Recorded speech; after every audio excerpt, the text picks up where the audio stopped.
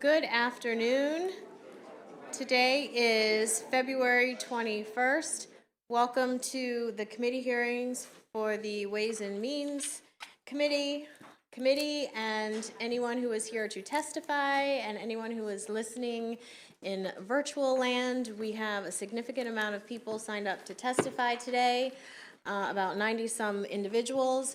So we will be sticking to the 2-minute time limit for anyone who is signed up. And if you are a sponsor, we try not to time the sponsors, but if necessary, we will. Also, there's a particular bill that is being heard last in this committee that I think is getting some media attention. So our trooper Rachel knows, particularly this side, if you sit over here, you might have some media come behind you. Trooper Rachel knows where they are supposed to be. We appreciate the media. We appreciate all that you do, particularly you, Mr. Ford. This is not directed at you. We also appreciate individuals who are polite to our staff and not rude. Because if you are, we are not going to be willing to accommodate you. And with that being said, we've got some people missing, so Delegate Roberts, you are about to present your first bill. Whoop, whoop. House Bill 1076, and whomever you would like to bring up with you.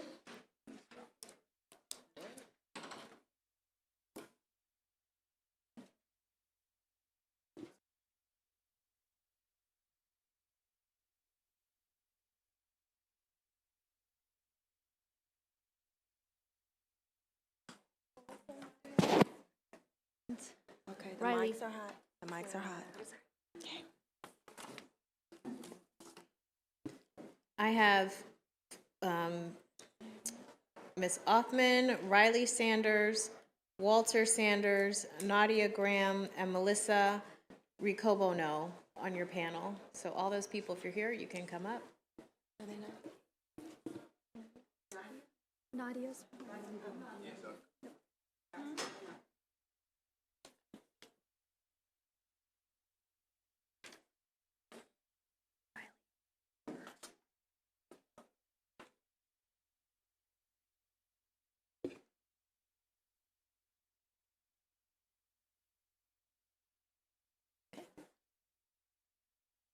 Okay, thank you, Madam Chair. Madam Chair Atterbury, Vice Chair Wilkins, esteemed members of the best committee in the House of Delegates, Ways and Means. For the record, my name is Delegate Denise Roberts, and I am honored to sit before you today to advocate for the passage of House Bill 1076. This bill, if enacted, will serve as a beacon of equity and opportunity for blind and visually impaired students across the state of Maryland. At the heart of this legislation lies a simple yet profound principle. Every student, regardless of their ability, deserves equal access to educational resources from day one. As it stands, the current system fails to uphold this principle for blind and visually impaired students, leaving them at a distinct disadvantage compared to their sighted peers. Approximately 1,600 blind and low vision students are navigating Maryland's educational landscape. These students, like all others, have the right to access their textbooks and instructional materials in formats that suit their needs. Yet, due to systemic shortcomings and logistical hurdles, the basic right is often unattainable for many of them.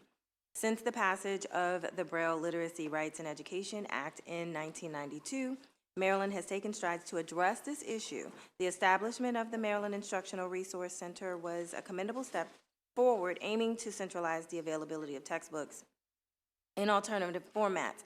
However, despite these efforts, gaps persist in ensuring timely access to materials for all students. And compounding this issue, the production process for alternative format textbooks is intricate and time-consuming and requires specialized expertise. Delays often arise due to the unavailability of textbooks in electronic formats or the cumbersome process of requesting NEMIS versions from publishers. As a result, blind and low vision students frequently experience significant delays and oftentimes don't get their books at all, which is completely unacceptable. I don't know how simple or complex this bill is, but what I am unequivocally certain of is that it is the right thing to do. The State Board of Education's mission on its website reads, "We will ensure rigorous and world-class education experience for every Maryland student in every neighborhood that prepares each to be college and career ready." It doesn't say some students. It doesn't say students who can see or who can hear, and it doesn't say only students without disabilities. It says every student in every neighborhood. House Bill 1076 presents a proactive approach to address these disparities through 3 key amendments of existing legislation. One is financial coverage for alternative format production.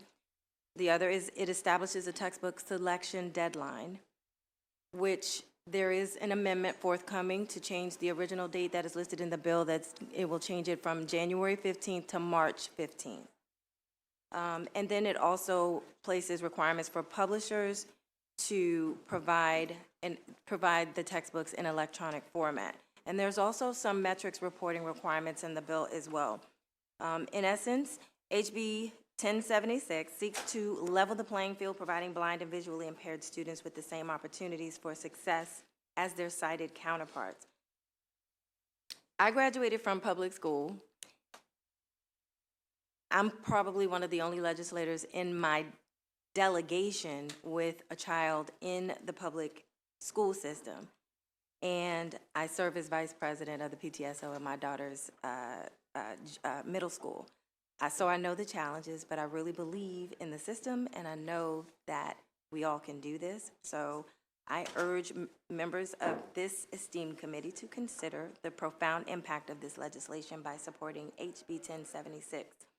And for these reasons, I respectfully request a favorable report, and now I'll turn it over to my panel, starting with Ronza.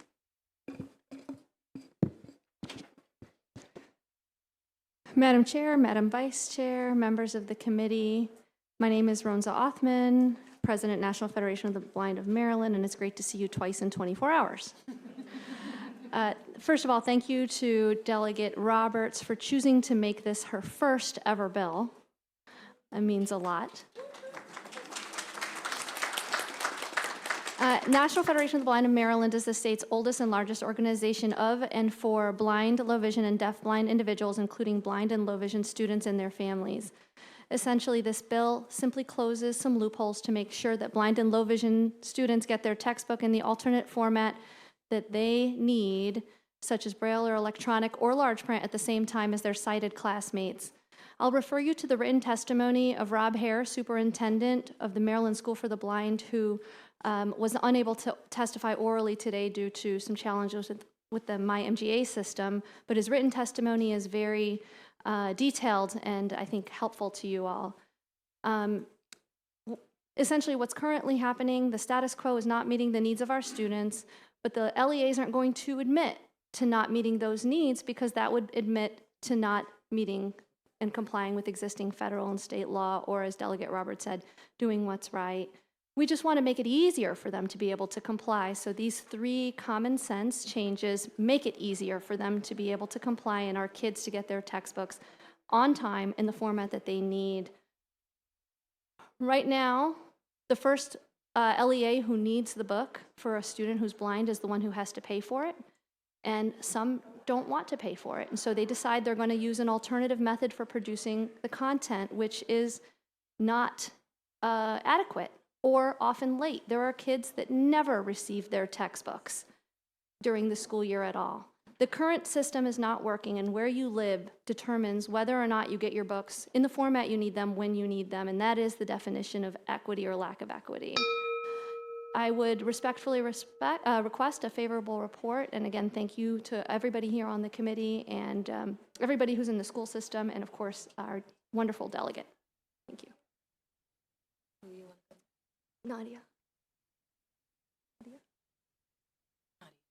Oh. Thank you. Good afternoon. Oh, oops, my bad. I'm a senior at Centennial High School, which is in Howard County. and I'm taking a statistics class, and we use a textbook for everything. And it's February now, and I still don't have the textbook. And so my vision department in my school system has decided to reproduce the textbook by scanning it and then uploading it to me. But sometimes I get it late, and sometimes the graphs aren't right, and sometimes we refer to the back of the book, which I don't have. And so, yeah, I'd be really grateful if you could pass this bill.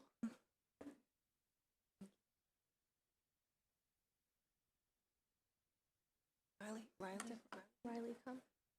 Okay, go ahead, Melissa. Yes, okay. I can talk.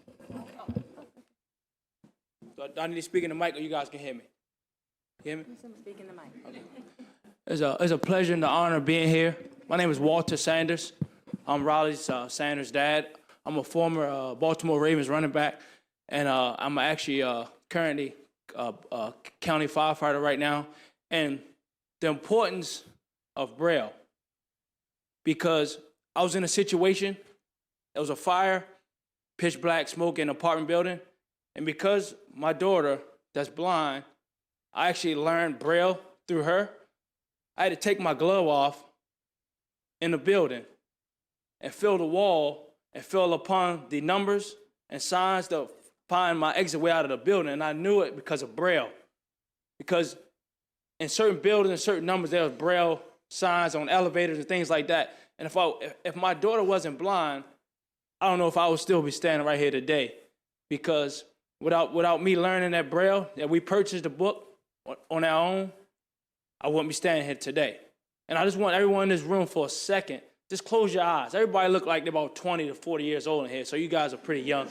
And just close your eyes for a second. And there's something that you've been doing for probably 20 to 40 years, as I said earlier. Try to write your name, right? It will be pretty hard to do, right? Pretty hard to do. Probably writing on the board, on your lap somewhere, won't get it done. So I think this folks that's here today, including my daughter, we put a lot of time and effort in just trying to learn the simple things in life because of the vision that's not there. So helping with this bill, the HB 1076 will help tremendously with not only my daughter, but the rest of the vision impaired students, and just in general, because we all can see things, but they can't. I know the bell ticking, but I'm letting you know this is very important to not only this state, but it's important to just students in general, just to learn the beginning and basics of life. And Braille is very important to people that can't see. Thank you. Thank you. Riley, want to see? Good afternoon. My name is Melissa Riccobono, and I have two daughters in the Baltimore City public school system. They go to Patterson Park Public Charter School, and they are blind. I'm also blind, and I'm just here to talk just a little bit about answering a question that some of you might have. Some people might say, well, if the textbook is electronic, why can't a student just listen to it on a computer? Or there are Braille displays, aren't there? Why can't a student just listen to a book? And sometimes they can. But books that have things like this, maps, and as Nadia said, graphs and statistics, you cannot get the full detail of a map or a graph just by listening. Also, you can't always use maps that are created. This is a nice atlas, but the United States, as you just saw, it's only the Northeast and Mid-Atlantic states. It doesn't have the map for the full United States, so you can learn where Pennsylvania is, you can learn where New York is, New Hampshire, Maine, but how do those things relate to the rest of the country? And if you don't have a map that shows you the whole country, you're obviously at a disadvantage. The other thing I would say is that the maps and graphs, there are standards for how these things should be presented, and this is the way they are presented when it comes to standardized testing. Like or hate standardized tests, they are here to stay, at least for the foreseeable future, and a blind student is at a very huge disadvantage if the very first time they're seeing a map that is created to standards is on their standardized test because they have not had a textbook for the rest of the school year. So I obviously am very much in favor of this bill and hope that you will give it a favorable report. Thank you. Riley, would you like to speak to us today? Denise, can you push that closer to her, please? Right here. Can they hear me? Okay. Hello, my name is Riley Sanders. Nice to meet all of you. I am in Baltimore Public Schools, and it took me 6 months to get a textbook, and it was wrong. It was on history, and I was in math class. It took 3 extra months to get the textbook that I needed, and I'm in 6th grade now. I had to order my 7th grade textbooks in December because they won't get here on time. And I bet you they're not going to get here until November of 7th grade. I would love this bill to be accepted because we all need it, and it would be very helpful to us because not always computer can't read math. Like, it's horrible. So I would really appreciate it if this bill was accepted. And yeah, thank you so much for listening. Great job, Riley.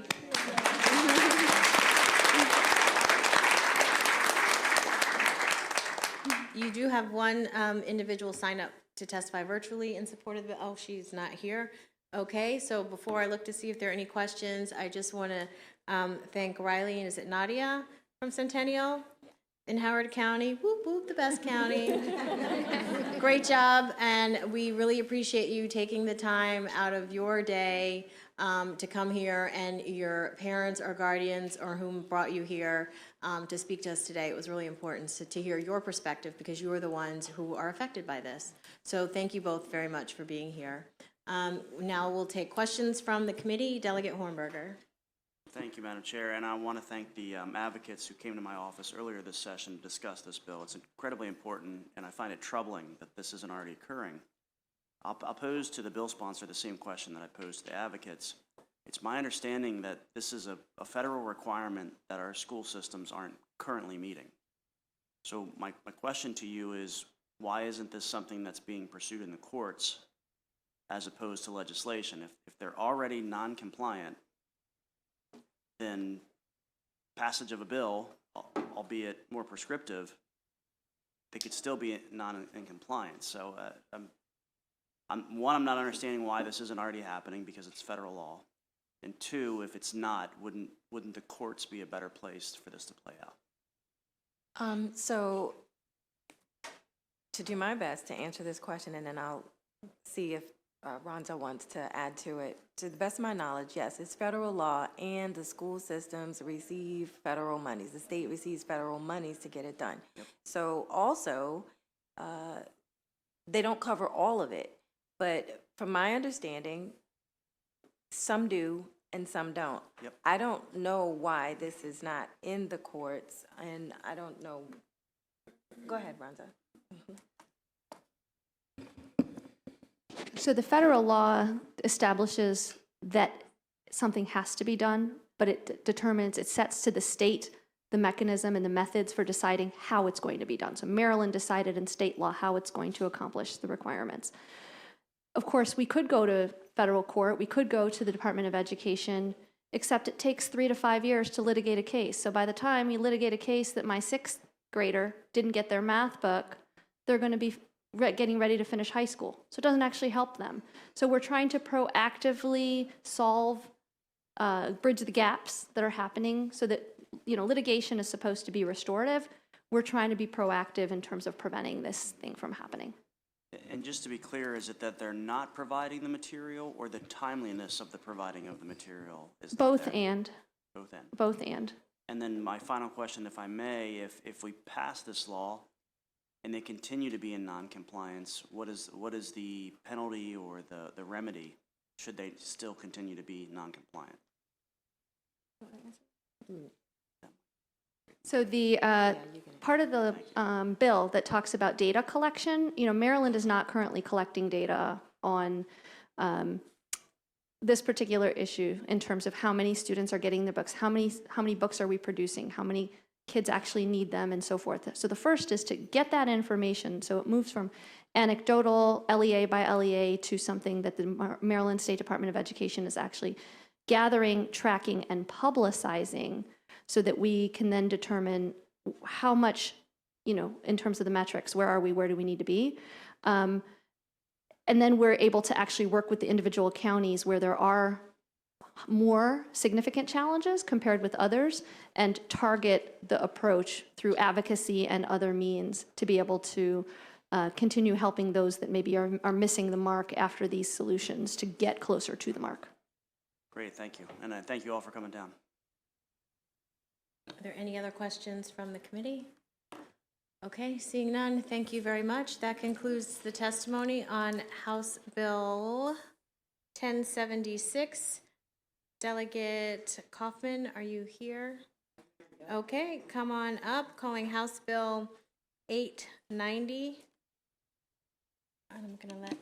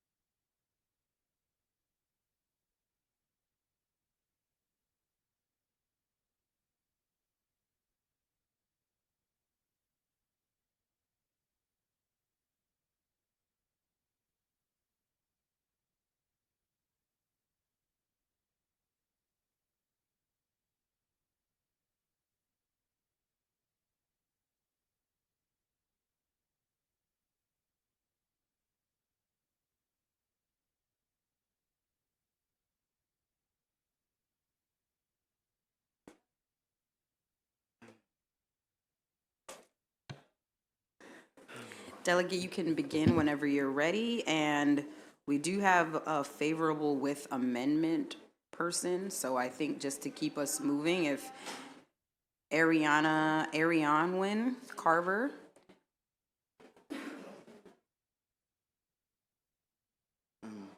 Okay. All right, go ahead, Delegate, whenever you're ready.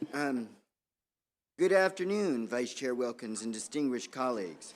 I must have forgotten the chair's birthday because she made me go after Nadia and Riley, who did an amazing job. But for the record, my name is Delegate Aaron Kaufman, representing District 18. I'm asking for a favorable report on HB 90, discipline-related data. The need for this legislation was brought to my attention by Annie Carver, a legal advocate for Project HEAL within the renowned Kennedy Krieger Institute and also the Educational Advocacy Coalition. HB 890 would require that the State Department of Education to make disciplinary-related data easily accessible to the public, report the data to the governor yearly, and explicitly break down the numbers to expose discrimination in our public school system across the state. HB 890 will specifically categorize discipline data by grade level, race, ethnicity, geography, disability status, whether the student has an IEP, socioeconomic status, and gender. Additionally, the bill seeks to lower the risk ratio from 3.0 to 2.0. This may seem academic, but in a minute I will tell you why it's very important. The risk ratio is set at 3.0, so a school would have to suspend a student at 3 times the rate of other students in order to be flagged as a school that disproportionately disciplined student. The bill language lowers it to 2.0.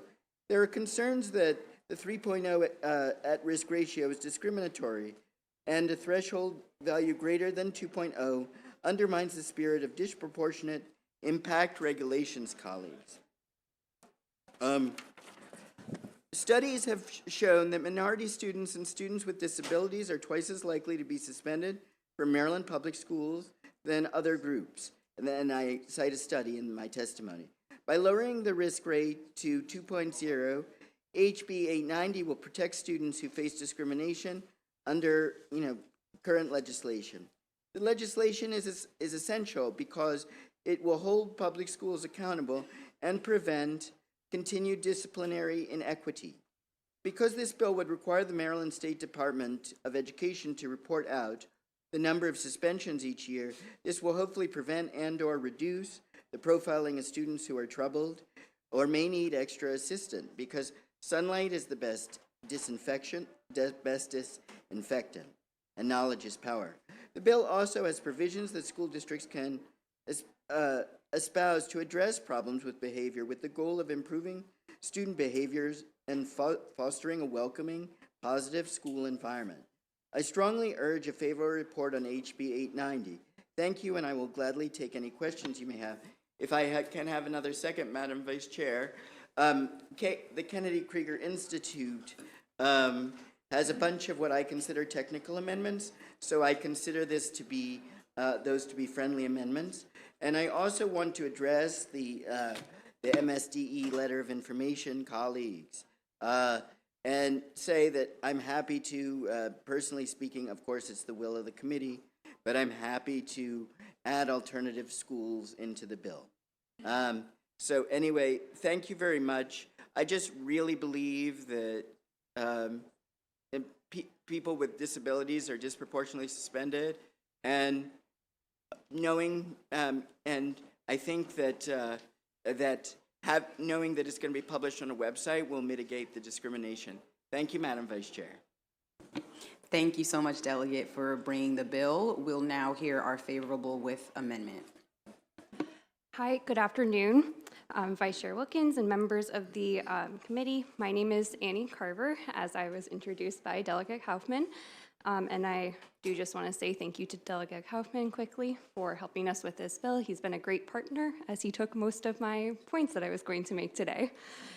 So I am here today on behalf of the Maryland Coalition to Reform School Discipline, and I am here today, as you said, in support of HB 890 with amendments. And so what I want to discuss with you all is the fact that, addressing disparities in school discipline practices begins with data access and transparency. However, right now, data on school discipline is very hard to find in Maryland, and part of that difficulty is the fact that the data is contained across several different reports, all of which are PDF reports, which makes it very hard to analyze and study this data.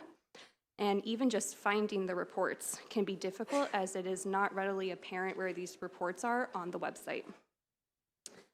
And then Delegate Kaufman touched on what I wanted to say about the risk ratio lowering from 3.0 to 2.0, because as it stands right now, under the current risk ratio, a school would have to suspend students with disabilities, for instance, at 3 times the rate of non-disabled students in order to be flagged. HB 890 encourages accountability, and as the delegate mentioned, we have a few line edits to the bill, but otherwise we greatly support HB 890 with amendments. Thank you. Thank you so much for your testimony. Members, any questions? Delegate Young. Thank you, Madam Vice Chair. Thank you, Delegate Kaufman, for the bill as well. Last week, we had a bill, House Bill 615, from Delegate Ruth that talked about disruptions. It really focused on not the suspension side, but I guess more difficult or rather more intense disruptions. The point I want to make, especially based on what you just shared, when I pulled up the report that day while she was testifying, the report was very sparse. It was very difficult to find. I kind of got lucky. I think I stumbled on it, if I'm honest. And but I say all that to say, in this effort to get this data out, I think y'all are spot on. I would love if, as you all are working on this issue, to have a conversation with Delegate Ruth. Not trying to tell you how to do your job, but I just think there's an overlap that could be very beneficial as it pertains to making sure that this data is available and easily accessible, not just from the suspension standpoint that this bill deals with, but all the way through even to an arrest standpoint potentially as well. So I hope you would accept that as a friendly suggestion. Yes, so? I really admire Delegate. I really admire Delegate Ruth, and I'm happy to talk to her. If I could just briefly say that one of the reasons that when Kennedy Krieger's Project HEAL and the Education Advocacy Coalition brought this to me, Delegate, is that in my experience, I've been both a special education student and a special education teacher. sometimes teachers are harried and they're struggling and, they're just frustrated. So rather than, try to work on what's called a positive behavioral intervention support, they'll say, let's just get them out of here for 3 days. And this forces, in my judgment, schools to find alternative, but severe, but a fair punishment, but alternative, because I think that once this data is published, I think you'll find that fewer students are being suspended, but I'll check with Delegate Ruth for sure.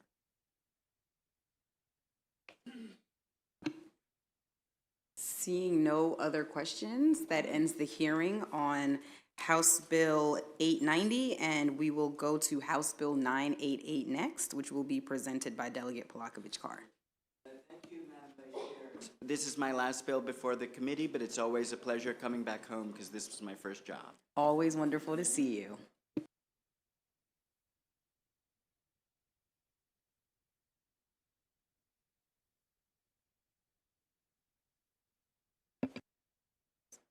Turn it off. Sorry. Good afternoon, colleagues. For the record, I'm Delegate Julie Polakovich-Carr, here to present House Bill 988 in my capacity as chair of the Montgomery County House Delegation.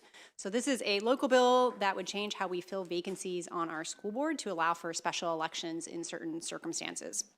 Under current state law, every vacancy on the Montgomery County Board of Education is filled through an appointment process, but many residents in our county would like to have the opportunity to weigh in on the filling of those vacancies, especially when they happen early on in a term. And in fact, we already have special elections for many other offices in Montgomery County, including county executive, county council, and in the municipalities of Gaithersburg, Rockville, and Tacoma Park. So this bill would fill a vacancy that occurs in the first year of the term via special election at the next regularly scheduled congressional election. And since we'd be piggybacking off of an existing election, there wouldn't be any additional expense or concerns about voter turnout. Notably, 6 other counties in Maryland already fill at least some vacancies on their school boards through special election. That's true in Allegheny, Howard, Frederick, Kent, Talbot, and Queen Anne's counties. And the most recent addition to that list, Frederick County, was approved in the 2022 legislative session unanimously by this committee and the General Assembly.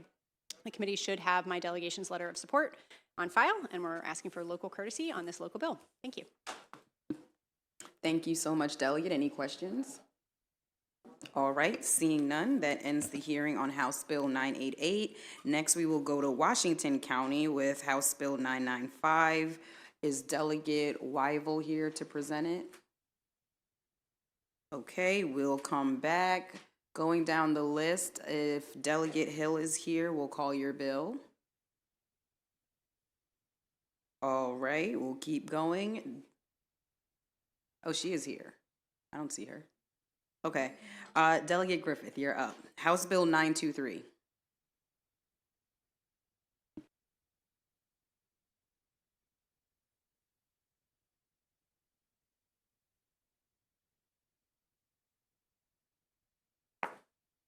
All right. Love testifying in my own committee. This is a lot of fun, so thanks for allowing me the opportunity. Thank you, Vice Chair Wilkins and members of the committee. For the record, my name is Delegate Mike Griffith. I'm requesting a favorable report on HB 923, State Department of Education, study on transfer and awarding of advanced placement course credits and for military students. So this past summer, I had the opportunity to visit Aberdeen Proving Grounds, and during the visit, I had an opportunity to get a briefing on a number of issues by command, multiple commands on base, as well as some of the members of the command. And one of the things that we discovered during the conversation is that individuals present shared a story about how their children, one particular student I would like to reference, who was a high school student, the family was transferred to Maryland under orders. The student was trying to transfer in their AP credit courses. As we know, AP credit courses are rated higher than a traditional credit, and Maryland Public Schools refused to accept the AP credit. They would award them an elective and force them to retake the AP credit, which impacted their GPA and, of course, negatively impacted their ability to go to college. So when I learned this, that children of military families who are already facing significant challenges due to moves and relocations, obviously we've unpacked significantly about issues with spouses and spousal employment that fortunately we're tackling. But in no way should they have to suffer an additional impediment for their children, especially because they're under orders and being sent here involuntarily. So what this bill does, it requires the State of Maryland Department of Education, in consultation with local boards of education and local superintendents of schools, to conduct a study on the transfer and awarding of AP credits within Maryland high schools for military families relocated to Maryland due to military orders. It's my hope that through this study, we can determine what is currently taking place, how it might affect students of military families, and what can be done to mitigate it. I also want to note that MSDE has shared a study on the transfer credits for military children is not necessary. Given Maryland's membership in an interstate compact on educational opportunities for military children. I will respectfully disagree. As I shared, there are clear examples, and this has been testified to or brought up to me not only by military families, but leaders on various military installations have shared this is a phenomenon that's definitely taking place. So there are clear examples in our state where AP credits completed in a previous state are not being honored as AP classes. Like I said before, instead, they can be demoted to electives. Furthermore, the student often needs to repeat at the new school the same level of AP credit, since the new high school will not count their AP classes as an equivalent. So obviously this affects GPA, college admissions, we can go on and on and on. So again, this is just a study bill to unpack what we're doing and how to improve it, and I would humbly request a favorable report. Thank you, Delegate. You do have one virtual witness. We are bringing Kashina Cross into the committee virtually. Please turn on your camera and you can begin when you're ready.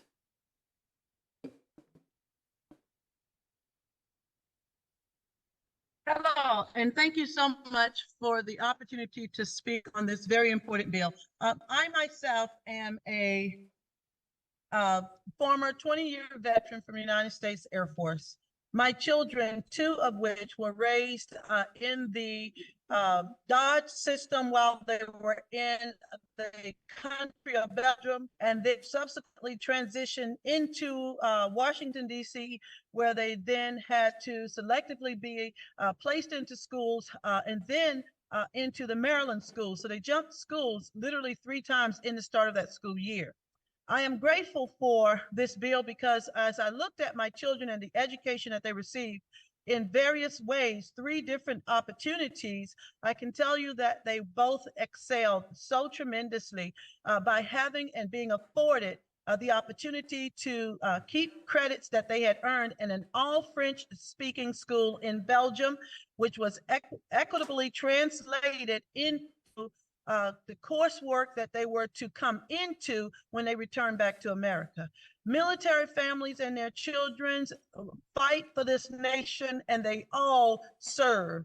And that I know you've heard that before, but children need an opportunity to have those AP classes translated, and there needs to be a sufficient amount of work and investment put towards appropriately translating the knowledge skills which also comes with experience and learned experience, hands-on experience.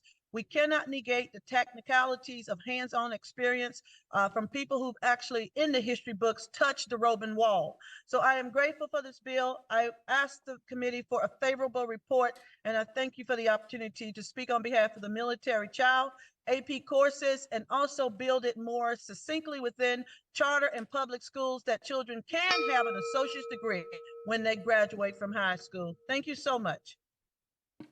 Thank you so much for your testimony. Any questions? Oh, all right, Delegate Eversole. Thank you, Madam Chair. Just 2 quick ones. I know that it's a study, and that's good, but would it be your goal to get credit and a grade, or just credit? I mean, what are you thinking? I mean, that's what the study is designed to do, but I think most important, I think both, right? Like, because again, AP classes are graded like an A is a 1.25, I believe, or 4.25. Depends if the school's using right, grading or not. But it gives a higher grade towards GPA. Yeah. And just because, for example, say Kansas, for argument's sake, their quality of schools may not be as good as ours, right? For argument's sake, that's not the student's fault, right? That their classes may not cover the same content. And so, again, they're being sent here involuntarily under order. So we just want to make sure that we're doing the right thing by these students. And if the study determines that we are, then that's great.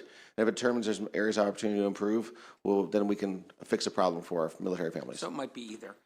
Just the last, and you're basing it on the course grade and the coursework rather than the AP test. Is that, generally that's what you're thinking? Yeah, just the. Okay, just curious. Thank Yes, sir. you. Yes, sir. Thank you. Very helpful.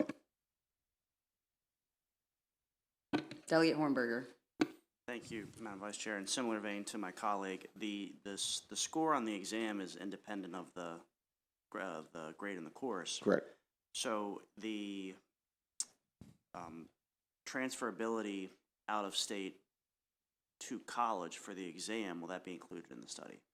It can be. I'm happy to accept any amendments, but what this bill is just simply seeking to do is that if someone's taken and completed an AP course in another state, that grade and GPA translate directly to Maryland for somebody who's here involuntarily under orders.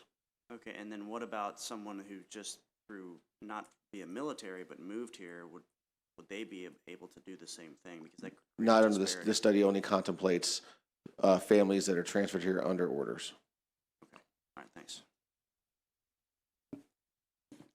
Delegate Eversole again. Thanks. Hornberger is so thoughtful that he makes me think of things.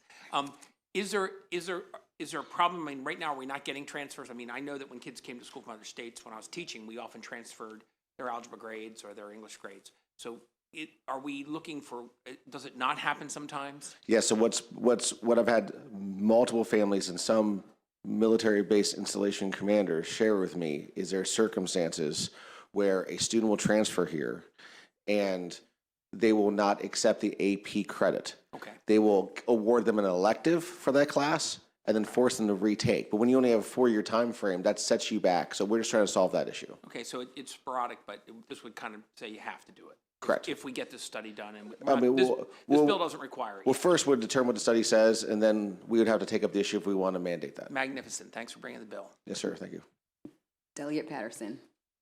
Thank you, Madam Chair. My question has to do pretty much with the idea of the thinking of Delegate Hornberger, and that is certainly military families, but what about those in other areas transferring into this state with the AP approval? Listen, if it's the will committee, I'm certainly satisfied if we broaden the scope because I think there is a fairness there. Absolutely. But I think the primary focus is because families relocate here voluntarily all the time, right? And there are good and bad of that. The primary focus is those that are sent here involuntarily to make sure they're getting a fair shake. But I would certainly be wide open if we broaden the scope to everyone. Thank you very much. But I'm also concerned about the response from the State Department of Ed, which clarifies that it already exists. And that's, for me, is problematic, since the parents you've cited had problems with this. So thank you very much for this proposal, legislation. Thank you, ma'am. Delegate Fair. And I think that actually ties in perfectly to my question, which is, you said you spoke to base commanders. I would love to hear, is there an example that you can cite for us to better understand the problem?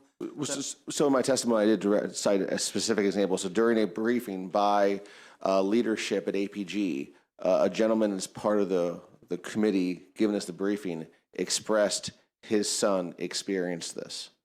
Now, obviously for reasons tied to military, he didn't want to testify today. But when he transferred to Maryland, his child from the previous state had several AP classes that were not accepted. That student, those classes were demoted to electives and had to retake those classes. Never got to it because senior year, and that obviously affected class ranking, college acceptance, on and on and on and on. So there's several actual examples that I've unpacked through this endeavor. So again, that's why I thought it'd be more prudent to do a study to discover, is this a broad problem? Is that a one-off? If there's no real problems, then maybe we don't need to take action. If it's a broader problem, then we may need to take action, and that's for this body to determine. No, I really appreciate the study piece.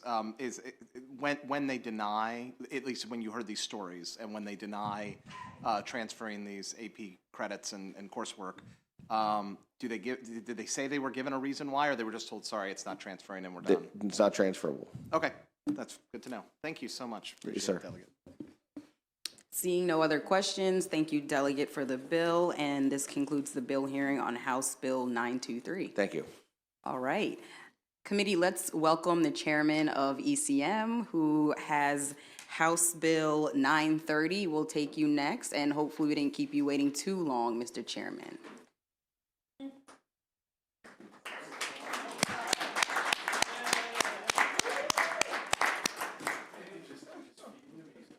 Whenever you're ready.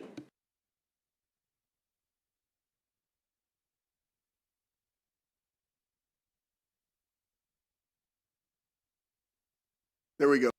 Thank you, colleagues. I see Madam Chair isn't here, Madam Vice Chair and committee members of this esteemed committee. Thank you for having me. It's always nerve-wracking to go in front of another committee. I always want to say, look, you don't have to treat me the way my committee treats you. You know? Look, there's a bunch of animals in there. I know I'm heading them, but no, again, I wanted to say thank you guys for having me today. This is a very serious bill. I'm here presenting House Bill 930, which is the primary and secondary education. Basically, I come today with a profound sense of urgency regarding the safety and security of the judges' children within our school system. Obviously, I want to highlight the recent tragedy of the Judge Andrew Wilkinson, who was on October the 20th, 2023, fatally shot in the driveway of his home in a targeted attack mere hours after he made a ruling in a divorce case. Granted custody against the shooter. His death should serve as a stark reminder of the risk and threats that the judges face, along with their families. I say this because it's paramount importance that we safeguard the children of these judges. They're thrust in the spotlight many times unknowingly, unwittingly. It's very important that it's not about their physical safety, but also the integrity and independence of the judiciary system, because when the judges' families are vulnerable to harm or intimidation, it undermines the public trust in our system, and it jeopardizes the impartial administration of justice. And I say that because, we're elected and we all have children, and my children went through the public school system, and everybody knew who their father was. And for those of you that have young kids, it seems cool, but it's also a burden. And I couldn't imagine being a judge, because judges in my county, we only have 5 of them in the circuit court, they adjudicate criminal cases in their own county, the same county that their children go to school in. And in fact, even more so, especially as you know with the rise in juvenile crime, those children are going to school with witnesses, victims, and defendants in criminal cases, many of whom come and visit that judge once every 14 days or once every month. And I couldn't imagine, because my children, it was tough for them. I couldn't imagine people knowing if I was a judge, how my children would be treated. And I think that it's one of those things, it's very challenging, because all this bill asks to do is that they be allowed to, without cost, send their children to an adjacent school system, not in their county, because it's very serious. And while I don't have anything of record, this is something several of my friends in the judiciary asked me to just bring, because they're fearful for the lives of their children, especially those who do juvenile cases. And we don't want not only the intimidation, we don't want anybody's lives at risk, and we want our judges to be able to sit on the bench with some comfort of knowing that their kids are going to be safe, and nothing that they do is going to negatively impact their children. Because we all know as parents, that's the worst thing we could ever do, right? Is leave our children open to pain and misery because we stood strong, because we squared our shoulders, because we did what we thought was right. And I know each one of you would pay any price for your children, but you do not want to pay your children to ever pay a price for you. So I ask that you humbly look at this bill. I believe there's some opposition, possibly from the judiciary, which I find hilarious. But either way, that's the great thing about having 3 separate branches of government. So I thank you for hearing me out. Thank you, Chairman. This is a very important bill. We appreciate you bringing it. And we do have a couple questions. I'll start with the Education Subcommittee Chair, Delegate Ebersol. Is this going to be the kind gentleman or the angry hobbit? Because you go back and forth. I dressed as well as I could for you today. Thank you very much, Yes, sir. indeed. There's nothing in the bill about other counties picking up the cost of educating a student, money following the student. Is that going to be something we'll do in an MOU, or what's your suggestion there? Honestly, sir, and you especially, I leave that to the subject matter experts. I just identified a problem and a possible solution. You guys may very well have a much better solution than I could ever come up with. So if we took an interest and did some of that. Please, again, you know what the problem is. However you choose to address it, I am fine with that. I rely upon each and every member of this body's expertise. Thank you so much, very much for bringing the bill before Thank you, us. sir. Delegate Wells.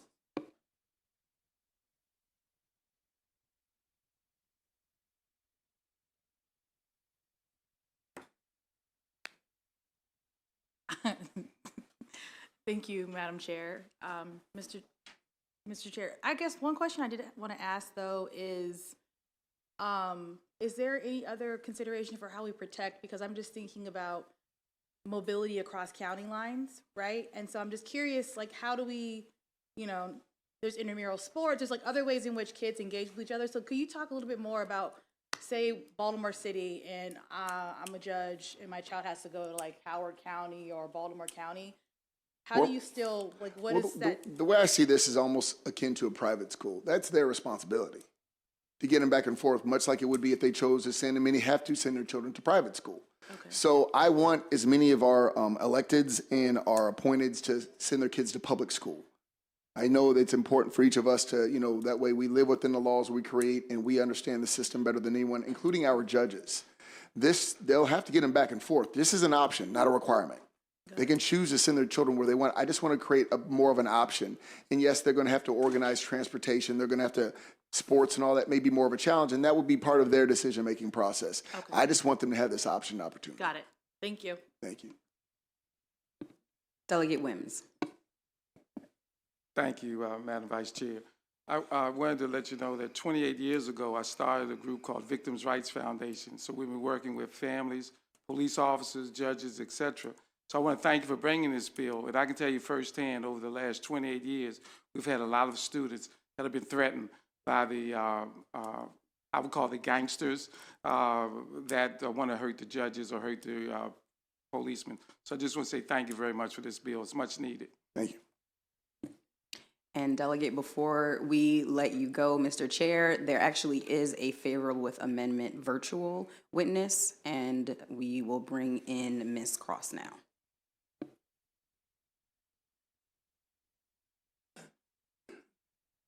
Thank you so much for bringing this bill. As an elected official myself, I do note that it is as important as with judges as with anyone who serves in the capacity of community servant and leadership, that protection of our children is our #1 priority next to the service of our citizens. We are grateful for this bill because we were made aware of the unfortunate, untimely demise of the judges who are doing their civic duties and as hired by the people. But we do need to increase the protection of children relative to any elected official. So with amendment, relative to just being the judges, I would highlight that anyone that's in community service, public service, that our children be afforded that protection opportunity as well.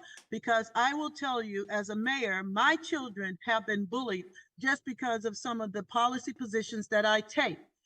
This is a created community by the people, of the people, for the people. But when you elect to serve, there is an opportunity for you to be targeted, scrutinized, and well, people just take things way too seriously sometimes.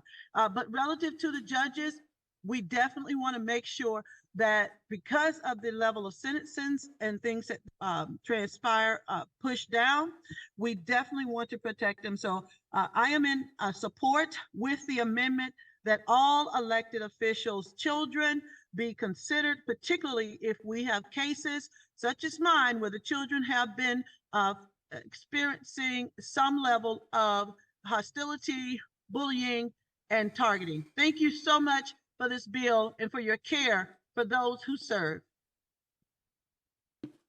Thank you so much, Ms. Cross. We do have one question, two questions All right, let's go to Delegate Young and then Delegate Ebersol. Thank you, Madam Vice Chair. This is for Chairman Wilson. Thank you for the bill. Just a quick question. Would you be open to extending the bill to former judges as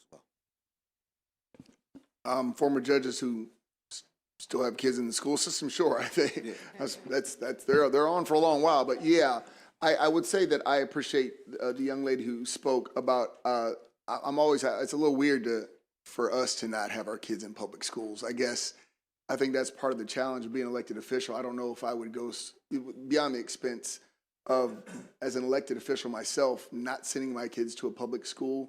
I think that's the balance we have, because I feel we have to kind of live within the laws we create. That makes sense. So I'm always nervous about, not sending my kid to a public school, even if it's the Charles County Public School where I, serve, because I kind of want to know what's going on in Charles County Public Schools. When we talk about some schools suck, well, I get to say, yes, I know, because my kids go to them. So the judges don't have the same obligations we do, plus they're stuck there for 15 years. So I understand there's always a financial cost, but I personally, it really was just a safety thing. I understand what the presenter was saying. I also know that, I can always decide I don't want to run, and I think the world would be a better place. So. Yeah, and quickly, I was thinking about like a Billy Murphy. He ran for judge, became judge, and then shortly thereafter ran for mayor. Was judge for only a few years, so he might be a former judge that could fall in. I mean, he's got the money to send his kids wherever he wants. But I got you. Yeah, I think if they're a former judge who have kids that are school age, I know Billy's. I would not. I mean, not him specifically. I got you. But yeah, your point is well taken. Yes, of course. And again, I bow to the will of the committee. You guys have much more knowledge on the subject matter. You can definitely craft this bill better than I ever could. Thank you. Delegate Ebersol. It's really just a question of scale, and I would direct this to both you and to the woman who's testifying.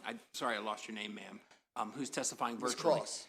Say it. Her name is Ms. Cross. Ms. Cross, thank you. Thank you, I appreciate that.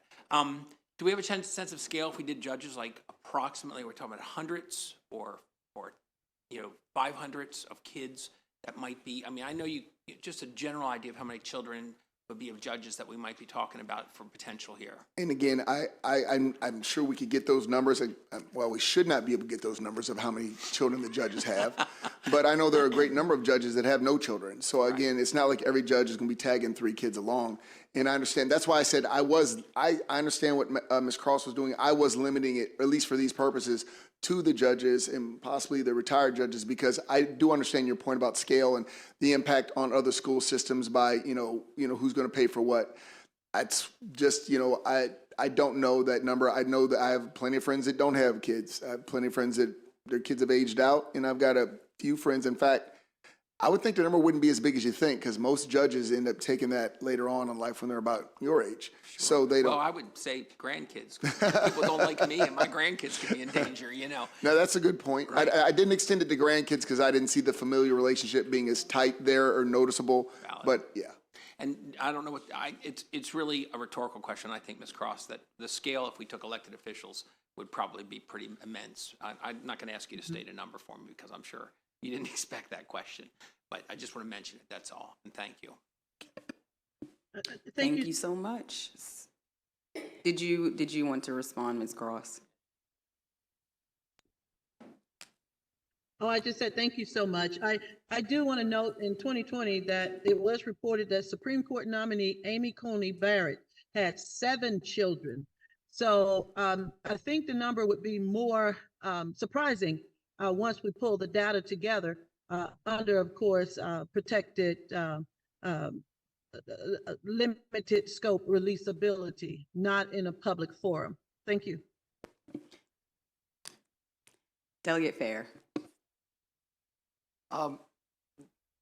Mr. Chair, would you agree with the fiscal notes that says that the bill applies to approximately 320 judges in the state, and that it would be assumed that we would have far less than 320 children based off of those 320 judges? Yeah, I would easily assume that a lot of those judges, at least half the ones I know and practice in front of, are, no offense to Delegate Ebersol, too old to have children in the school system.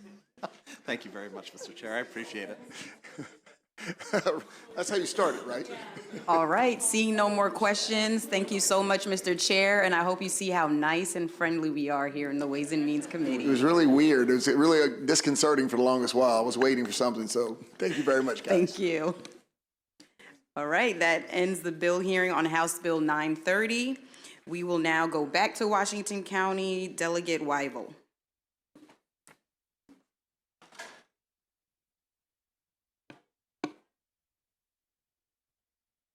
Good afternoon, Madam Chair and honorable members of Ways and Means. I am Delegate Weibel here to present House Bill 995 on behalf of the Washington County delegation. The bill is a local bill which sets residency requirements for members of our Board of Education. The bill is offered at the request of the board and imposes residency requirements similar to those of other elected officials. Specifically, the legislation would require each member of the county board to be a resident of Washington County for at least 6 months and a resident of the state for at least 12 months prior to taking office. The bill further requires that the member maintain a primary residence in Washington County during their term. You do have letters of support from both the Washington County delegation as well as the Washington County Board of Education, and I ask for a favorable report on House Bill 995. Thank you, Delegate. Seeing no questions, that concludes the hearing on House Bill 995. Thank you. Thank you. We'll now call up Delegate Hill for House Bill 893.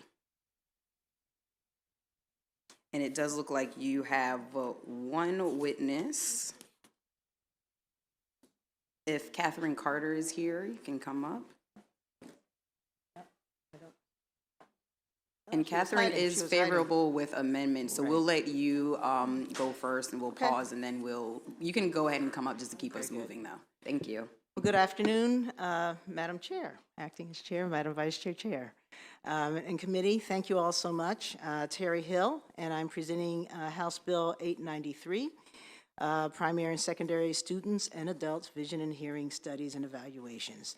So those of you who've been on the committee for more than a year know that I come before you almost every year to try and address with you how do we deal with the fact that we have kids who are identified as having vision or hearing deficits, and then they don't go on to get what they need to address it. So we're sending our kids to school in many cases unequipped to learn.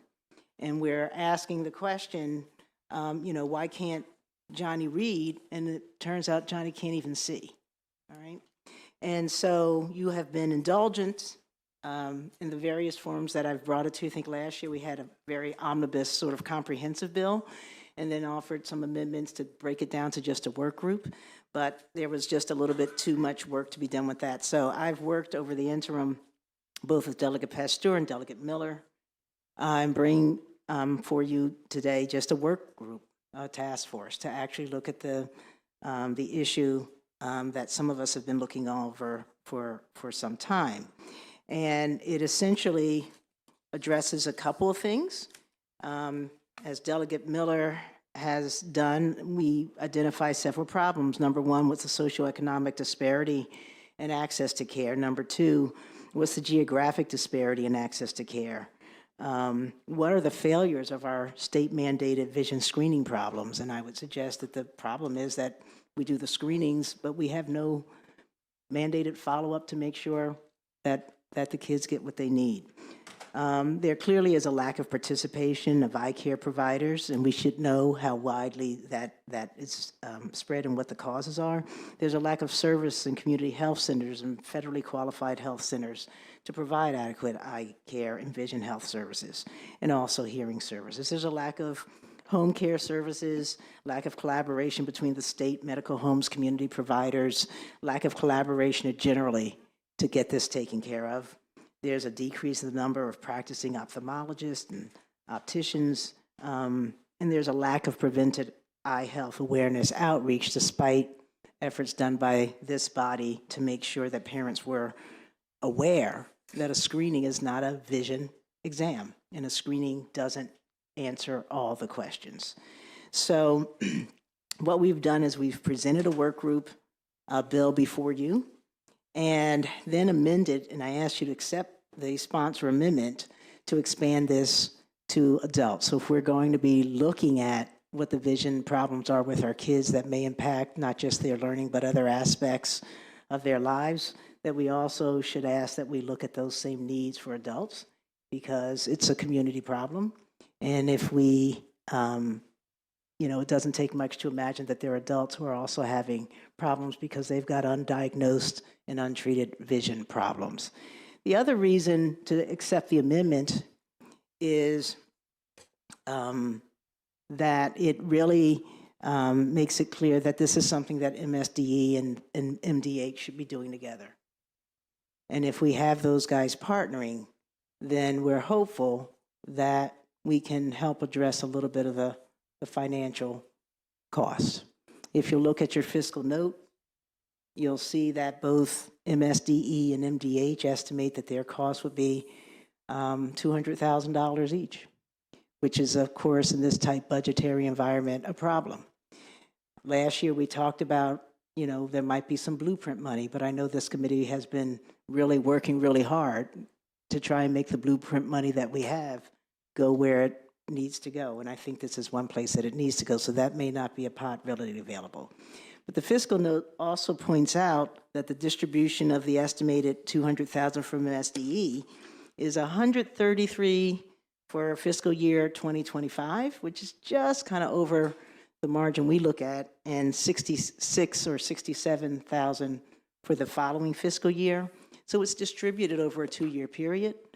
And they also note that MDH advises, and I'm quoting, that the department cannot implement the bill with existing resources. However, the Department of Legislative Services advises that since the bill places primary responsibility for the work group on MSDE, and MSDE plans to contract for additional support to convene the work group and complete the study, any impact to MDH is likely absorbable with existing resources.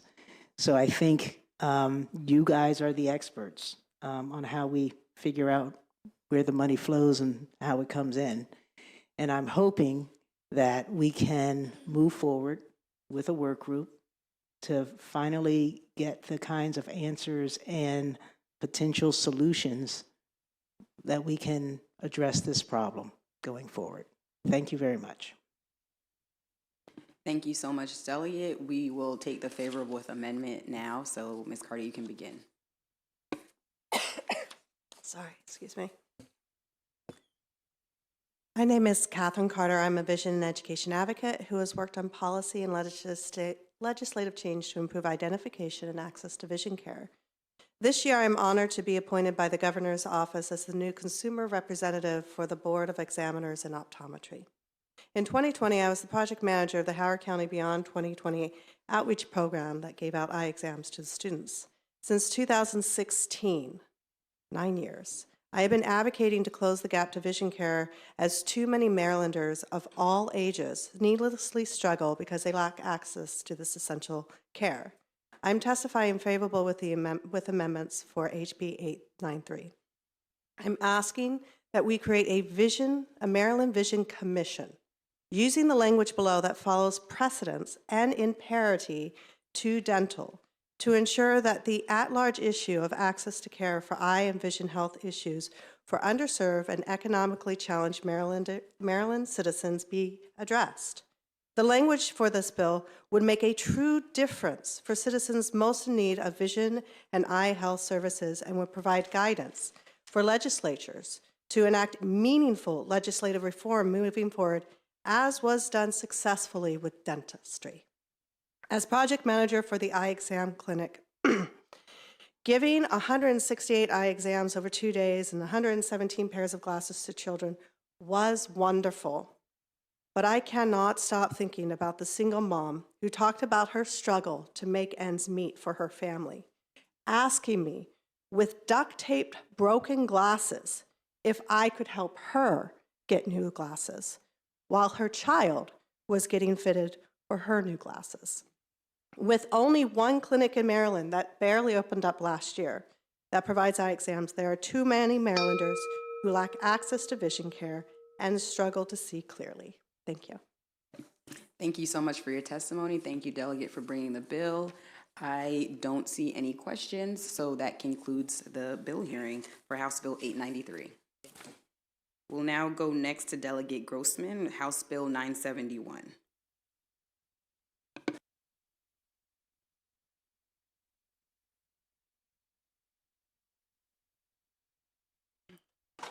All right. Madam Chair and buddies on the Ways and Means Committee, this is a pretty simple one. So for the record, I am Delegate Brooke Grossman. I am here to testify on behalf of HB 0971, Public School Interscholastic Athletics Student Eligibility Waiver and School Classification. So it was a long title, but it's an easy bill. So essentially what this bill would do, it's enabling legislation that would allow superintendents and school districts with magnet programs like one in mine that do not offer interscholastic sports at their school for students at that school that would be interested in playing, let's say, tennis or football, to put in a waiver to their superintendent, which would give them permission to play at their home school. It would also require those superintendents to report that back to the Maryland Public Safety Schools and Public Secondary Schools and Athletic Association, how many times they've made that happen. So we are open to, because I do know in testimony there are certain districts like Baltimore City doesn't have school districts like we do in our county. If it makes more sense to make this a local bill, we could do that. We have, I'll wait, I see lights blinking, so I'll let you ask your question. I think I might know the answer to it. And with that, I'll ask for a favorable report on HB 0971. Thank you so much, Delegate. Delegate Ebersol. Thinking of right now, that's what I want to know. My question, I did lose my question on that. My question is that, are you finding that your county or other counties are currently not allowing this procedure, that we need to put it in code, that they're denying sometimes or all the time? They're not allowed at all. So this actually came up because in my county, some of you might know, we have the amazing Barbara Ingram School for the Arts. And about a year and a half ago, there was a young lady going to school there who happened to meet the state superintendent when he came to visit, and she was sharing how excited she was to go to tennis practice at her home school in Smithsburg, where she has played tennis for years and years growing up before she came to the School for the Arts. And because Comar language changed, I think about 24 months ago, that was no longer acceptable. And what ended up happening was she was pulled from her school and not able to play tennis any longer. Okay, so that helps. The only other question I have is you see this as exclusive for students who are already students in those public schools in that school system? I'll try again. Yeah, I'm sorry. sorry. I'm sorry. That you envision this as being for students that are currently enrolled in a school, in a public school in that school system. Yes, so it would be a student that is already in the public school system that's in a magnet program and they just don't offer the sport they want to play. Thank you very much. Yep. Delegate Buckle. Thank you, Madam Chair. And that's my question. I know how great Barbara Ingram is. Is it limited to those, or can we limit it to those situations where you're enrolled in a magnet or a vocational technical school? In Allegheny counties, in most counties, we have those types of schools, and you get to play. And the only thing from a competitive standpoint, Delegate Young's probably too young to remember this. In Baltimore City, Baltimore City was very, very famous. The Dunbar High School basketball team in the 1980s, they were the only school in the city that had a dental hygienist program. And so about, half a dozen future NBA and NFL players all suddenly developed an interest in being a dental hygienist. Pretty sure Muggsy Bogues never spent any time, cleaning anybody's teeth. So there are ways that this can be gamed, so to speak, to say like, oh, we have this special program, so now you get to pick what team you want to be on. But the intent of your bill is really, this is a kid who's a full-time student at the magnet school. If they want to play a sport, they have to go back to their home school, their districted school. They can't sort of just pick another school to go to. Yes, and so actually, like in my community right now, the way it's written, the only school they can play at is South High, so there could be that potential, right, to stack South High's athletic teams. So this is going back to your home school, and it also requires the superintendent to review and sign off on, right? So if they were to see any abuse, if you would, it's going through their office before. It's not an automatic, you're back to your school. It's giving them the ability to make that decision. Okay, I appreciate it. Thank you. It helps smaller kids, smaller schools get more of an opportunity. Absolutely. Thanks. Delegate Miller.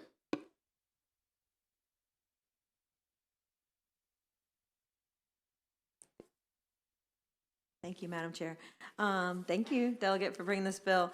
Just real quick, so it would not apply, so in Frederick County, we have the IB program, which is at another high school that they're going to. And so they would not be able to participate at their home school because usually they're leaving their home school to go participate in something like an IB. So they would not be able to participate because Urbana has athletics. Is that your intention with it? Yes, so this would be at a school where those were not already available. Okay. Right, so like the School for the Arts or a technical high school or things like that. But if you're at, so in my jurisdiction, right, my child goes to the IB program at North High. They would play at North High. Okay. Yeah. All right, thank you. All right, seeing no other questions, that concludes the bill hearing on HB 971. Thank you. Delegate Fisher, you can come on up. House Bill 1027. Well, thank you, Madam Chairwoman and members of the committee. For the record, Delegate Mark Fisher, Calvert County. Before you is House Bill 1027, titled Education, Primary and Secondary Schools, Alternative School Options, Right to Learn Act.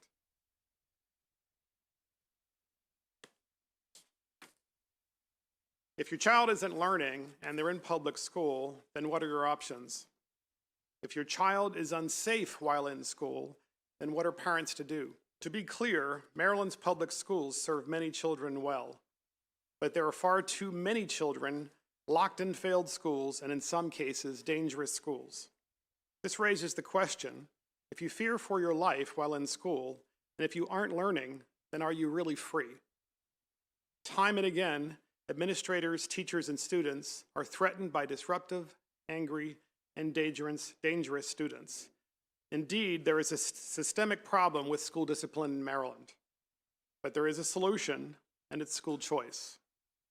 House Bill 1027 allows students in failing schools to attend a private, parochial, or public school. How about those violent and disruptive students who make learning impossible for everyone else? HB 1027 allows those students to attend a military boarding school anywhere in the United States. The governor of Maryland, Wes Moore, attended Valley Forge Military Academy. Wes Moore writes in his autobiography, The Other Wes Moore, that his mother enrolled him in a military boarding school after he began to hang out with the wrong crowd. Moore's mother knew that her son required discipline and structure. The governor credits this intervention with saving his life. This raises the question, why isn't the same opportunity afforded to similarly affected children in Maryland? After all, HB 1027 provides teachers and administrators a meaningful tool to offer parents. Moreover, school choice expands equality for children in failing schools by improving their opportunity to succeed in another learning environment. It is uniquely American to offer children an opportunity at a better life, and an appropriate education is the answer. To be clear, an appropriate education is one in which children are actually learning. Some students learn best in small environments, others thrive in public school, and others at home. Many students lack discipline and wreak havoc in the classroom and beyond. Last year, an 11-year-old was picked up by police in connection with more than a dozen carjackings. Recently, a 15-year-old rapist was placed in Patterson High School in Baltimore. Stories of out-of-control children are becoming all too common. So why are we continuing to tolerate a system that puts children on a path to incarceration? Why not have another option for all children? There's no doubt that many teachers and administrators would support a military boarding option. The key to success is to engage the child early and intervene swiftly. Put simply, a community with no grocery stores is a food desert. A community plagued with lawlessness and fentanyl is an opportunity desert. Likewise, a community with no learning is an education desert. It's time to break the cycle. HB 1027 provides a useful tool for administrators, teachers, and parents. It'll save lives, just like it changed the life of Maryland's governor, Wes Moore. I'd just like to add that I know that we have MABE, Maryland Association of Boards of Education, that wrote a letter of opposition. except that when you actually speak with members of the Board of Ed individually across the state, they actually like the idea. MSEA opposes this bill, except that when you talk to individual teachers, privately of course, they support the bill. And the superintendents of Maryland, when you speak with them, they oppose this bill, but when you speak with them individually, they say, yeah, this could actually be helpful. And I just think that it's time to do something different, and this bill, I think, achieves that goal. Doesn't solve all the problems. We know that. There's no such piece of legislation, but it's a good start. Thank you. Thank you, Delegate. You do have one virtual witness, a favorable with amendment. Ms. Cross, you can proceed. Thank you so much, Delegate. Thank you, Madam Chair. HB 1027, I do support with amendments. I do want to caution the committee with this favorable, with amendments, that we do not participate in essentially targeting kids which are perceived as having a bad behavior. Many of these COVID-19 exposures have shown us that mental health and wellness is a real issue in and around our communities. And like autism or other debilitating unseen illnesses like ADHD, many of which may have gone undetected, which also equates to some would perceive as bad behavior. So with this bill, I do want to caution us about children with bad behavior relative to ensuring that what we are seeing is what we're seeing. I do agree that every child deserves the right to learn. I do agree that there are learning environments and institutions and structures that are more suited for different types of children.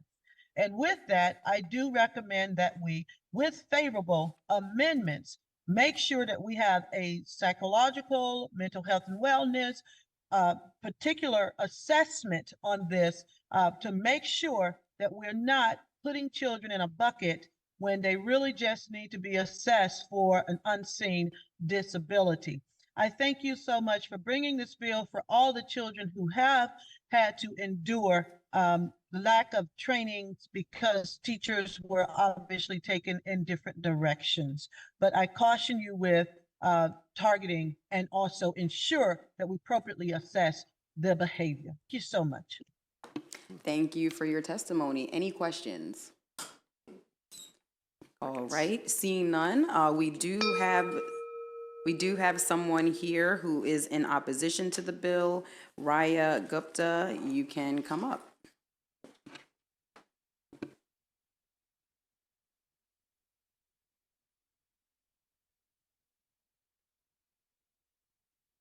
Good afternoon, Vice Chair Wilkins and committee members. My name is Ria Gupta, and I'm the policy researcher with Strong Schools Maryland. After championing the passage of the blueprint, we continue to hold firm the vision of equitable funding for public schools.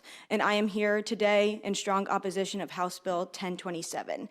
There are several reasons for this stance. I'll cover a few. The first is that public dollars should be used for public good. Instead, this bill, if passed, will use public dollars to cause harm on public schools. And let me tell you how. This bill labels schools as quote-unquote failing schools in a manner that is not recommended or utilized by MSDE, our lead education agency. On top of that, it retaliates against these struggling schools by taking as much as $91.6 million away from LEAs, which is an estimate by DLS, instead of utilizing school-based supports, collaborative supports like expert review teams to improve schools for all students. As DLS said in their fiscal and policy note, the right to learn scholarships cannot be implemented as drafted.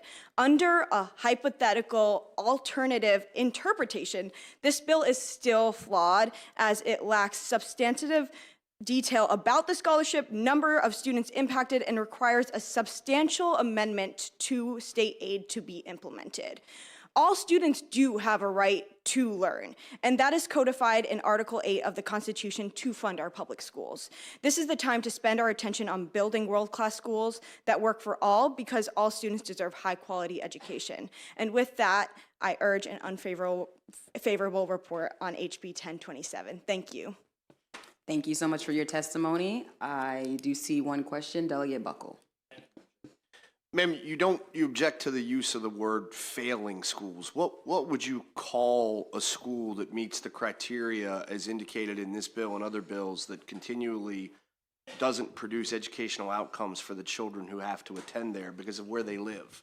Not because they chose to go there, not because it's maybe in their best interest, but it just so happens that that's where 20, 30, 50, 70 years ago, the government plunked down the school, and they have to go there, and year after year, the educational performance of that school is subpar.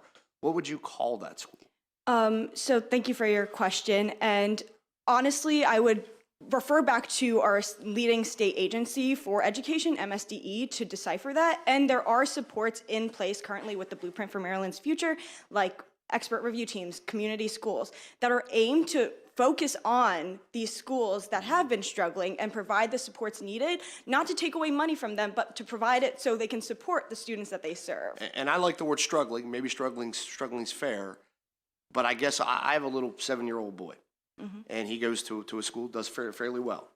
A lot of the things that we talk about with the blueprint and all of these additional monies, and 5 years from now, there'll be $4 billion more. 5 years from now, my son will already be in 8th or 9th grade.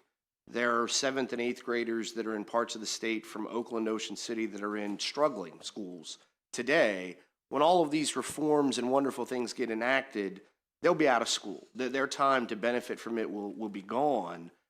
Do you not think that maybe there's some value for people today? We can do both. We can say, hey, we're going to invest in making our public schools better in the long run, but for kids who are stuck in a situation that doesn't work today, we're going to give them some options and their families options to maybe make their future better. Are those two things mutually exclusive? Well, actually, if you look at the DLS report, the fiscal and policy note, this bill would not take effect immediately, even if it was passed now and in effect in July, because the star rating system for MSDE was not in place for the 2 years during COVID. So there are no schools that currently fall under the threshold of having 3 years in a row of having 1-star ratings. We would have to wait a few years for this to actually be implemented. And by then, we're hoping to see some really great impacts through the blueprint. Okay. Thank you for your perspective.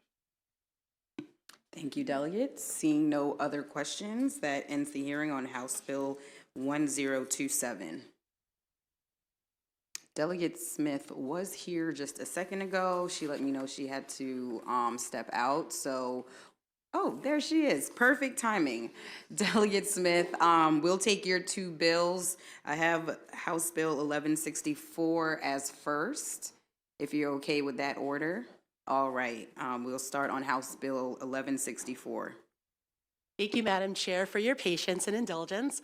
For the record, I'm Delegate Stephanie Smith, here to present House Bill 1164, and always a pleasure to be before the distinguished members of the House Ways and Means Committee. So many of you may remember, just a session ago, we passed a bill out of the General Assembly that would prohibit colleges from withholding transcripts from students because the Attorney General noted that it was personal property. And honestly, if you need to recover a debt from a student, nothing's prohibiting garnishment and all the traditional ways to recover debts.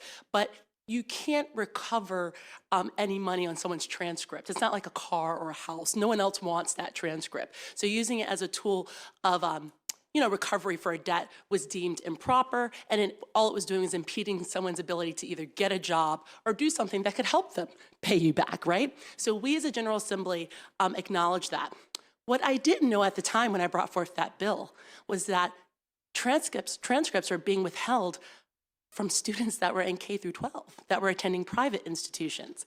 And so the reason why this is important is that under state law, public schools can never withhold your transcript. But if you are going from private school to public school and have to present a transcript, they can, it's a loophole where they can withhold it. And as you can imagine, when you're a minor, you are not the person that was responsible for paying for that education, right? So they're in a uniquely disadvantaged position compared to even, a college student, because that debt isn't theirs personally, but withholding the transcript can mean that they either have to repeat a grade or repeat courses they've already taken, because the public school can only note the last presence you had in public school and move from there. So I wanted to share just briefly an email of testimony from someone who couldn't be here but is very likely watching right now. And this woman, Ms. Terry Ford, is the niece of one of our colleagues here in the General Assembly and found themselves in this very predicament. In 2003, I found myself repeating the 10th grade as my former Catholic private high school withheld my academic transcripts. My student account had an outstanding balance, which as a 16-year-old, I couldn't afford to settle myself due to financial hardships at home. Facing this challenge, I transferred schools during the second week of classes after an unsuccessful battle for my transcripts and other official school documents. As a scholar, I encountered an arduous transition to the new school, impacting my GPA and jeopardizing my athletic eligibility. It is disheartening that a child would endure denial of access to education due to a debt not incurred by the child, but imposed by the school. The denial of my transcripts forced me to retake 10th grade courses throughout the 11th and 12th grades. I attended summer school, but lost the opportunity to advance my education by taking college courses as a senior. I firmly support House Bill 1164 and advocate for every child's right to an education. Best regards, Terry Ford. So I wanted to lift up that this isn't a solution looking for a problem. There are real people that have been impacted by this circumstance, and MSDE noted in the fiscal analysis that there are upwards of over 24 inquiries made to MSDE from families and students facing similar obstacles. So I do request your careful consideration and hopefully support for House Bill 1164. Thank you so much, Delegate, for bringing this bill. We have a question from Delegate Plakovich-Carr. Thank you, Madam Chair. Thank you, Delegate Smith, for bringing this good bill. So just a question, because the legislative language says a debt owed by a student or former student. What about debts that are owed by their family, say for tuition? Do you intend for that to be covered too under the bill? Yes, because I think generally it's kind of like when you when we take our children to the doctor. Yes, it's their account, but really we're the people responsible for paying it. So it's basically that. Okay, great. Thank you. But thank you for asking. Thank you, Delegate. Seeing no other questions, that ends the bill hearing on House Bill 1164.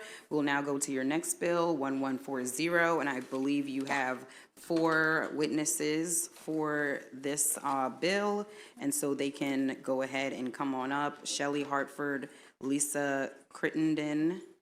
Oh wait, that's not the right bill, sorry. I don't know this. You're like, who are those people? I'm sure they're lovely. All right, we will have Sarah Marr, Stephen Broadhead, Jason Botel. You can please come up. And then we do have an oral witness who will take after that. Okay, great.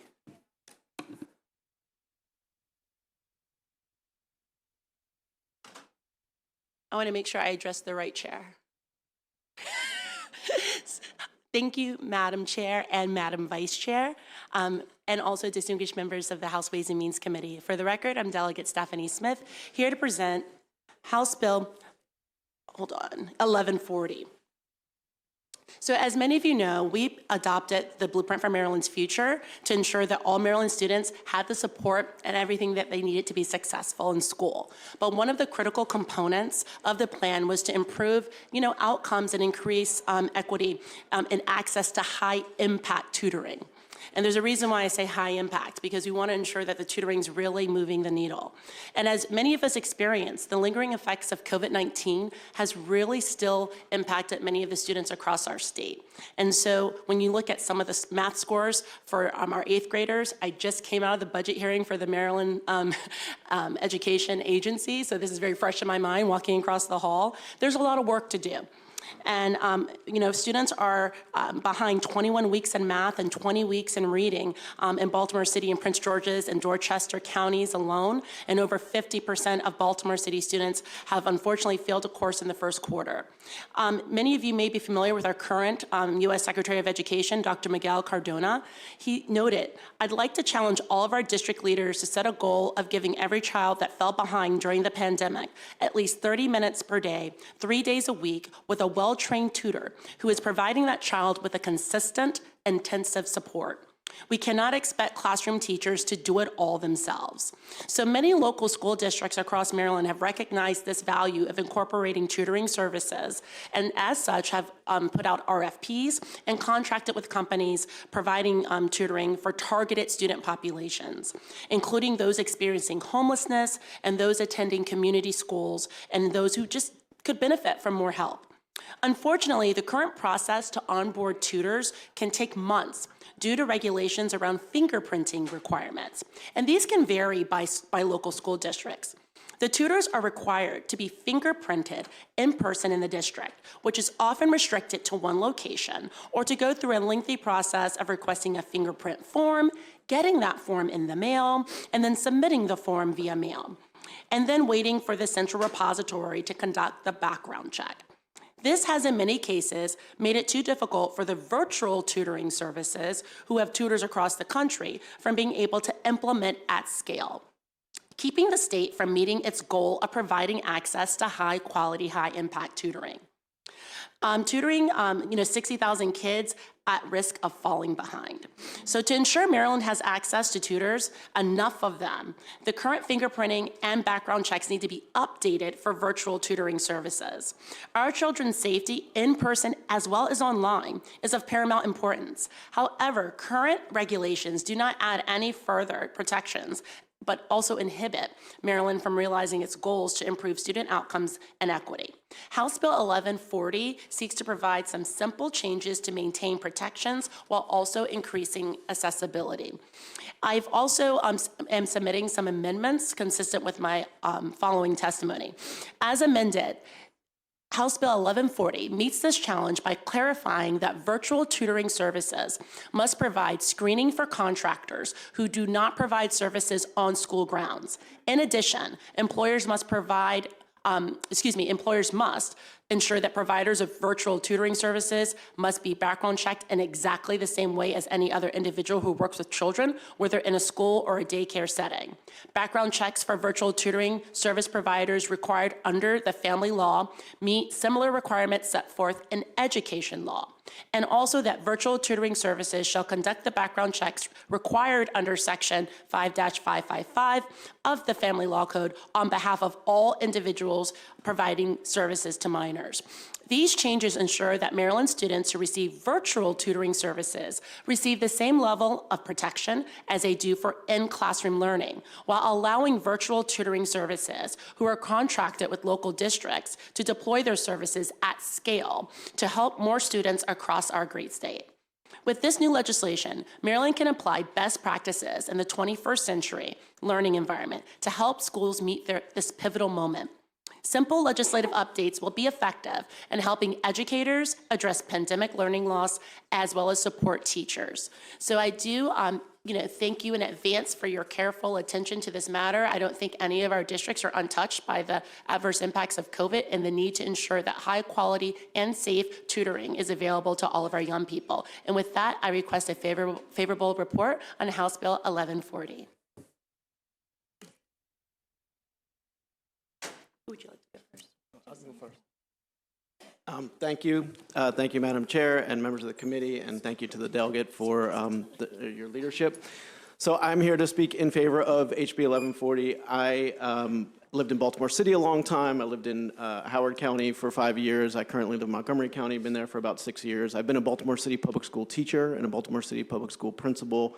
I've worked in education nonprofits, and I've worked at the U.S. Department of Education. And I'm just going to echo some of the things that the delegate said. We have an opportunity, and I'd say a responsibility, to scale up a virtual tutor force. And when I talk about virtual tutoring, I want to be clear what I'm talking about. I'm not talking about a text message or chat-based tutoring. Those things happen. But but we're talking about tutoring where there's evidence that it makes a difference for children. That is live, video-based, one-to-one or small group of students working with a tutor that they develop a relationship with over time.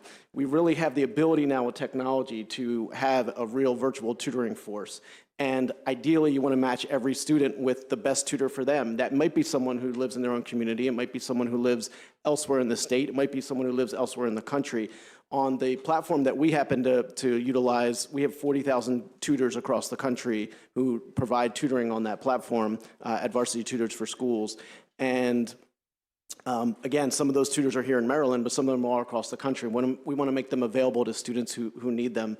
And the challenge is that we're still using background check and fingerprinting processes from a very long time ago. When I was a principal in Baltimore in 2002, someone wanted to volunteer to with my students. They had to go down to 200 East North Avenue, central headquarters, and get fingerprinted physically. There's technology now where we can take fingerprints from people all over the country, still make sure the background check gets done by the state the way they would if they were being physically fingerprinted, and have continuous background checks that I would argue keep kids even safer than the status quo. So I appreciate your consideration, and we hope to be able to help scale up this virtual tutoring force.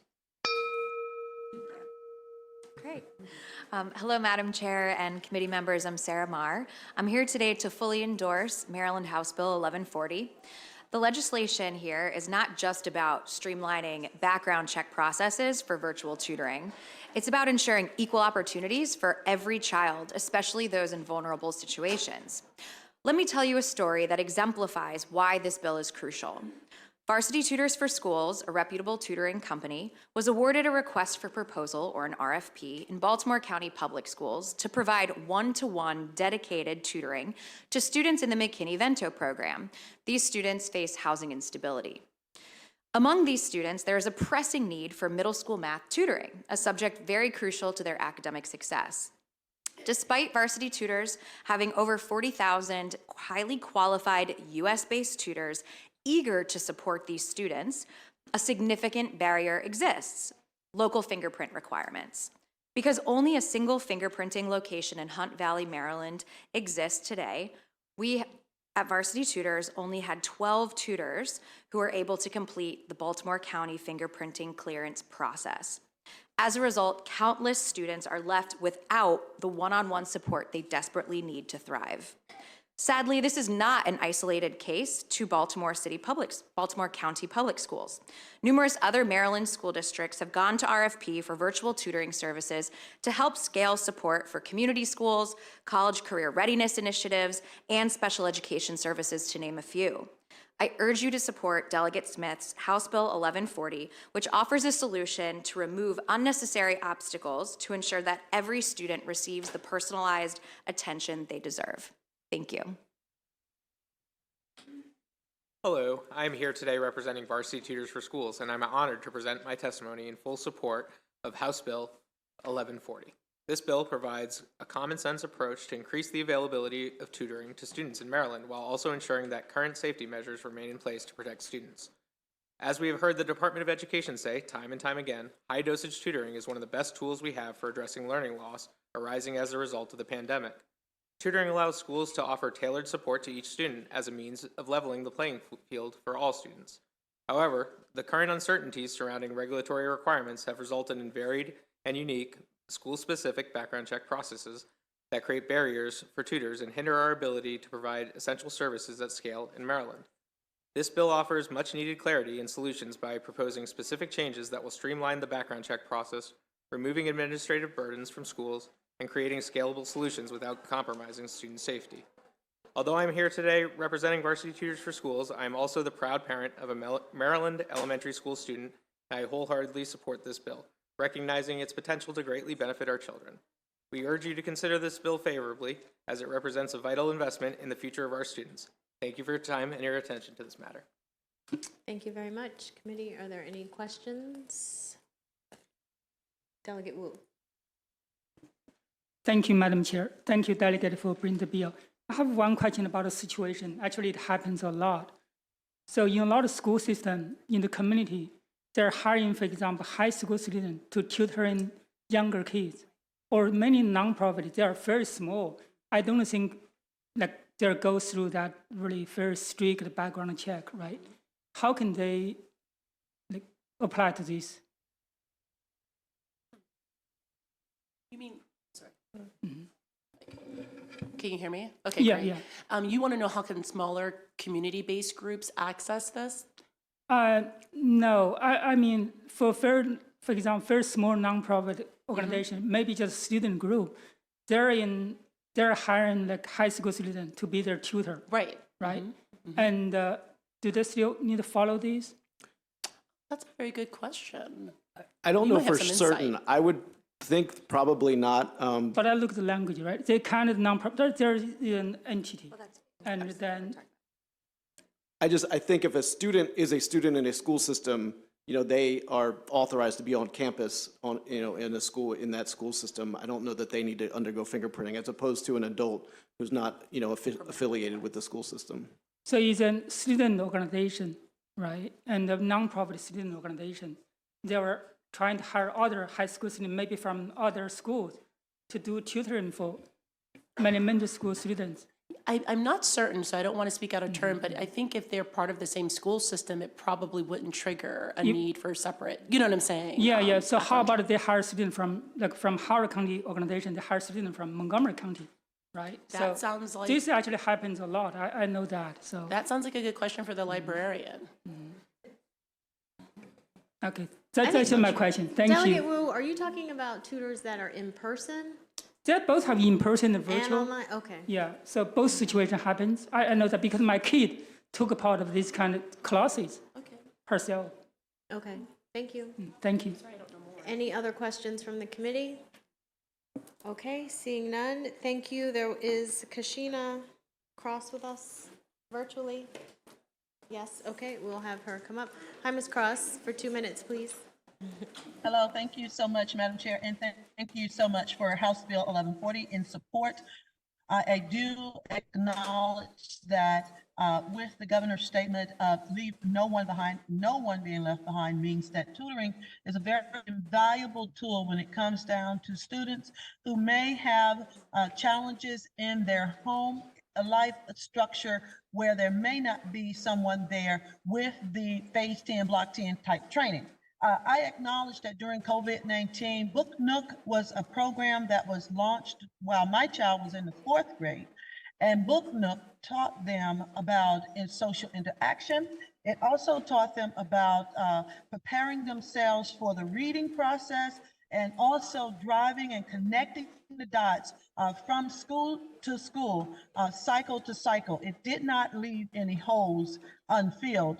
I acknowledge that in the state of Maryland, we do have an opportunity here to work on several things to emerge our students despite the partisan nature in which educational politics traditionally have been lined.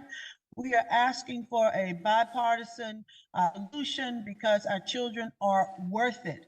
We are looking forward to this bill being supported, particularly with the background checks already in place. As a mom volunteer myself, I will tell you that from fingerprinting to the exams that we have to take, when we volunteer to support our schools, I truly feel like they have investigated me appropriately, and I have divulged all that I can to ensure that they know that every child will be safe. I really am appreciative of the works that have been put towards the employees identifying from job to job relative to child sexual abuse or sexual misconduct questions.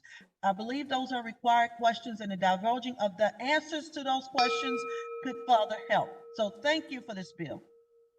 Thank you very much. And that concludes the testimony on House Bill 1140.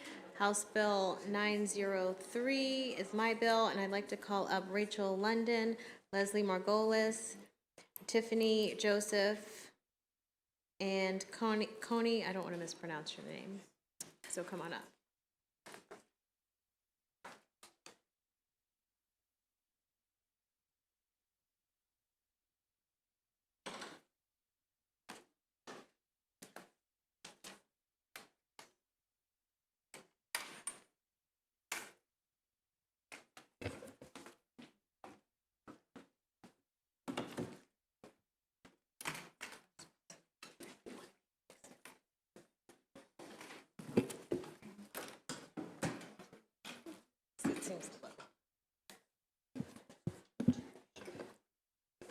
Rachel London.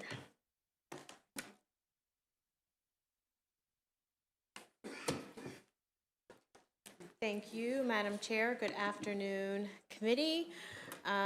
Chair Atterbury here, asking for your favorable report on House Bill 903. And I want to start out by thanking, I think, almost everyone, I believe almost everyone is on this bill. I know if we have any amendments, Delegate Wu, you were out that day, so we'll add you.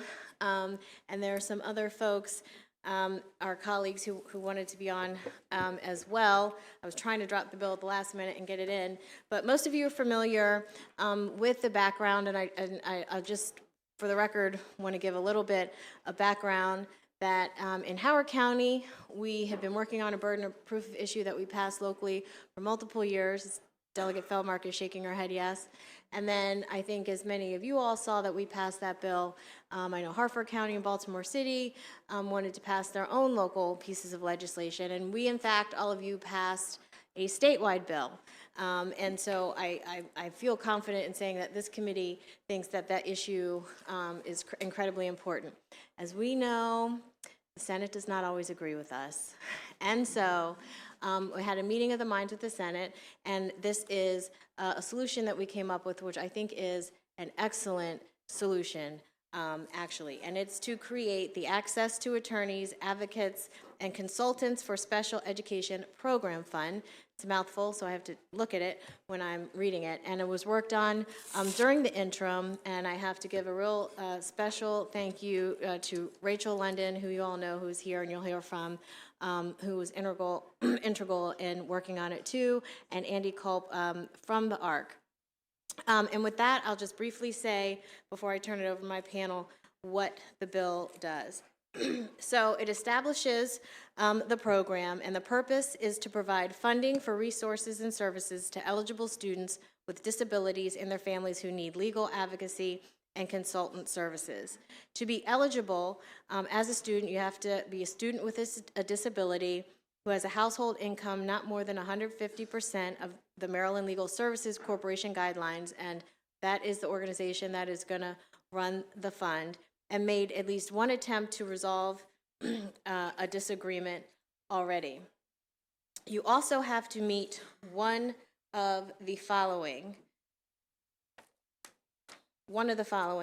and this is on page 10 of the bill, so I'm not going to go through all of that, but there are certain criteria that you have to meet, including, and it's not all of these, a more restrictive or less restrictive placement is being proposed, a reduction in instructional or related services being proposed, and so on and so on. I'm not going to read through all of that.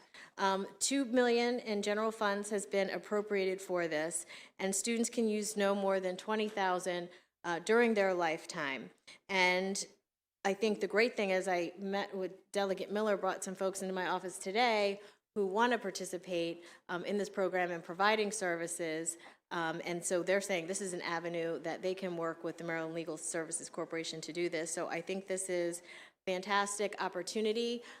We know that individuals who are particularly lower income folks, who are people of color, are disproportionately affected by this, going up, quite frankly, up against the school system to try to get the appropriate services for your children. I'm an attorney myself. You know, if you don't specialize in a certain area of law, you might not necessarily know it. Just because you're an attorney doesn't make you an expert in, IEPs and getting through that process. So I think it's very, what's the word? It's daunting to have to do that, and there are emotions involved, particularly when it's your child. And we also know, I should mention, that folks who are English as a second, is not their first language, it's an issue as well. So with that, I would like to just turn it over to my panel, and thank you very much, and I'll urge a favorable report. Thank you, Madam Chair. Good afternoon, Madam Vice Chair, members of the committee. My name is Leslie Seid-Margolis. I'm a managing attorney and policy counsel at Disability Rights Maryland. As I think you know, DRM is the protection and advocacy agency for Maryland. We are federally designated. We do individual cases, but we also really take a systemic view. We try to break down barriers that prevent people with disabilities from being included in their communities. And so while we take some individual cases, we take those cases with an eye towards making systemic change. During 2023 and the first month and a half of 2024, we received nearly 500 requests for assistance with special education cases. We were able to provide only information and referral to other resources for over half of those. We accepted approximately 40 cases for full representation, and the remaining cases we referred for pro bono representation or we provided technical assistance. We currently have 46 students waiting for pro bono attorneys to be assigned to them. I think that tells you that the need for assistance is huge. We can't meet it. We know that representation and access to assistance really makes a difference for families. In our experience, families who have assistance at the IEP meeting level often are able to resolve their issues. But even more than just the legal piece, we hear over and over from families that when we are at the table, they get treated differently than they get treated when they're in meetings by themselves. We know that our presence makes IEP team members stop and explain acronyms. It makes IEP team members explain test results. It makes IEP team members take the time to answer questions. And we have also found that we have had to stop meetings sometimes when interpreters have not been providing adequate interpretation. The beauty of this, and I am finishing up, is that not everybody needs a lawyer, and this bill allows access to lawyers and advocates and consultants for families. We know it will make a huge difference, so we urge a favorable report. Thank you. Good afternoon, Madam Vice Chair, members of the committee. I'm Rachel London, the Executive Director of the Maryland Developmental Disabilities Council. We are a statewide policy organization that creates change to make it possible for people with developmental disabilities to live the lives they want with the support they need. House Bill 903 does just that for students with disabilities and their families. Thank you, Madam Chair, for your championing of this effort. Our council member is going to speak next, so I'm not going to talk about how this really affects families. I want to talk about three technical pieces of the bill. The first is, you heard Madam Chair talk about the financial eligibility guidelines. It is true, they're set a little bit higher than you usually see. That's so more families can be eligible. For example, under current MLSC guidelines, the annual income for a family of four can only be just over $68,000. If we use the 150% proposed in this bill, it can be up to just over $102,000. If we use farms, as you'll hear or you've read, is recommended by a recommended amendment by someone else, the income for a family of four can only be $55,000. All of these incomes make it hard to imagine having even a little bit extra money to hire an advocate to help support your child. Second thing is, who is going to help families? You have heard it's advocates, attorneys, and consultants, but how are we going to find them? MVLS is going to figure it out. The bill requires them to develop a list, but that is after they develop criteria to determine the required qualifications of those attorneys, advocates, and consultants to get on that list and participate. And finally, just want to note that MVLS is required to do outreach about this program, which really creates an equal opportunity for families throughout Maryland. Thank you.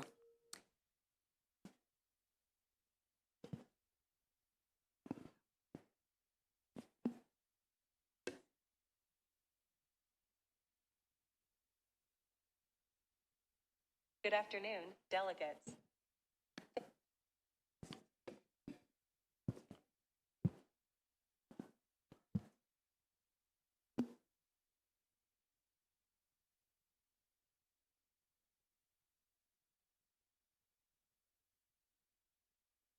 Good afternoon, delegates. Thank you for the opportunity to address this committee. And thank you to Delegate Atterbury for sponsoring this important bill. For the record, my name is Tiffany Joseph. I will use a communication device to speak today. I am a member of Maryland Developmental Disabilities Council. I am also a mother of children with disabilities, an autistic adult, and a para-educator that supports many other students with disabilities. I am here on behalf of the Council to support HB 903. This bill establishes a program for advocacy support to help families navigating special education in Maryland. For people with disabilities, getting access to education that is supportive and appropriate is not easy. Many families of children with disabilities need and want support as they navigate the special education process. But families don't know how to get the support they want. And if they do, they may not be able to afford it. I think back to when I was a young mom, feeling swallowed by the IEP process for two simultaneously, while feeling like I was spoken down to the entire time, and given few if any good choices for my family. HB 903 would have given me what I wish I could have had. Indeed, in a progressive state, such as Maryland, families alike me should have had. I am eternally grateful for moving to a new area. The new principal, Mr. Kaplan, treated me and my family as an equal member of the education team. Since that change, I have come to learn that the first team wasn't following policy nor law appropriately. But I had no access to any type of help that I could afford and didn't even know where to look. I'm here today to ensure that those who come behind have better than my family did. I am still in deep regret over what my children missed in the beginning of their school years, and as teens, I feel like those years would have made a difference now. HB 903 is imperative because this process is too daunting without help and advocacy. Especially for those with low income like I had, as I am also disabled, and many families have multiple disabled members. Children with disabilities have the right to a free, appropriate public education. And they need and want to learn and play together at school. Sometimes it is hard for parents, especially if they are like me and use a communication device, to say that in an IEP meeting with all the school people there. This program and fund would help parents like me access the help I need to make sure my child gets the education they need and want to be successful. That's why I support HB 903. Thank you.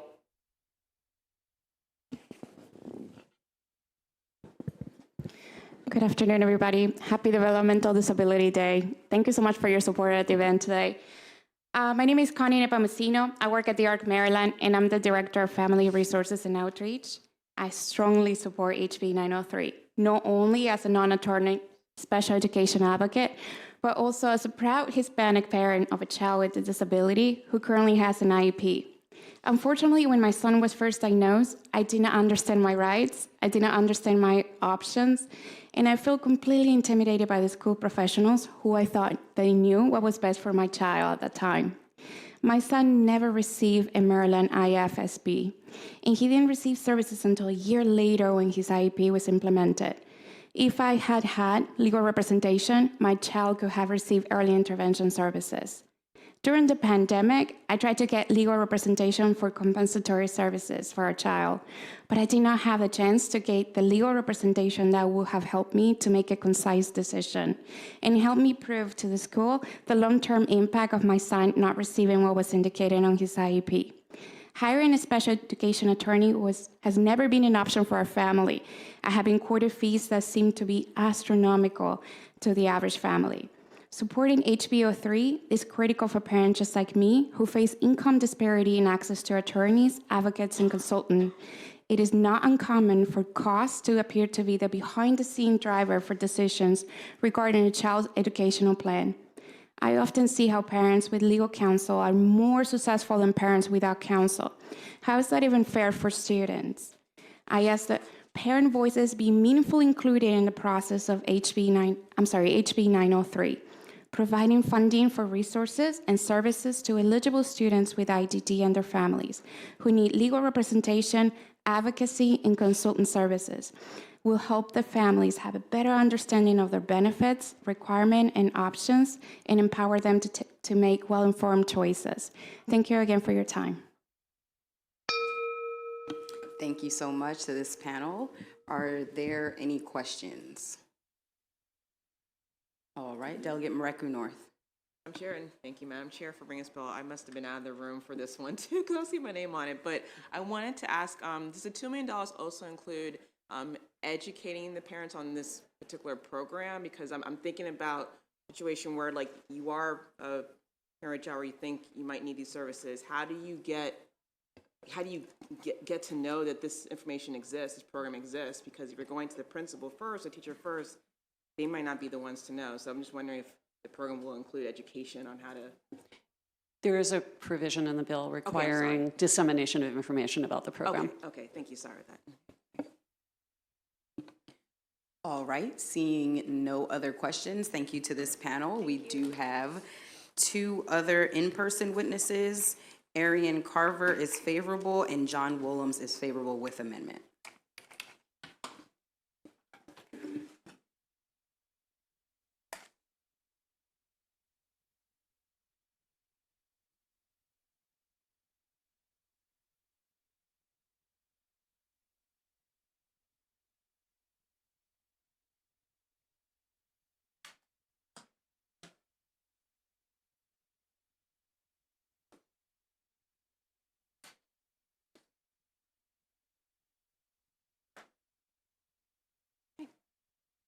Hello, everyone. Good afternoon, Chair Atterbury, Vice Chair Wilkins, and members of the Ways and Means Committee. Again, my name is Annie Carver, and I am a staff attorney at Project HEAL, which stands for Health, Education, Advocacy, and Law at Kennedy Krieger Institute. Project HEAL is a community-based program of the Maryland Center for Developmental Disabilities, which provides comprehensive advocacy and civil legal services for Kennedy Krieger patients and their families across the state of Maryland. I am here today in support of HB 903. Project HEAL has been providing representation in special education and related service matters since 2005. Project HEAL attorneys work collaboratively with individualized education or IEP teams to resolve legal issues within the IEP process. Our program aims to avoid the need to file for due process, which is a type of hearing and complaint, as it poses a huge financial cost for families, including attorney's fees, lost wages, personal time off, and childcare. Though families have a right to file for due process at any time, this is a right that many families cannot access. Despite there being 108,000 children in Maryland who qualify for special education and related services through an IEP, on average, there are only 18 fully adjudicated cases each year, and a disproportionate amount of fully adjudicated cases come from Montgomery County. Additionally, 9 counties did not have a fully adjudicated case from 2014 to 2023. This suggests that many families, particularly families in poorer and lower resource counties, do not have the resources to file for due process. HB 903 will expand access to legal services for special education matters and allow families to not only exercise their rights under the law, but try to resolve the legal issues with the help of an attorney, advocate, or consultant before pursuing due process. For these reasons, we wholly support HB 903 and urge a favorable report. Thank you. Chair Atterbury, Vice Chair Wilkins, members of the committee, John Willems, representing the Maryland Association of Boards of Education, here today testifying in strong support of House Bill 903. Mabe's testimony identifies a couple amendments that I would describe as kind of quality control-oriented amendments. For instance, the bill refers to attorneys, consultants, and advocates as being eligible to be reimbursed for their services. It defines consultants, but not advocates. And so even a reference to trained advocate and then a tie-in to requiring the Maryland Volunteer Lawyer Service to provide some degree of training to advocates would, I think, boost confidence of school systems and of our families that they're receiving qualified advice from attorneys and non-attorney consultants and advocates through their dealings with the school system, which I've admitted many times to this committee is a daunting process for any parent to undergo. And so with that, would urge a favorable report with amendments related to definitions, particularly of advocate, and a reference to some degree of training. And very pleased that the Maryland Volunteer Lawyer Service is stepping into this gap and providing this service in this role. And thank the chair for your leadership in trying to address the needs of parents in dealing with these challenges and with the school system, we certainly also admit that we have the vast array of resources, and it can appear to be a very uneven playing field when you're engaging with the school system and lodging a complaint or a concern with regard to the administration of special education on behalf of your student, your child. And so, again, we're testifying today in strong support of this legislation. Thank you. You know what? This might be the first time I'm going to say this, but thank you, Mr. Willems, for testifying today. I should take the rest of the session off. Delegate Polakovich-Carr. Thank you, Madam Chair. Mr. Willems, if you can maybe just clarify, is it Mabe's preference that we define the term advocate in the bill, or would you all feel comfortable with just allowing the Maryland Volunteer Lawyers Service to be able to define that term? The latter. And so some reference to training by the Maryland Volunteer Lawyers Service would address that concern. Any other questions? Okay, thank you both very much for being here. We have 3 people signed up virtually. Altia Gary Carter.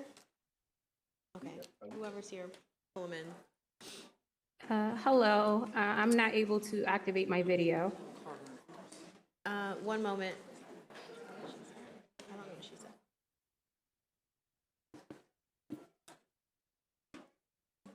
Oh, there you go. All right, hello. Okay. Hi, go ahead for 2 minutes, please. Okay, hello, delegates. My name is Alita Jaree Carter. I'm the CEO and founder of Call Equity Access, a nurse consultancy driven to achieve quality, equity, access, and accessibility for children and youth with needs with the use of data. I'm requesting a favorable report for House Bill 0903. The data tells the story of why this bill is so critical for families that have children that are differently abled. The exorbitant costs families bear for advocacy underscores the urgency of legislative action. According to one report by the state of Maryland's Department of Education, many teachers reported that they do not know how to read or even how to implement an IEP, and this also applied to inclusion classrooms. It was also stated in this same report, which was the Maryland Blueprint report, that while this type of training is offered, it is not required. So the question begins to be, are there equitable opportunities for children with disabilities to be able to access the educational environment? I think this is something that needs to be investigated, and bills such as this one and House Bill 890 are a good start. So what data do we have now? The percent of youth graduating with IEPs with regular diplomas decreased in the state of Maryland, while the percent of students with IEPs dropping out of high school increased from fiscal year 2021 to fiscal year 2022. In the report from September of 2022, 34.4% of students eligible had not started compensatory or recovery services, and only 14 out of 24 counties had initiated any form of compensatory or recovery services. Maryland also recognizes that students of color with disability often receive harsher punishments, and this is something that they often have to pay for advocates or attorneys to prevent or even appeal.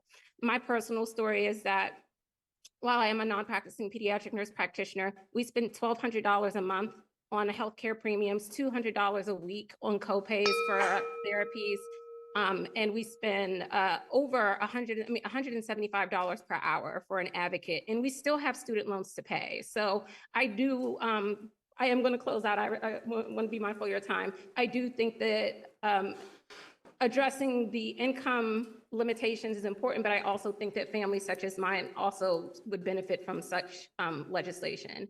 So I request favorable support of this legislation, and I appreciate the opportunity. Thank you. Thank you very much.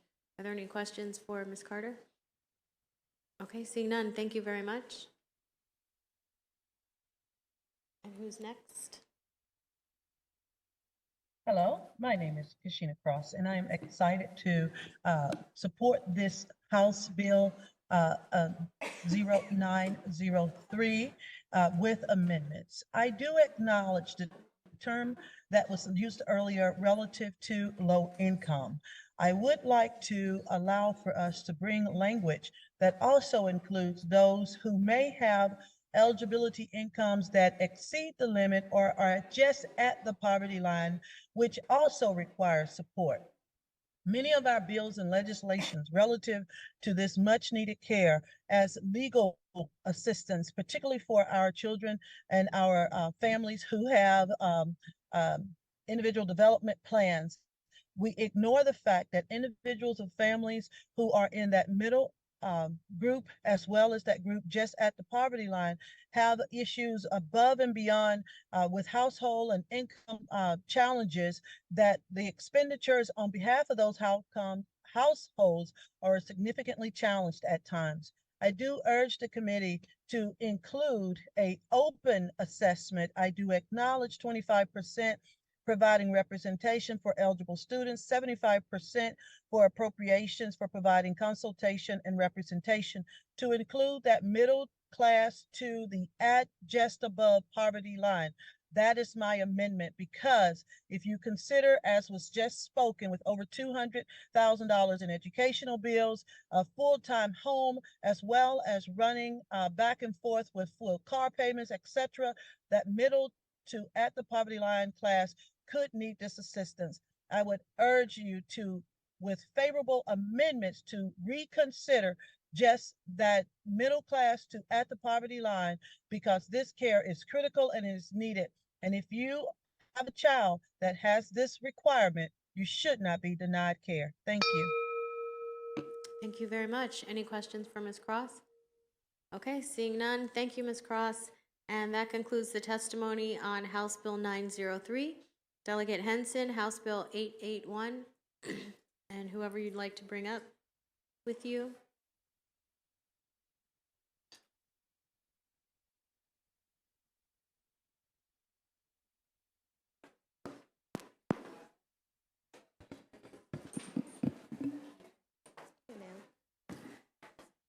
Thank you, Madam Chair. I'm Delegate Shanika Henson, here to present House Bill 881, the Anne Arundel County Public Schools Innovative Scheduling Pilot Program.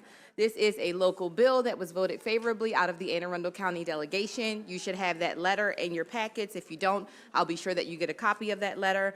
We have joining us here today the Superintendent of Anne Arundel County Public Schools, Dr. Mark Bedell. We also have the Chair of Anne Arundel County Public Schools, Mr. Robert Silkworth.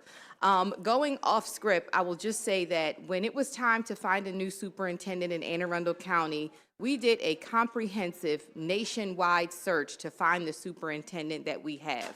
We have a superintendent in Anne Arundel County that is capable of implementing the blueprint with fidelity, and this bill would be one of the tools in his tool belts. We have put a lot of expectation onto our local school boards. We want them to make sure our students are college and career ready. We want them to have wraparound services provided for our high-need schools and students. This sort of policy is the sort of innovation that we need to be able to reach forward and to give our students the support that they need to truly be world-class students. So I'm very thankful for Dr. Bedell and his vision to do this. I'm very thankful for our Anne Arundel County School Board and their support of his vision to do that. And hopefully I will be thankful of this committee and this body for supporting that as well. Thank you very much.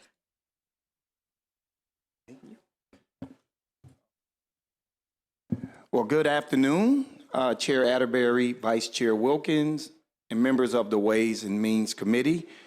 I'm Mark Bedell, Superintendent of Anne Arundel County. I've been there now about 18 months. I'm here to express strong support for House Bill 881. This is a top priority for AACPS and our Board of Education.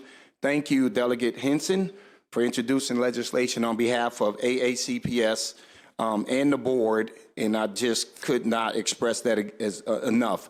Listen, I had an opportunity to come in last year and I conducted 17 listening and learning tours. And I shared with our entire community that we have to begin to look at how we do schooling differently. Blueprint is mandating that we begin to innovate, and it's hard to innovate when you have legislation on the books that constrain you. I'm not new to innovation.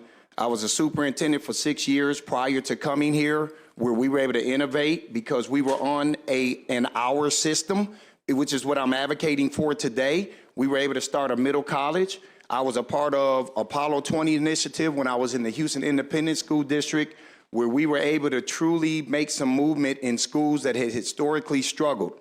What I want everybody to know is that this is not a bill that we're looking to go to a 4-day school week, which is something that I continuously hear. This is an opportunity for us to begin to allow for kids who are college and career ready to potentially operate on a 4-day week, but also interface with the workforce. It's also an opportunity for us to eliminate a constraint that we have where we have to do 12 early release days, because in order to meet the 180 days with the holidays that we have on our calendar, we have no choice. This would eliminate that, giving us more days of instruction for our students, but also allowing for us to look at some innovative ways that we can conduct schooling overall. So I ask you all to support us with a favorable committee report on House Bill 881.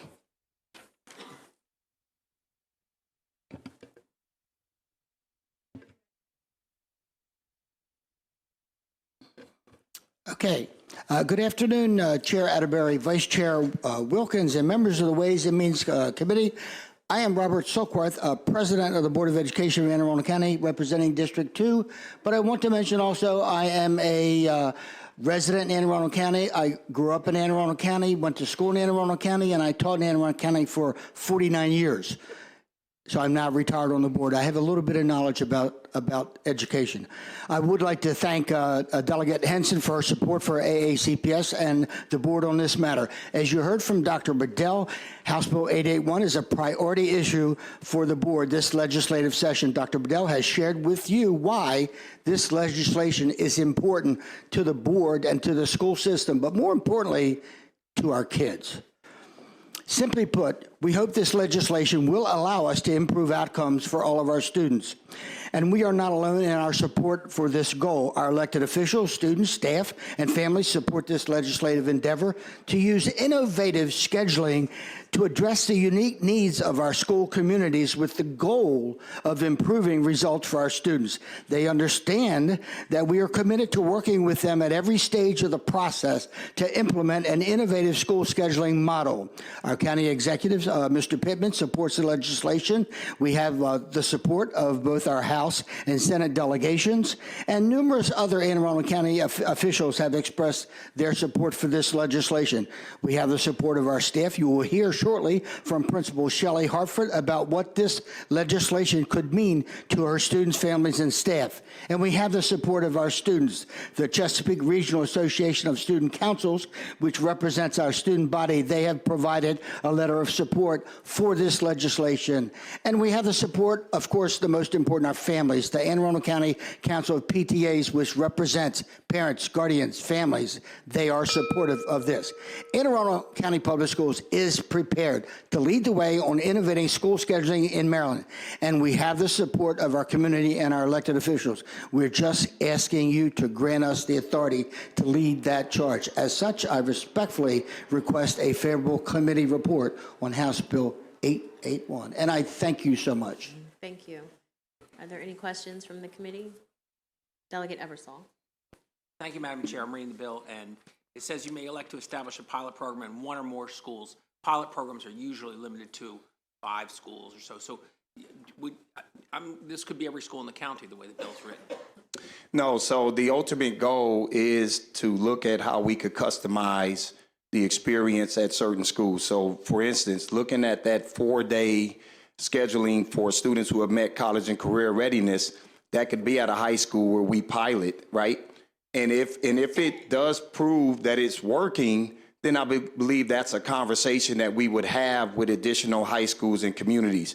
When we spoke with the union, and we've also spoken with MSEA, I said, listen, tell me what is it that we need to do to ensure that we can have support from you all on this.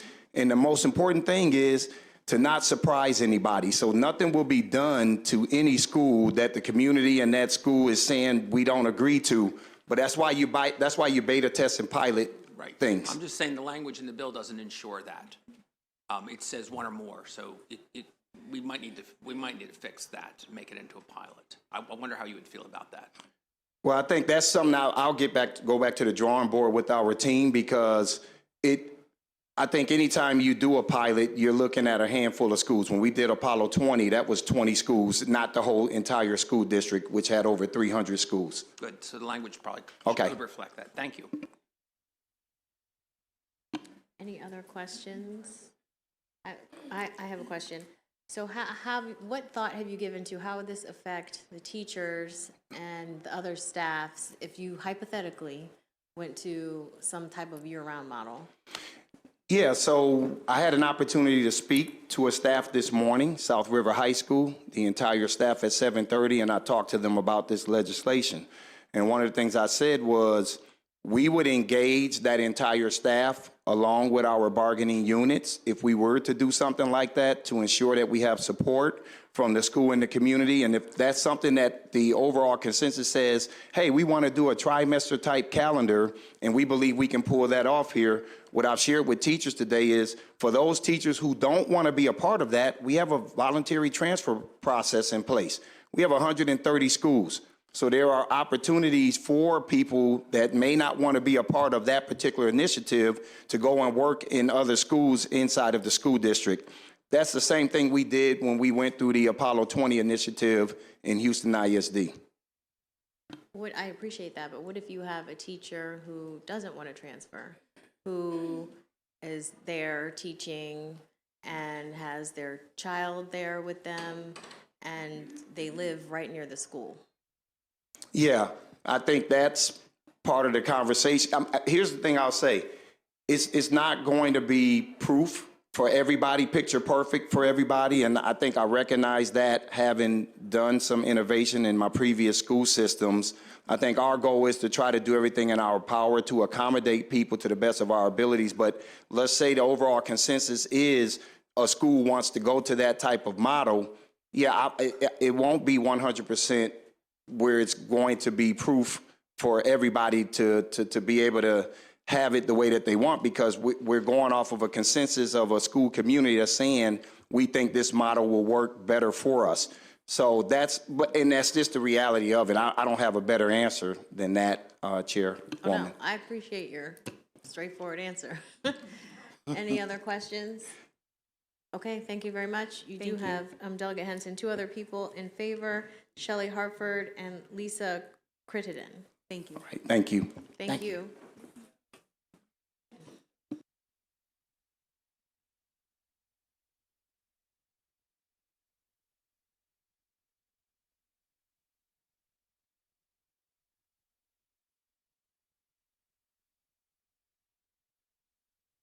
Good afternoon, Chair Atterbury, Vice Chair Wilkins, and members of the Ways and Means Committee. I'm Shelley Hartford, and I have the pleasure of serving as the principal of Annapolis Elementary School, a Title I community school, which also has a 4-star rating from MSDE. Thank you for allowing me this opportunity to speak in favor of HB 881. My administrative colleagues and I are excited about this legislation, which has the potential to allow us to better meet the needs of students and families. Through this change to the current law, we can begin to meaningfully think about and to explore innovative school scheduling models. For example, this adjustment could allow us to eliminate or reduce early dismissal days, a calendar feature which presents a hardship for many working families. In my school, early dismissal days have a negative impact on school attendance. For example, on the 2 planned early dismissal days in January, I had 18% and 22% of my students absent, respectively. This is more than double our average daily absence rate. As you may be aware, attendance is a key factor in MSD school ratings, as well as student learning outcomes, so this impact is significant for us. The current AACPS school calendar contains 12 such early dismissal days.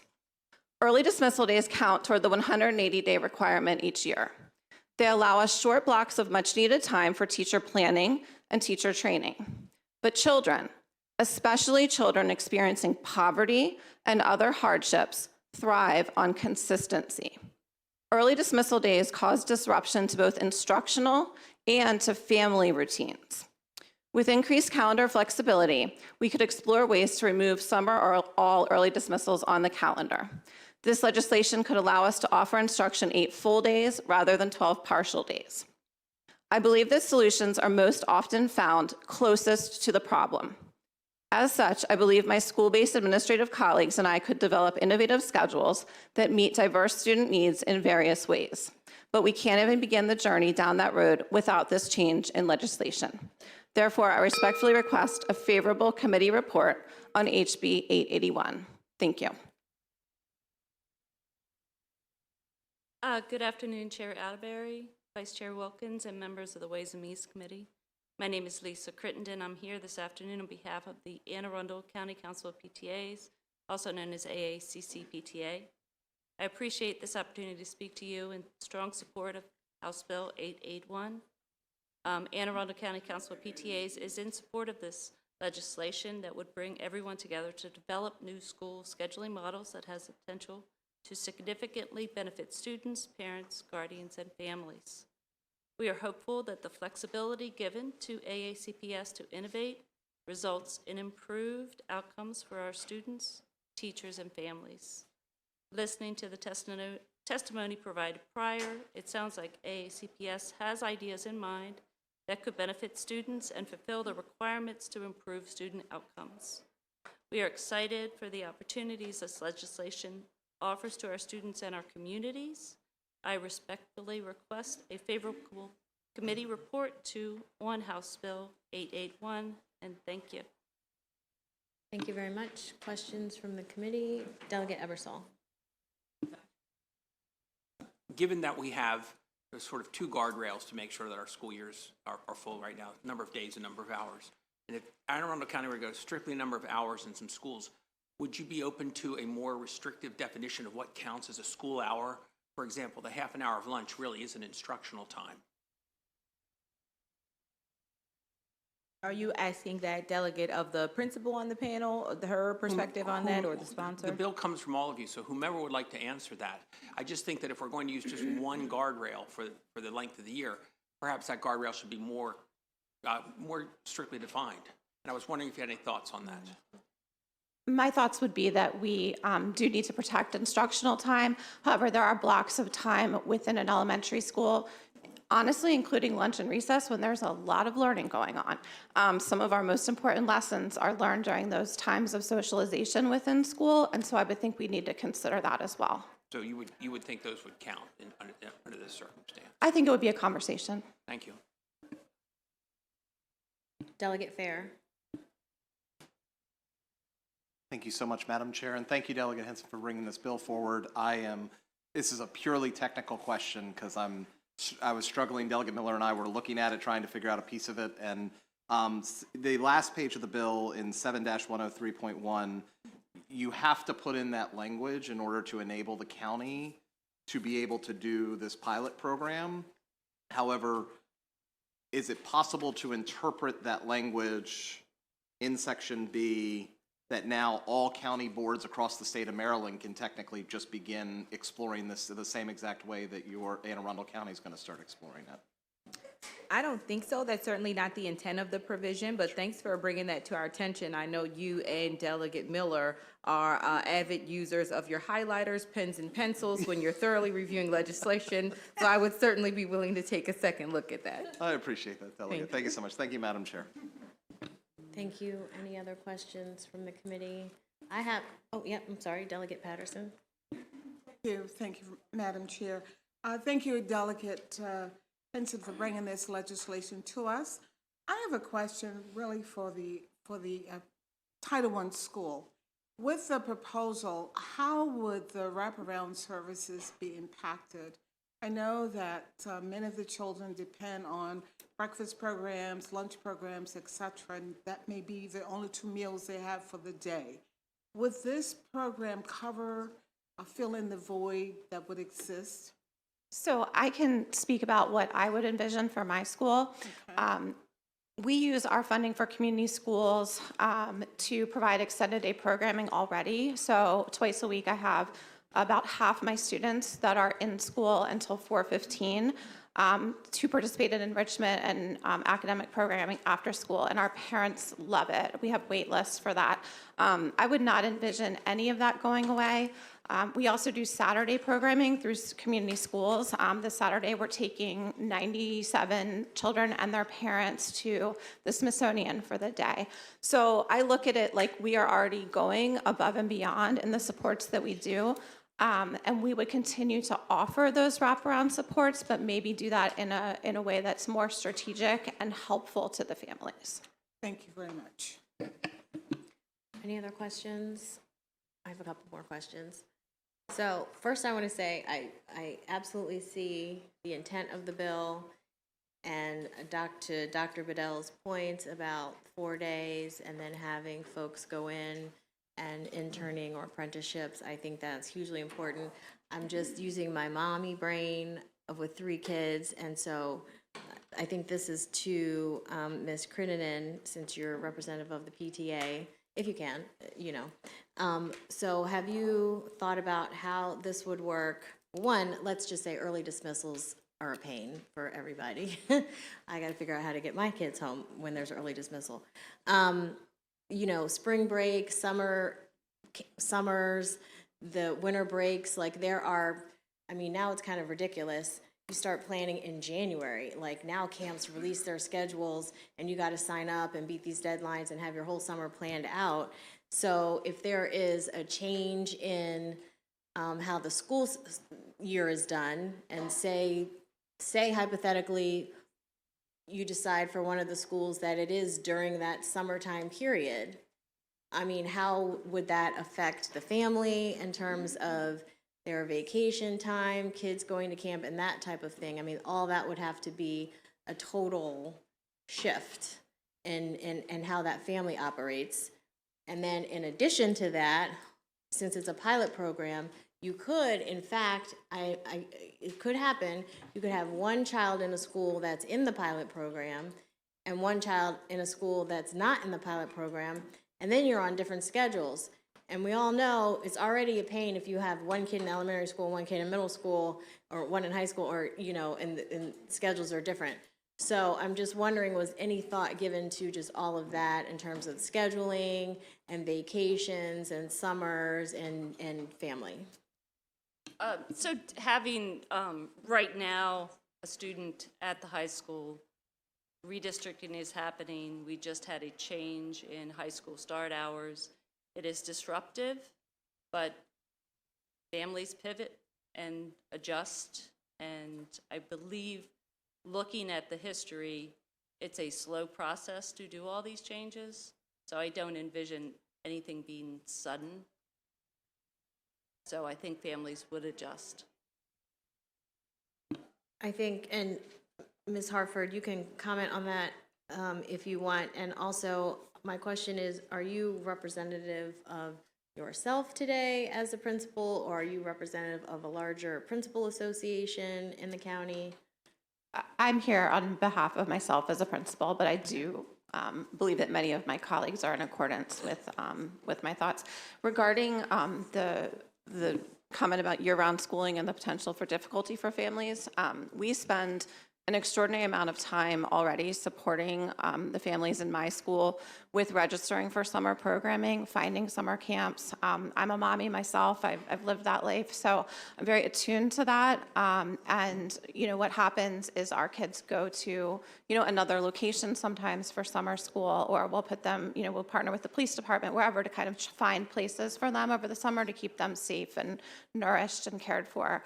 You know, our parents work long shifts. They work year round. We educate basically the working poor of Annapolis. And so I think that if we could have an alternative model that could keep our children with us throughout the school year, I think that would be hugely helpful to working parents.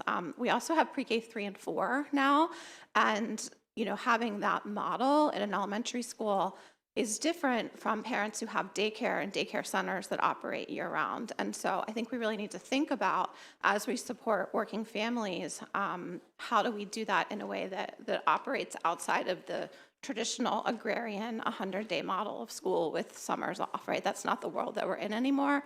And so we need to think differently about how we support families. Any further questions?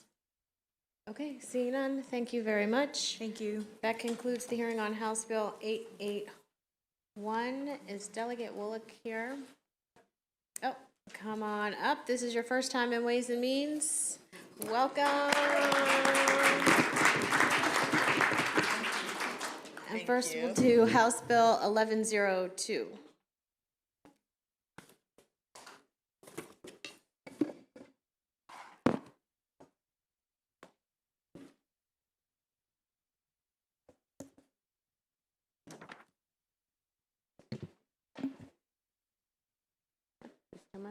You can bring up whomever you want. You have a bunch of folks signed up in favor. Susan Sanger, Stacy Beller-Stryer, Anna Sanderholm, Doug Lombardi, Kevin Maxwell, Sandy Olick, Tom Ackerman. If any of these people have survived the afternoon, come on up. And then you have some folks virtually that won't call. All right. Good afternoon, Chair Atterbury, Vice Chair Wilkins, esteemed members of the Ways and Means Committee. For the record, I am Delegate Sarah Wallach, here to present HB 1102. This legislation will provide the Maryland Association of Environmental and Outdoor Education, otherwise known as MAO, a small amount of funds to update their current Maryland Green School Program's website to include more information about the entire life cycle of becoming a green school, from the very first green activity to certification and recertification.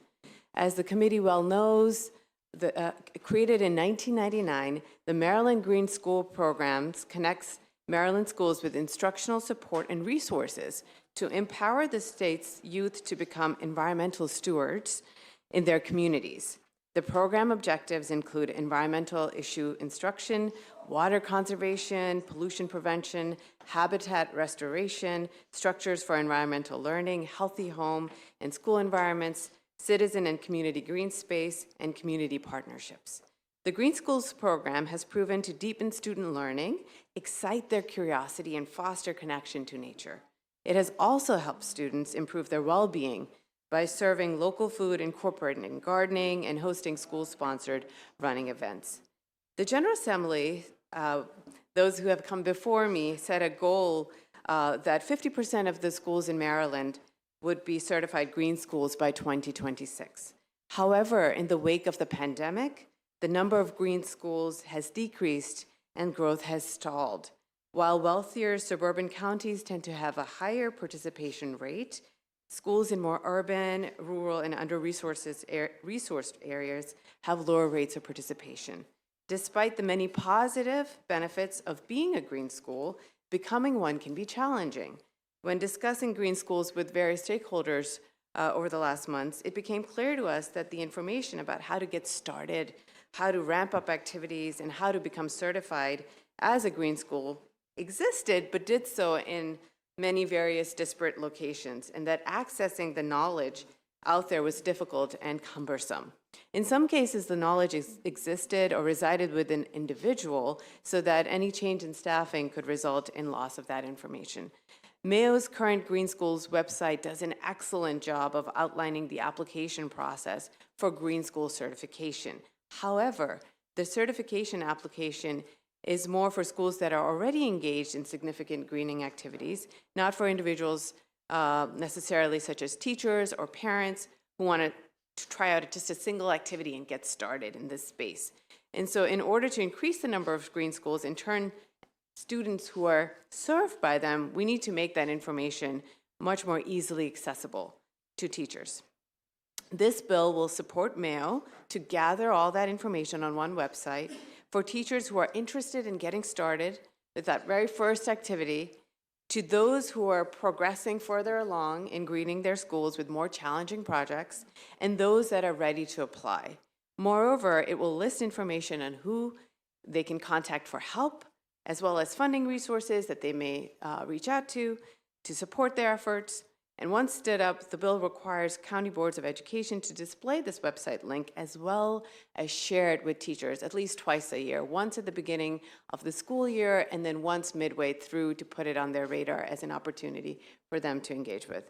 I urge a favorable report for this bill, and thank you for your consideration.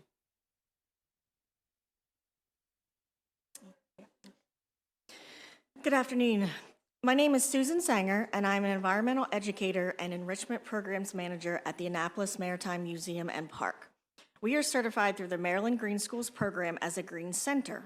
This designation honors a non-school facility that has implemented environmental education and best management practices for greening their facilities and engages schools and communities to do the same. I am also a longtime member of the Maryland Association of Environmental and Outdoor Education. I would like to show my support for Bill 1102. With this funding, there's an opportunity to introduce teachers, staff, administrators, and organizations in the community to ways in which we can begin greening efforts at their schools. The Mayo website currently focuses on those already exhibiting interest in becoming certified. This website will list the very first steps, such as introducing a new classroom activity with an environmental theme, finding a partner to help with green improvements, or finding a field trip experience in the community with green centers like myself. The website updates will provide this resource, which will encourage and support teachers of all levels of experience with green schools. The requirement for school systems to have marylandgreenschools.org website link on their own websites could be a game changer to introduce the programs to those administrators of not yet green schools. This also supports the Maryland Green Schools Act of 2019 and the goals to increase green schools to 50%. Providing districts with twice yearly updates with resources and funding opportunities can also increase visibility. The current information provided doesn't reach some of our target schools that are not yet green schools.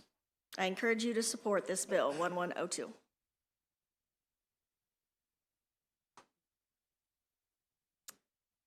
Good afternoon, Madam Chair, Madam Vice Chair, members of the Ways and Means Committee. For the record, my name is Stacy Beller-Stryer, and I'm a pediatrician and Associate Medical Director for Parker X America, a nonprofit organization that educates others on the benefits of nature for physical, mental, and social health, and provides a platform for providers to write nature prescriptions for outdoor time.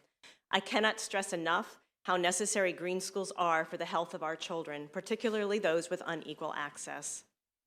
Richard Louv, author of Last Child in the Woods, coined a term, nature deficit disorder, where he said that as children spend more time indoors and on electronics and less time in green space, the risk of developing diseases increases significantly, and we have seen this play out over the last several decades. In Maryland, almost 35% of Black and 25% of non-Hispanic white children ages 10 to 17 are overweight or obese. 13% have depression and/or anxiety. Numerous studies have demonstrated benefits of nature for children, such as decreases in BMI and obesity in preschoolers who spend more time outdoors, lower blood pressure and heart rate variability in teen boys who ride a bike with a nature scene, and a greater sense of well-being in fifth grade girls who live closer to green space, more so in those who scored higher on a life stressor scale. Our schools need to become certified as green schools for many reasons, including to improve their overall health. There's so much information on the internet, it can be overwhelming. School staff have a limited time to sift through all the information to find out what is most pertinent. Recognizing this within my own organization, we recently revamped our website. We must do everything we can to simplify the process of learning about and becoming a green school, to encourage as many as possible to become certified, as this may be the only green space our underserved populations see on a regular basis. Thank you for your time, and I urge a favorable report on this bill. Chair Atterbury.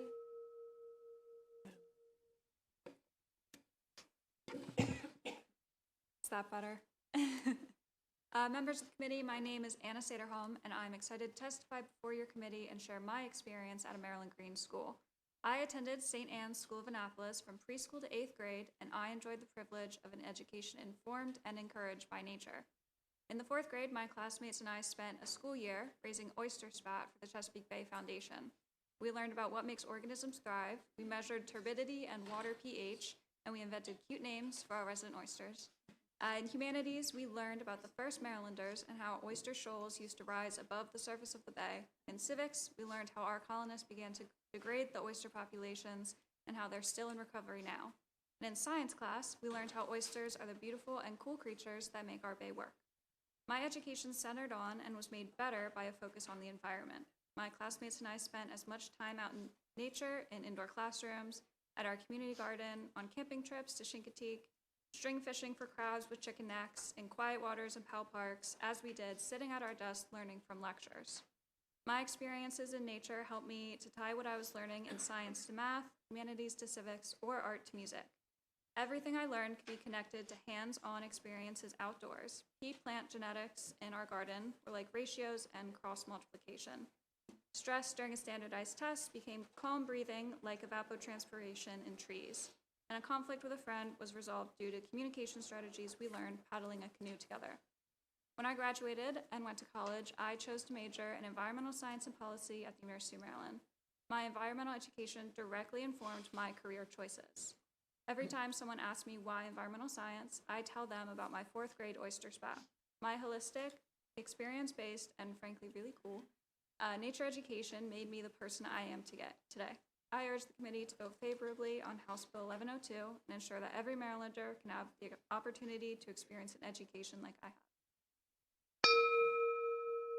Are there any questions from the committee?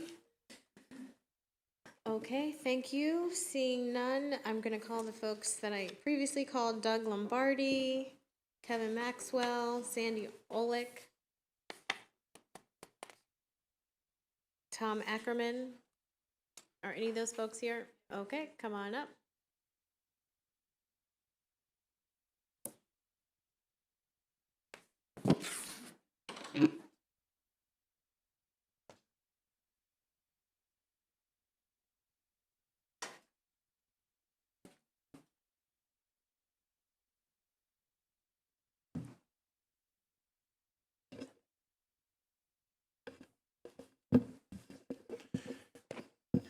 Good afternoon, Chairperson Atterbury, Vice Chair Wilkins, members of the Ways and Means Committee. My name is Kevin Maxwell.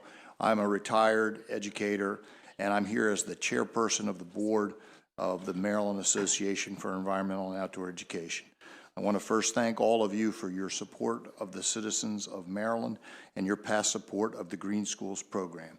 Also like to thank Delegate Wolick and the additional sponsors of HB 1102. You've already heard many of the points that I think people want to make, and I know your time is precious to you. So I will simply say, as a longtime educator, a superintendent of 2 school districts in the state of Maryland, I would encourage you to support this bill. Thank you. I was a superintendent here in Anne Arundel County for 7 years. I was a superintendent in Prince George's County for 5 years. I also worked in Prince George's County before all that, and Montgomery County. Good afternoon. I'm Sandy Olick. I'm the Director of the Office of Outdoor Recreation with the Maryland Department of Natural Resources. I'll have more to say on the next bill. I'm just here to offer support for this bill from the DNR.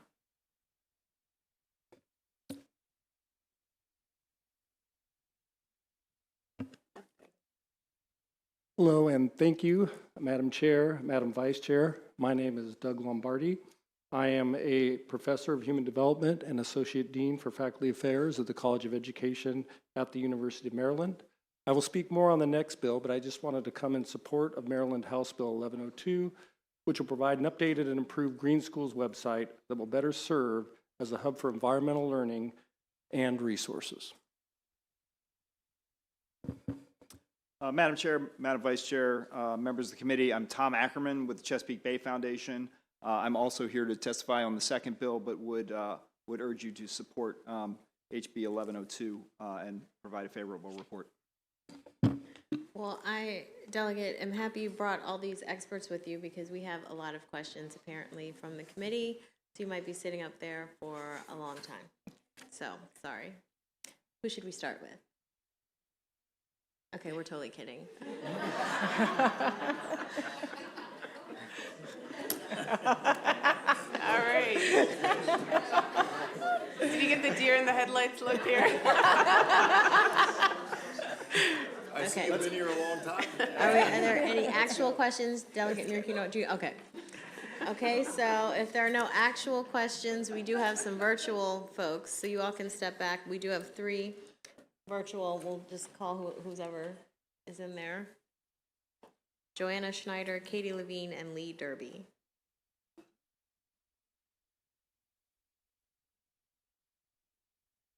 One moment, please. Okay, Mr. Derby, whenever you're ready for, oh.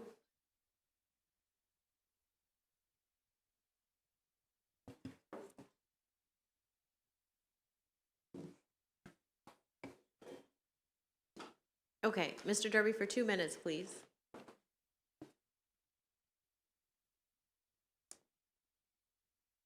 Mr. Derby, can you hear me? You can go ahead. Okay, yes, thank you. I can hear you now.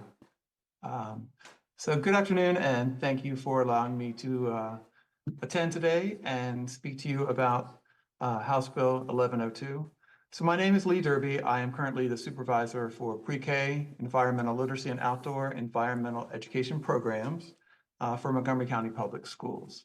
Our outdoor education center, the Smith Center, is a sustainable Maryland Green Center, and our team is one of two in our district that are charged with supporting our green schools and increasing the number of green schools here in Montgomery County. Prior to this position, I served as a principal for 2 different elementary schools, leading those schools with our staff and community and our students through the Green School certification process. And in the second one, also working to become a USDE National Green Ribbon School. I volunteered with Mayo for many years and currently serve as the chair of the advisory council. So through all these positions, one commonality has been the ability to gain insight into the tremendous benefits and positive impact that achieving and maintaining green school status brings to the students, the staff, and in fact, the whole community surrounding that school. Learning about environmental issues, making behavioral changes on both the student and adult levels, and partnering with others to improve that local environment is very powerful and never been needed more than it is now. I've also seen in those positions some of the challenges that do stand in the way of that certification and increasing that. And I certainly welcome all the efforts on the state level and local level to remove some of those barriers and those roadblocks, such as House Bill 1102, which, as you know, would allow Mayo to update, expand, and streamline all the many resources schools can utilize as they work to achieve and then maintain that green school status. I believe most of the resources are there, and those who know where to look know where to find them. But I also know we live in a one-click world now, and any effort that we Mr. can Derby. take. Can you please Yes. wrap up your testimony? Okay, I think this bill would be great to make everything there available in one site and bring us closer to the goal of achieving 50% of Maryland Green Schools certified by 2026, and then moving beyond that. Thank you. And, okay. Thank you very much. Is Katie Levine? No. No, okay. Is Joanne Schneider here? No, okay. Are there any questions, committee? Okay, seeing none, that concludes the hearing on House Bill 1102, Delegate House Bill 997. And I think, is this your panel? Yes. Okay, whenever you're ready. All right. Chair Atterbury and Vice Chair Wilkins, who has stepped away, and esteemed members of the Ways and Means Committee. For the record, I am Delegate Sarah Wallach, here to present HB 997. This legislation aims to create criteria for experienced green schools to be designated model professional development facilities so that if they choose to, they can serve as mentors and resources to new and upcoming green schools. When looking at the requirements to become a green school, it can often feel overwhelming task for an already overextended teacher or school administrator or parent. Finding activities that fit your school environment and budget, learning new skills to implement those activities, and getting other staff on board require time, commitment, and expertise. Luckily, resources are abundant in Maryland, since we have 641 green schools and 42 certified green centers. What is lacking is organized peer mentorship, especially for schools that are getting started. But the good news is There's a bench of expertise that has been built up that can be leveraged. Schools that are consistently being recertified as green schools have expertise in providing comprehensive and holistic environmental education programs and are currently an underutilized resource for schools that are just beginning their journey to become green schools. Teachers at some of these schools have already offered their expertise to their colleagues informally, but HB 997 will give these green school leaders the opportunity to share that knowledge and help other schools embark on or continue their green school certification journey in a more formal and collaborative way. HB 997 brings together stakeholders to create criteria for designating green schools as model professional development facilities where teachers can partake in experiential learning by observing their colleagues.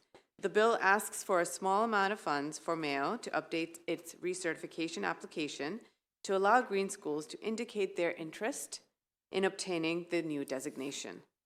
We know this type of professional development works. 60% of schools that sent a representative to Mayo professional development sessions have successfully become green schools. If you want to see the number of green schools grow and their impact reach more students in our state, then we have to create the support structure that will allow for this to happen.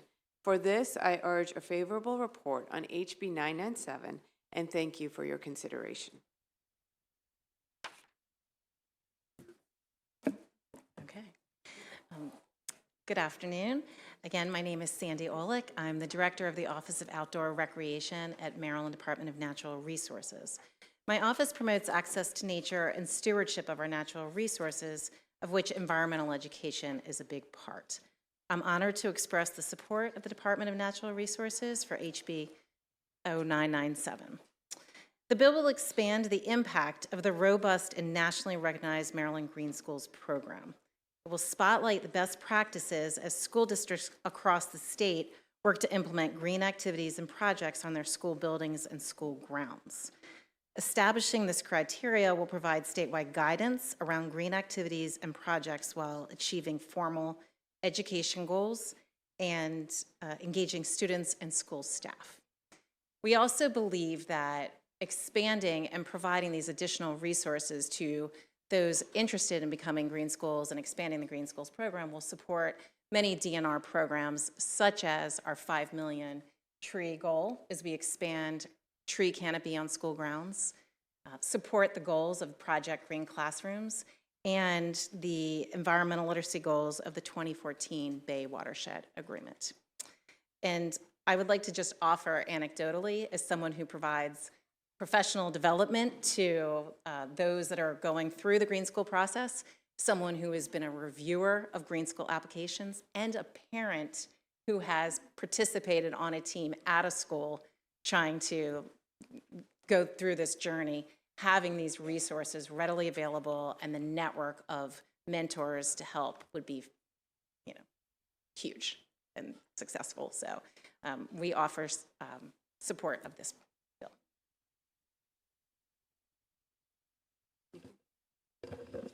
Well, good afternoon again, everyone. I'll try to skip some of the formalities and go straight to a couple comments. You have my written testimony, and so I won't read it or repeat it. I will say, to support this model schools concept, as superintendent in Prince George's County, the second largest school district in the state of Maryland, in the 5 years that I was there, we grew our number of green schools to 50% of the entire district schools. That work was facilitated through quarterly meetings that I personally attended along with members of my team, principals, and other important others in the schools and in the district to share models of what schools were actually doing, giving them the understanding of how this works, with whom they can partner, and how to get the job done. And so I think this is an incredibly important addition to the work that is done by Mayo. Thank you. Kevin Maxwell.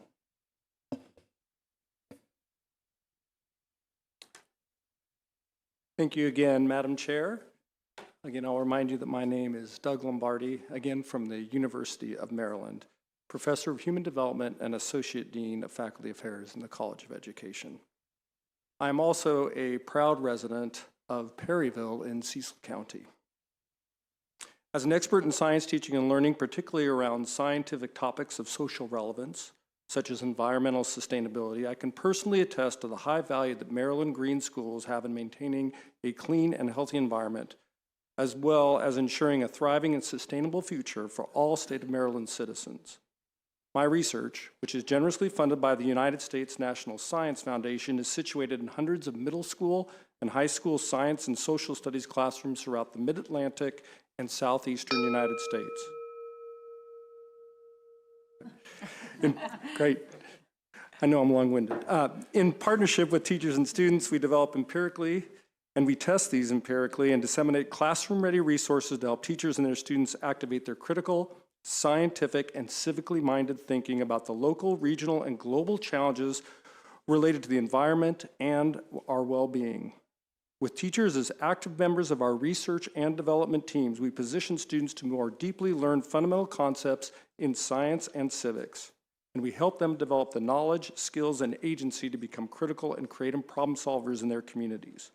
We collect a tremendous amount of data and observations and conduct robust statistical and discourse analyses which show that children and adolescents want to and can become problem solvers in their communities.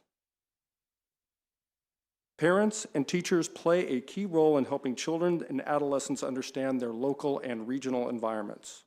Within the context of formal schooling and through relevant community-centered knowledge-building activities, teachers and staff empower students for STEM and civic achievement. These pathways that teachers open up for their students to learn the fundamental science that supports thriving ecosystem services include availability of fresh water, clean air, and fertile fields and green spaces. Teachers and staff, though, need our help. They need the space, tools, and resources to engage as a community of educational practitioners to position students for achievement. Maryland Green Schools currently serve as a hub of scientific and civic activity that effectively supports parent, student, and teacher collaboration and cooperation. However, we need to ease the burden on teachers and staff. Maryland House Bill 997 is a forward step towards ensuring that green schools provide exemplary models of engaging scientific and technical spaces. As a professional development model, green schools should facilitate teachers and staff's acquisitions of state-of-the-science education resources. I'm going to have to ask you to wrap up your testimony. Okay. Thank you very much, and I appreciate the support of this bill.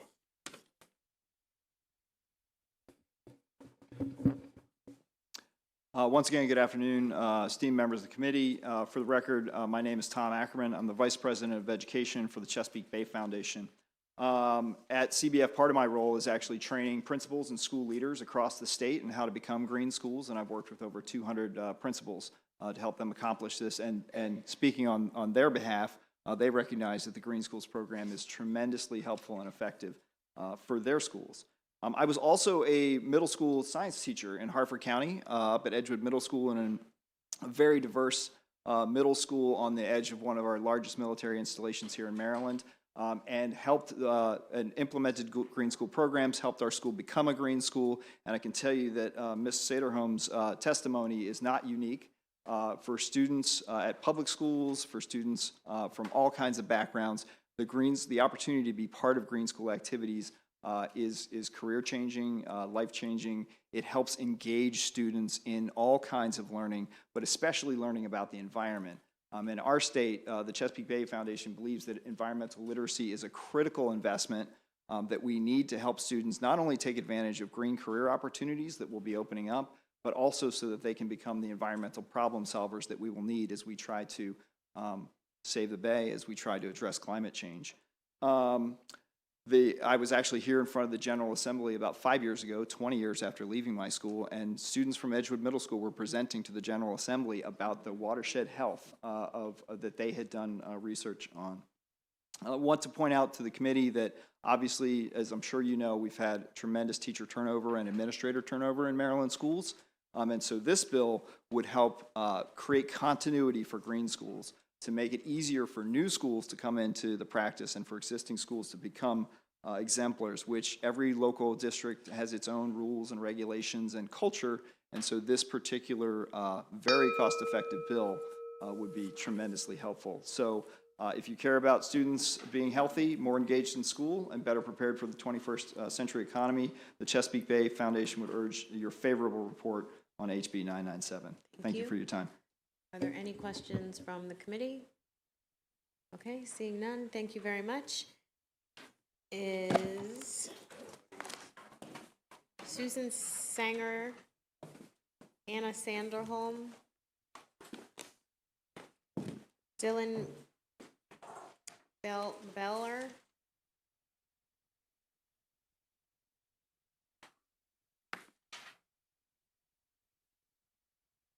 Stacy, Stryer. And I think that is everyone.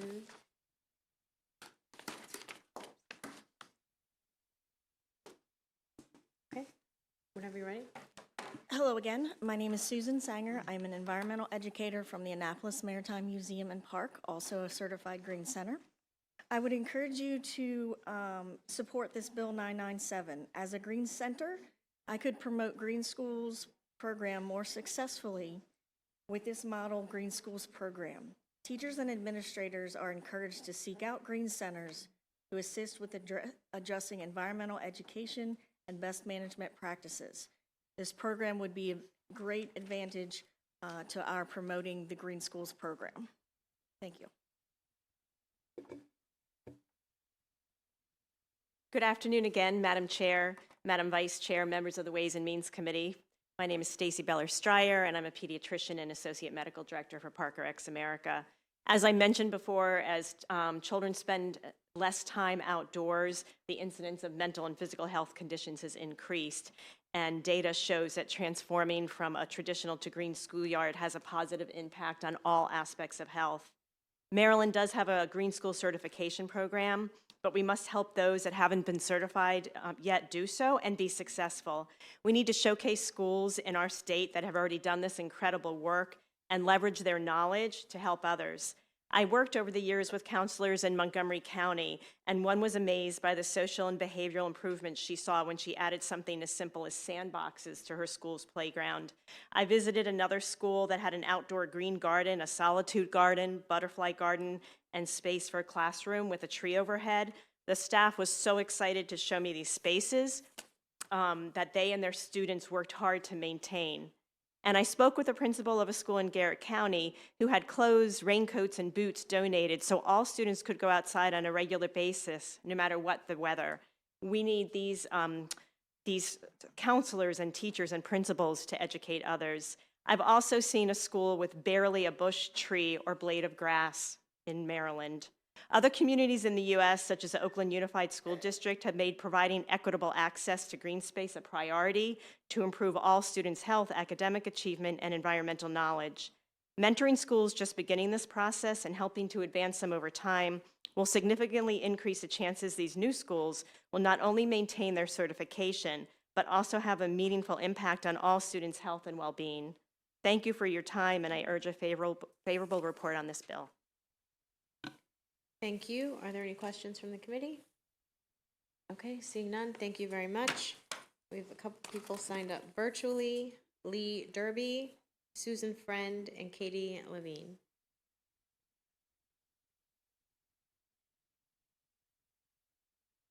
Okay, Mr. Derby, for 2 minutes, please. Okay, thank you again. And again, relative to this bill, I am the supervisor for one of our green centers here in Montgomery County and work with schools to become and maintain their status as a green school. And I believe that House Bill 997 is a great first step toward formalizing and standardizing a longstanding process that has been in place where our green leaders do know examples of exemplary green schools. However, those green leaders may have a different set of standards, a different set of indicators that they use in identifying those schools. And this bill would standardize that process by developing that specific criteria that everyone, no matter where you are in the state, would be applying when identifying those model schools that can support, provide professional development, provide that visual in-practice observation that those who are wishing to become green schools would really benefit from. That resource is much needed. As we know, it's very effective and will be very valuable in moving our green school efforts forward. Thank you. Thank you. Are there any questions for Mr. Derby? Okay, seeing none. Thank you, Mr. Derby.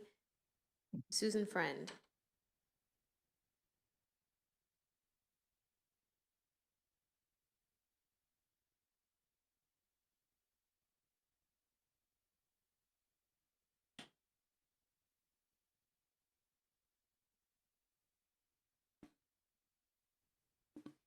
What's happening?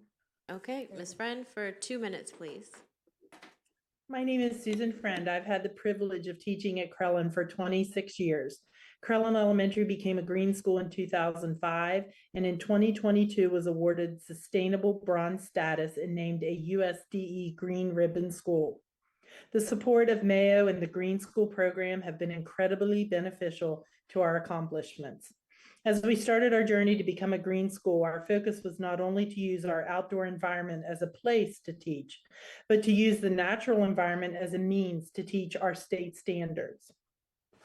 For almost 20 years, we have been aligning our curriculum standards so we are able to teach through the lens of the environment. Our place-based approach connects and builds relationships with the community while making learning relevant.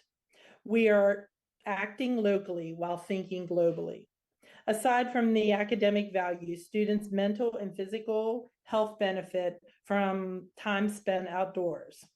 House Bill 997 supports the sharing of lessons learned by schools like ours.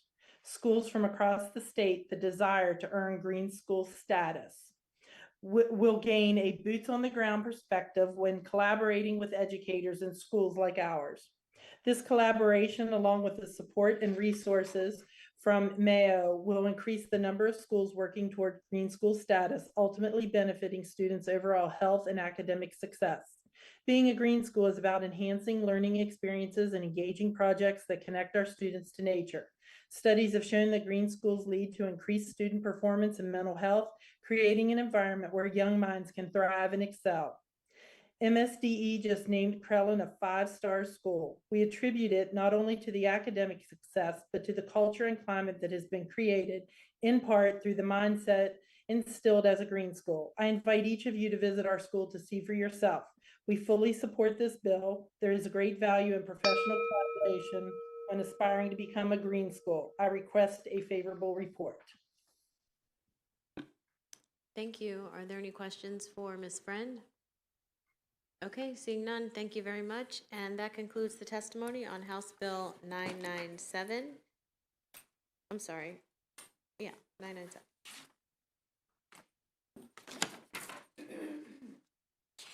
Okay, calling House Bill Delegate Foley, 1167.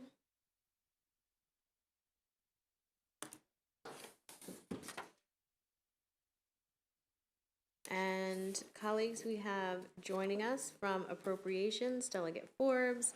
You might see Delegate Greist walk in and Delegate Wolick come behind here.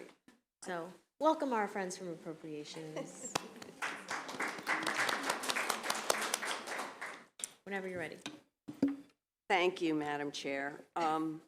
Chair Atterbury, Vice Chair Wilkins, and members of the Ways and Means Committee, for the record, I'm Delegate Linda Foley, and I'm presenting House Bill 1167, Maryland Center for School Safety, Statewide Secure Schools Emergency Response Program established. This is an important bill that will improve the safety of our schools. And I just want to say that everybody who is testifying on this bill, whether for favorable or unfavorable, we all share the same goal, which is to make our schools safer. So first, I do want to thank Kate Bryan of the Maryland Center for School Safety and Anna Sierra from the Maryland Department of Emergency Management for their collaboration with us on an amendment that we submitted this morning. And the amendment really changes the bill pretty drastically. I believe the amendment addresses all the concerns raised by their agencies. What the primary objection that they had was that this was a one-size-fits-all solution, and the amendment to the bill, you'll see, makes it much less. It's just one of many options. It also turns a mandate into a grant program, more or less. So I think that it makes the bill better, and I do appreciate their work. The amendment basically makes all the elements of the response system described in the bill as an option and not mandatory, as I said, and it includes other measures in addition to the panic button system that's referred to in the original bill.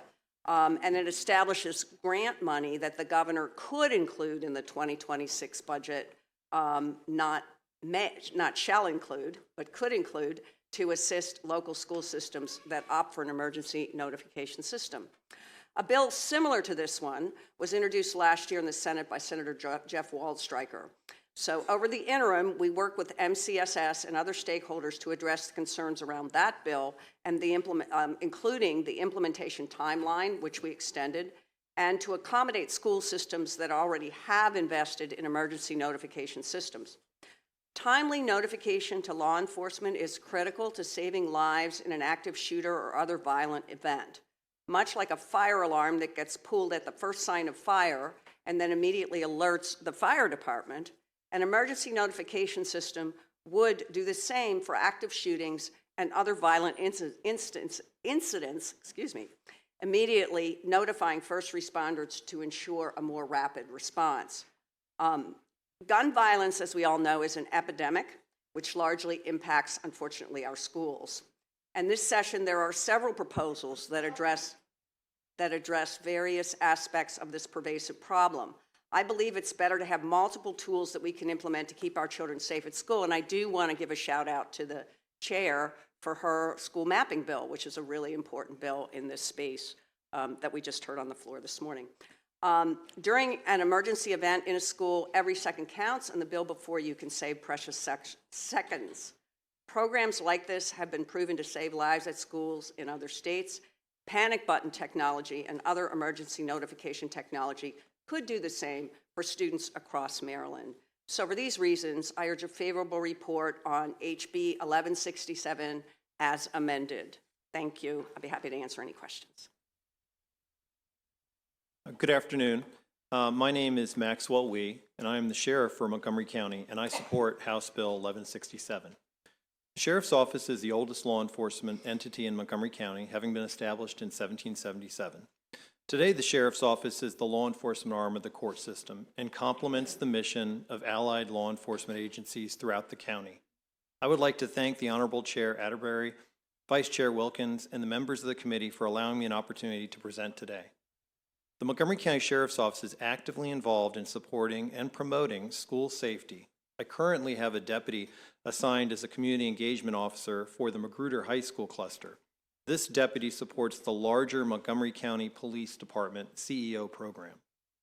There are a variety of tangible benefits stemming from this House Bill 1167 to improve emergency response. The first is the establishment of a model communication platform that will exist to test and evaluate the effectiveness of the program within the schools, which will allow for improvements to the program over time. Second is the ability to provide grant funding to local school systems for dedicated notification platforms for first responders and law enforcement members in the event of a critical incident such as a school shooting or other significant event. The benefits of these enhancements ensure that on-site school personnel have an enhanced notification system to complement current notifications. Such a benefit will serve to reduce response time and ensure the educational alerts can be made to first responders discreetly and provide information to aid in their response. Additionally, the availability of an enhanced communication system for on-site personnel will complement current security measures in place. The Montgomery County Sheriff's Office, as an example, currently utilizes a panic button style notification system throughout the circuit court complex, and this has been extremely beneficial. With the current challenges facing our school children and staff today, where fire drill response and dedicated fire alarm infrastructures are in every school, the implementation of this proposed legislation makes sense. I thank you for your time, and I urge a favorable report for this House bill. Hello, Chair Atterbury, Vice Chair Wilkins, and members of the Ways and Means Committee. My name is Lisa Fuller. I am the second Vice President of the Montgomery County Women's Democratic Club, and I'm Chair of the Communications Committee. I am also a retired Montgomery County public school educator, but more importantly, I have 5 grandsons in the Maryland Public Schools. I come to you today to support House Bill 1167. During my 30 years in MCPS, I worked as a teacher in 3 different elementary schools, and as a specialist, I worked with 27 different schools. Teachers in classrooms are quite isolated. In order to get help or support, the process was to use the intercom. While most situations were handled easily, I can think of a few times when a panic button would have been the more appropriate tool. A student whispered in my ear, "Mrs. Fuller, there's a body on the playground, and I can see it from our classroom." A second time, a confrontational parent who I didn't know had gotten into the building from a side door, demanding to see his child's teacher. These 2 incidences should not be spoken aloud in a classroom of students. Using a panic button, a silent button, would have been the better tool. I mentioned that I worked with 27 different schools. Procedures were different in nearly every one.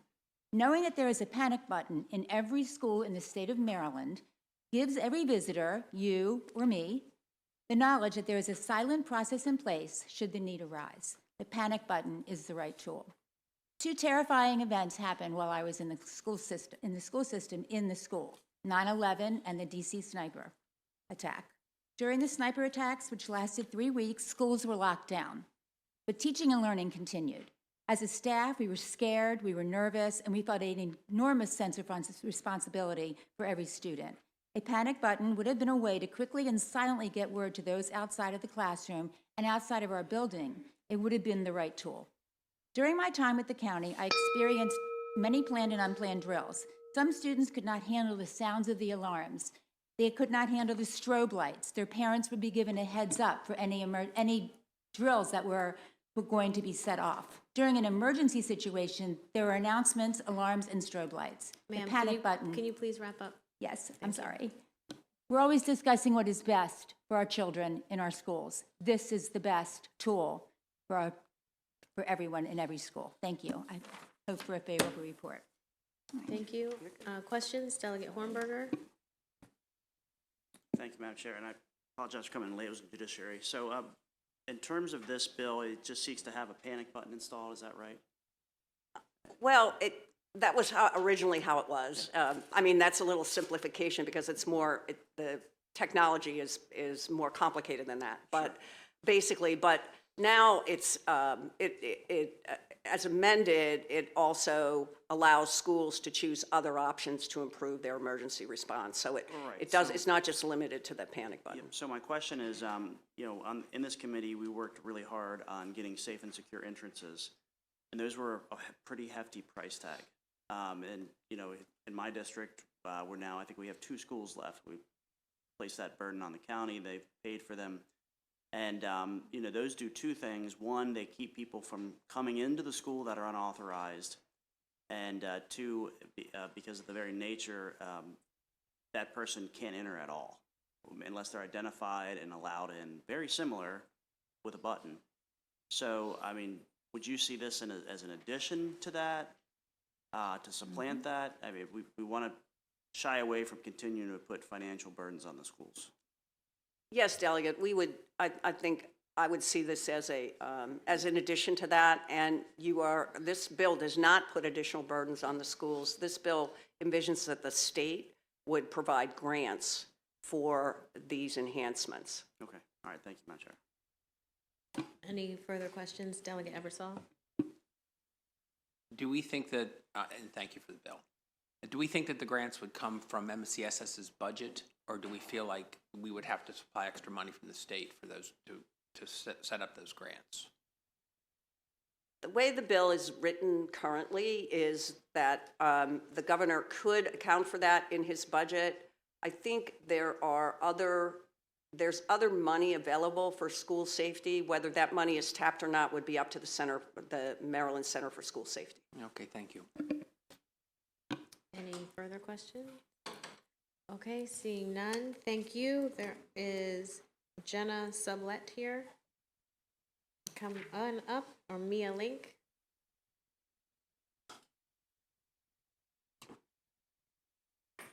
And then if they are there, we will hear from Kashana Cross virtually.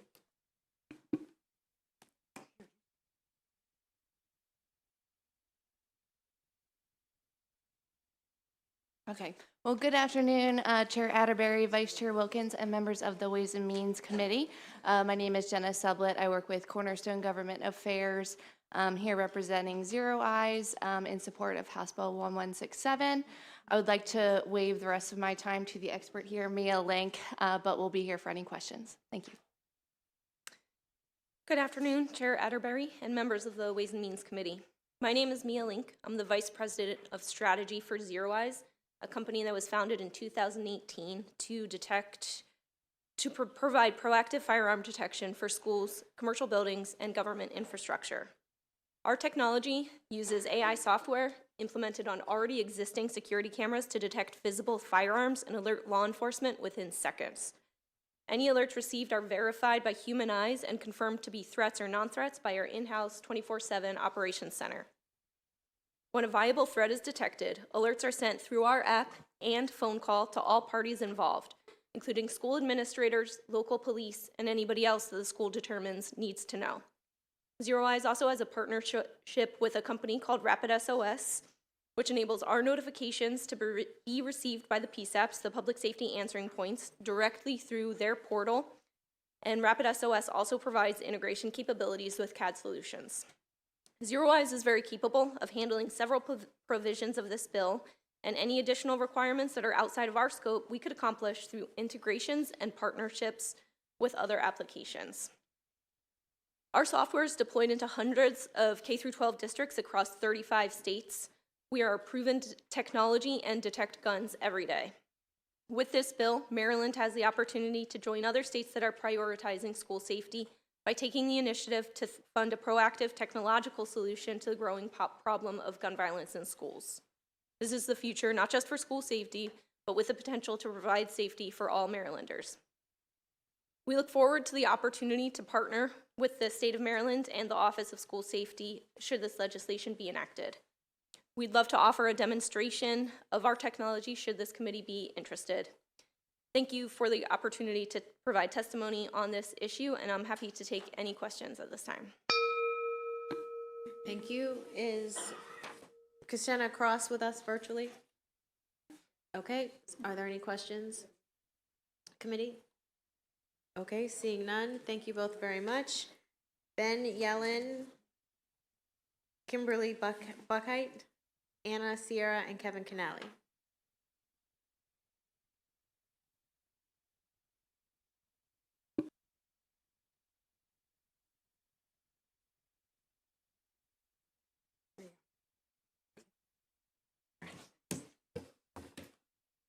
You go last. All right. Good afternoon. Chair Atterbury, members of the committee, thank you for having us. I am actually Kate Bryan. I'm the Executive Director of the Maryland Center for School Safety, so thank you for having me. My testimony today was based off of our written opposition to the bill, and as of this morning, we've seen some amendments that we believe we can support. So first off, the bill originally, our biggest concerns was identifying a single product, single technology that had to be used in every single school in the state. That's problematic for us because every single school in the state is different.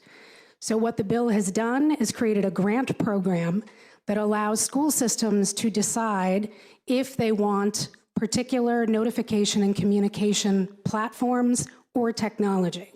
One of the things we did after Senate Bill 677 in 2023 last year, we convened a work group and a study with the help of the University of Maryland Center for Health and Homeland Security to do a study of notification and communication systems. We completed that. We identified two key areas, additionally one, which Anna will touch on, but two key areas which include a need to invest in intercoms and PAs, which were just mentioned briefly a minute ago, as well as improvements in Wi-Fi, cellular, and radio communications inside our schools. So we support that. Those are included within the amendment that we saw this morning. So we are hopeful, assuming those amendments go through, we would support the bill with those changes. And I'm happy to answer any questions. Chair, thank you for having me here today. I'm Anna Sierra. I am the Legislative Liaison for the Maryland Department of Emergency Management. I will say me too. I know you guys have had a very long day. The only additional thing that I will add is that what won't be included in the amendments, but the Center for Health and Homeland Security study shows, is that we also need to invest in CAD to CAD, computer-aided dispatch, integration between our public safety answering points. That doesn't fall under the Maryland Center for School Safety, but it is an area that we also saw during the study, an evaluation. Ben's going to talk to you about that study and the methodology behind it and our findings. But that's another really important area for investment that I look forward to continuing to working with the legislature on. I do want to take a moment and thank Delegate Foley for working with us and very quickly working with us. We met Monday and were able to get amendments submitted as of this morning that really do reflect the recommendations of the study, minus that one, that CAD to CAD. And we very much appreciate the delegates' willingness to work with us on this. We think this bill combined will absolutely improve school safety and emergency notification systems throughout the state.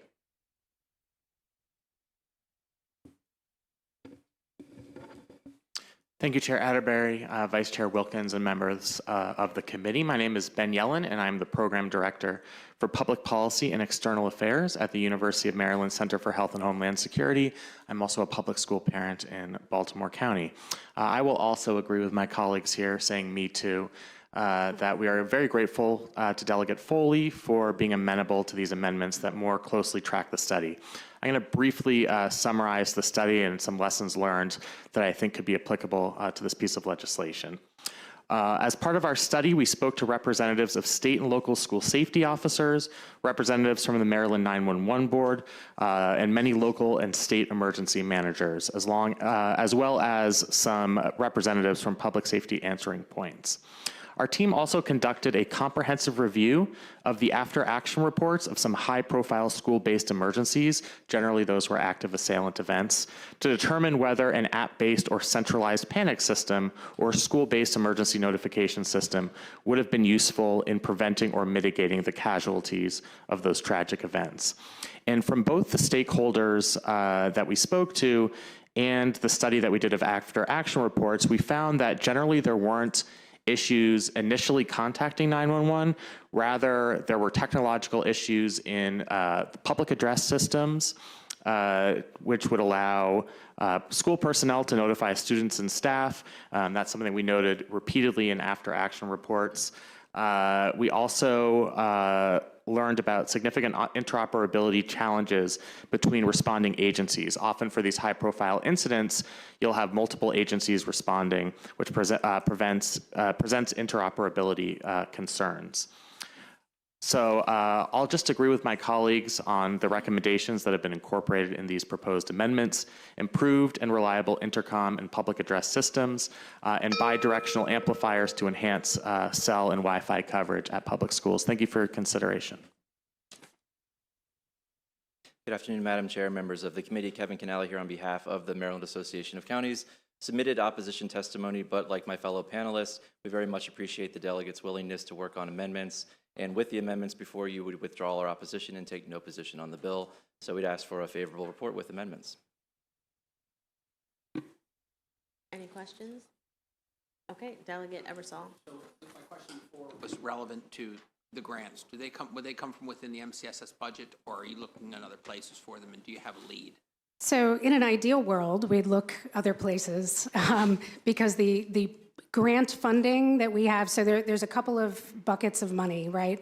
So we administer grants for the Interagency Commission on Public School Construction, the school security grants. Those sunset in 2026. Okay. So those will go away. We administer grants ourselves for school resource officers. So that's a pot of $10 million specific for personnel, can't be used for any of these resources. We have a third grant, which is our Safe Schools Fund, which is currently only funded with $600,000 a year. And that's among 24 school systems, 1,400 schools. So Thank you, that's helpful. It's good to see you, by the way, too. You Nice as to be well. across the Nice to table see from you. Yep. Okay, any further questions? Okay, seeing none, thank you very much. That concludes the hearing on House Bill 1167. Delegate Solomon, House Bill 1139. And I see your panel is Ms. Push and Laura Wheeldryer.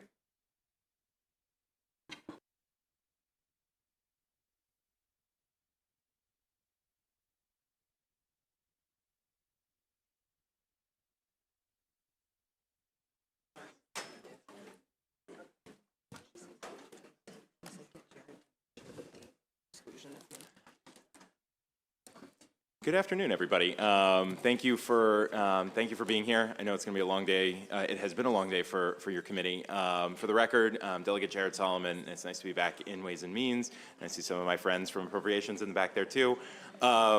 This is a bill that I know is near and dear to the Vice Chair's heart.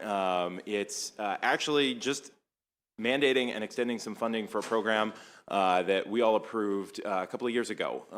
And this is actually sort of the model of how we should be doing things. We piloted a program that was really effective in Montgomery County called the Growing Opportunities for Family Child Care. We piloted it for 2 years. We set it up in, it was supposed to be 3 pilot sites. The State Department of Education loved the program so much, and they're here to testify today as well, along with the board. They liked the program so much they actually used some ARPA dollars and piloted it in another 2 sites.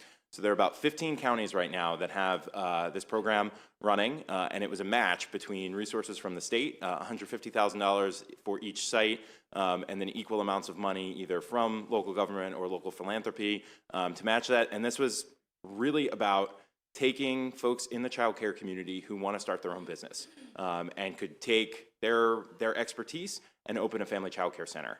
You all hear a lot about this. I know both of our committees have done a ton of work on growing the size and scope of our child care community.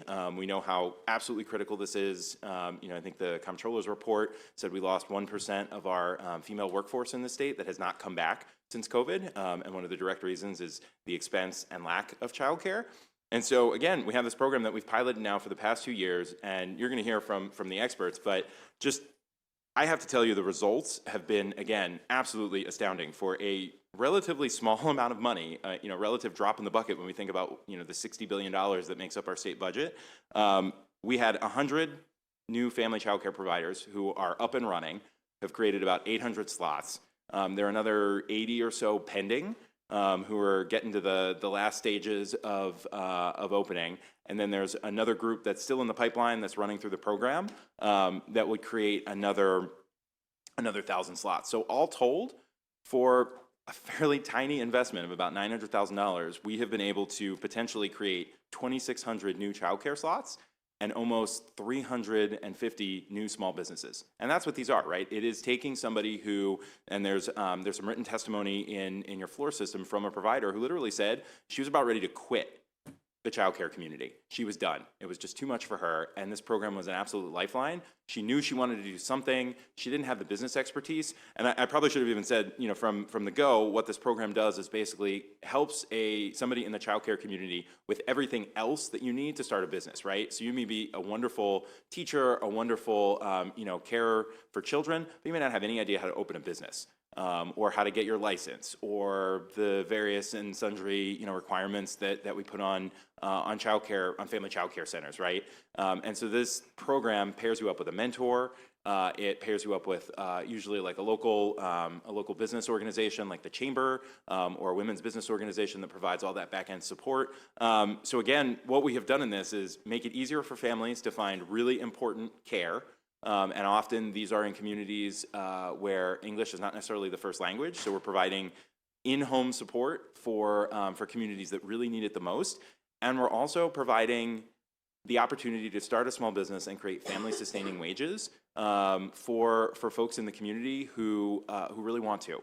So again, this is sort of what our pilots are, right? We start them, We invest in them with a little bit of money. We analyze them. We look at the data to make sure they're working effectively. And when we hit home runs with them, we hope that we can continue to fund them.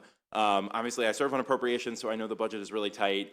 All this bill does is continue that relatively small bit of funding that I would say is probably one of the best returns on investment that we've had in the last couple of years for a pilot program, and would extend that out. So I'm going to turn it over to my panel who can do more of the sort of technical side of things and would be happy to take questions.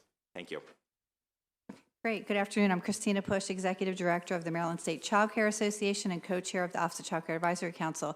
A big thank you to our sponsor and champion, Delegate Solomon, for his support of child care, children, and families, and thanks to the esteemed Ways and Means Committee, Vice Chair Wilkins for this opportunity to convey strong support for House Bill 1139. Child care providers are the backbone of the community, and this bill recognizes the amazing success of the Growing Family Child Care GoFCC pilot program by establishing the program in law with sufficient funding to ensure Maryland continues to support access to child care for working families.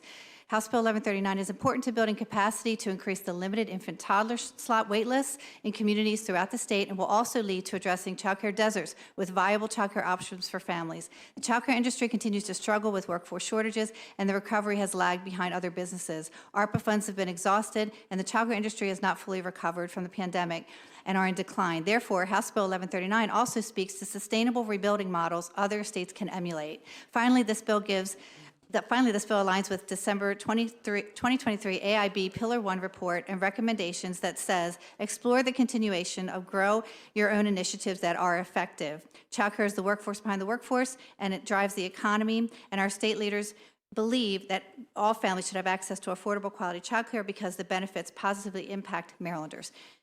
MSCC asks for a favorable report, and thank you.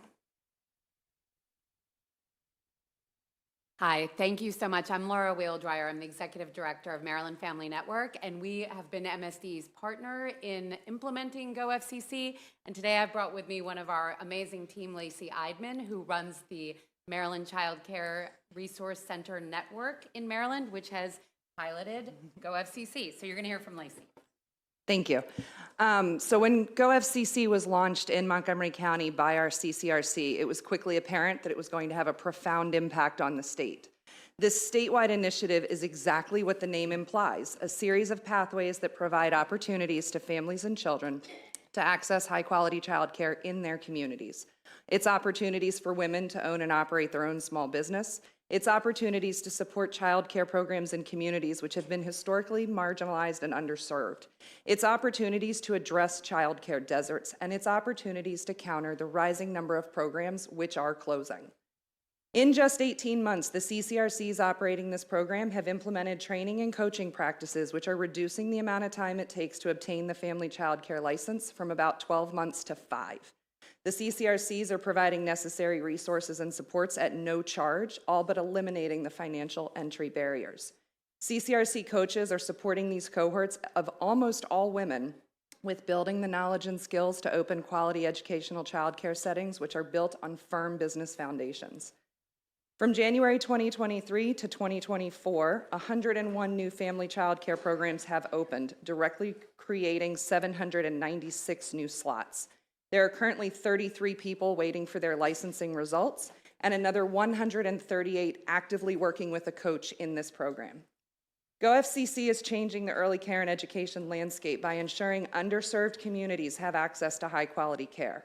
It is supporting women, many of whom represent racial minorities in Maryland, with accessing resources and supports to open their own business. It is ensuring that all children are able to spend their first 5 years, which support their development and well-being.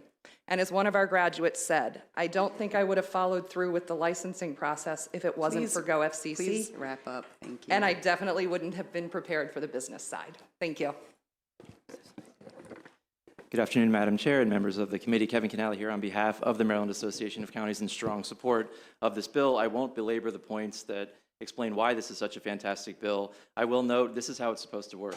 We started a pilot program in one county. It's gone to 15 counties, and I'll also note that that's in every geographical part of the state. I think that's a great testament to the success of this program, to the community buy-in. We think this is a fantastic idea. We'd love to see it move forward. Counties have gotten creative. We know that childcare is a problem in every single county, but this is belt and suspenders to make sure that those creative efforts can continue. certainly would ask for a favorable report on this fantastic bill. Thank you. All right, well, thank you so much for bringing the bill. I don't see any questions, but I do want to say, and I think I say this like 5 times every session, that my mother is a family child care provider, and so I'm very passionate about these types of opportunities for family child care and really appreciate this bill. So thank you so much, Delegate, for bringing it. Thank you. All right, we have some additional individuals who are signed up favorable. Lacey Eadman. Did we already have Lacey? Okay. Joshua Michael, did we already have Joshua? Okay, Joshua Michael. If you are in person, you're here for this bill, please come on up. We do also have one person who's virtual, so we'll take our 2 in person and then our virtual.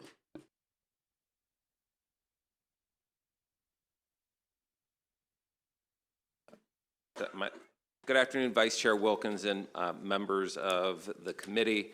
My name is Josh Michael. I serve as Vice President of the State Board of Education and am here simply today on behalf of the board to underscore our strong support for House Bill 1139. I'm joined here with Dr. Cook, who is our Assistant State Superintendent for Early Childhood, who will provide some more details, but just encourage your favorable report, and thank you for the opportunity. Thank you, Dr. Michael. Good afternoon, Chair Atterbury, Vice Chair Wilkins, and members of the House and Ways Means Committee. I'm Dr. Shana Cook, Assistant State Superintendent of the Division of Early Learning, and I'm here on behalf of the Maryland State Department of Education to offer our support for HB 1139. COVID-19 pandemic exacerbated the reduction of licensed and registered child care programs in the state of Maryland and across the country. Growing Opportunities for Family Child Care, GoFCC, is a unique program which provides intense and targeted training, coaching, and resources to support interested individuals in opening family child care businesses. The goal of the GoFCC program is to increase the supply and ensure the sustainability of family child care providers in areas with above average rates of poverty and unemployment. On behalf of the Maryland State Department of Education, we ask that the committee provide a favorable report on HB 1139 because we know that it will have an impact for children and families by continuing to increase the supply of quality family child care programs across the state. Thank you. Any questions? All right, seeing none, our virtual individual that signed up is not present, so we are going to close the hearing on House Bill 1139. Thank you again for this bill, and thank you to our appropriations members who are visiting. I think that those are the 2 bills for this group. The next bill that we will call up is actually my bill, House Bill 1157. And we do have some members of the Appropriations Committee who are going to be joining us, so we will just pause for a moment while they get here. And thank you to our friends in Appropriations.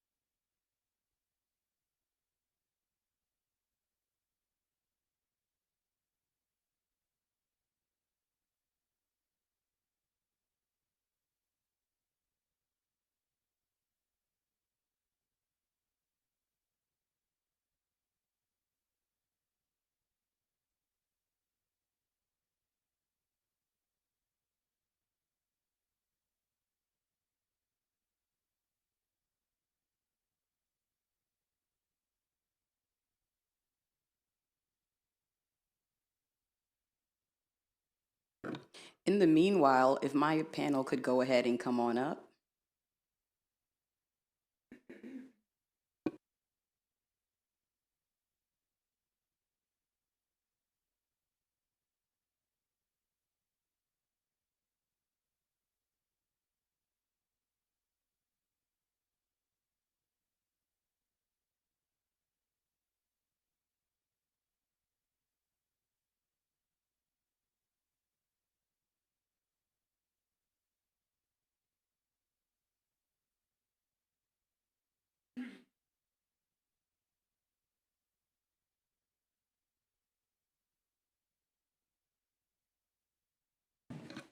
All right, we are now joined by the Appropriations Committee, and we will begin the hearing on House Bill 1157. Thank you so much to Delegate Forbes, Delegate Anderton, who hopefully will be joining us, and also Delegate Harris, who is here.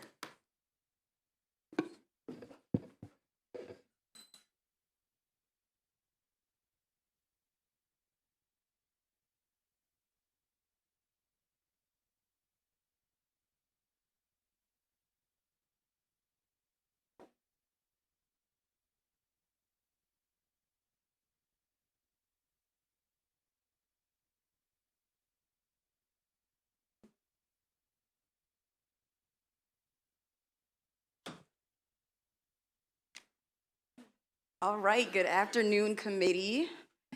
For the record, I am Delegate Janelle Wilkins. I am pleased to present House Bill 1157, Grow Your Own Educators Grant Program. As we continue to grapple with our teacher shortage here in the state and also diversify our teacher workforce, this bill creates a Maryland Grow Your Own Educators program to provide non-certified education support professionals interested in teaching who pledge to fulfill a service obligation in our schools with a certification to be able to help fill those gaps. This bill is an opportunity to support our extremely diverse and committed support staff professionals who are the backbone of every public school in the state to get the education and support at no cost to become certified teachers. Grow Your Own Educator programs have been recognized by the U.S. Department of Education and across the country as promising ways to recruit high quality and diverse teachers. The core of the program in House Bill 1157 is the development of Grow Your Own collaboratives that bring together the school system, a teachers union representing teachers and employees in the school system, and a higher education institution that has a teacher preparation program. The local collaborative would receive a grant from MSDE and then would support the non-certified support professional that is interested in teaching to become a certified teacher. They would then have an obligation for a time period to serve in a high-need school or in a grade level or content area where there is a shortage. The teacher candidate would have no cost tuition, fees, or books while pursuing the certification and would be provided a teacher mentor. House Bill 1157 would address our challenge with our teacher shortage, high rates of teacher attrition, and also help improve and increase diversity among our educators while creating better outcomes for our students. I urge a favorable report on House Bill 1157.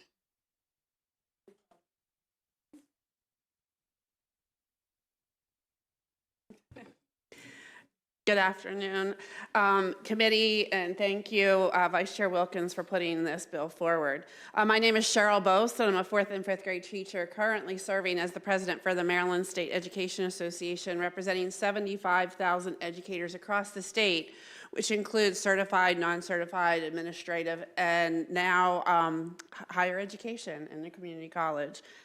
Maryland continues to face educator shortages, high rates of teacher attrition, and teaching workforce that is less diverse than Maryland students. This bill would create a $5 million Grow Your Own Educators program, bringing back a proposal that was originally included in the 2023 Educator Shortage Reduction Act. This proposal is designed to create high-quality, accountable, sustainable, funded Grow Your Own programs that support our education support professionals, like paraeducators who are in our classrooms each and every day working with students who then wish to continue and actually become classroom teachers. This bill is especially important as temporary federal funds that LEAs were using for similar efforts will run out this year. The Grow Your Own Educators program in this bill does not rely on grants alone. It also incentivizes tapping into creative federal and state funding sources that are already available. Maryland's education support professionals workforce is a racially and linguistically diverse group of committed educators who already work with students every day in our classrooms. Those who attain teacher certification are most likely to stay in the classroom and thrive as teachers. To be clear, all education support professionals are essential and deserve a living wage, whether or not they wish to become a teacher. but those who do should have the opportunity to do so without taking on debt or losing their job and benefits while they study. With this bill, education support professionals could study and complete their teaching internships while remaining in their roles. Let's take action to ensure that every school employee who wants to become a teacher can earn that certification. So we urge favorable support of House Bill 1157. Thank you. Well, thank you, Ms. Botts.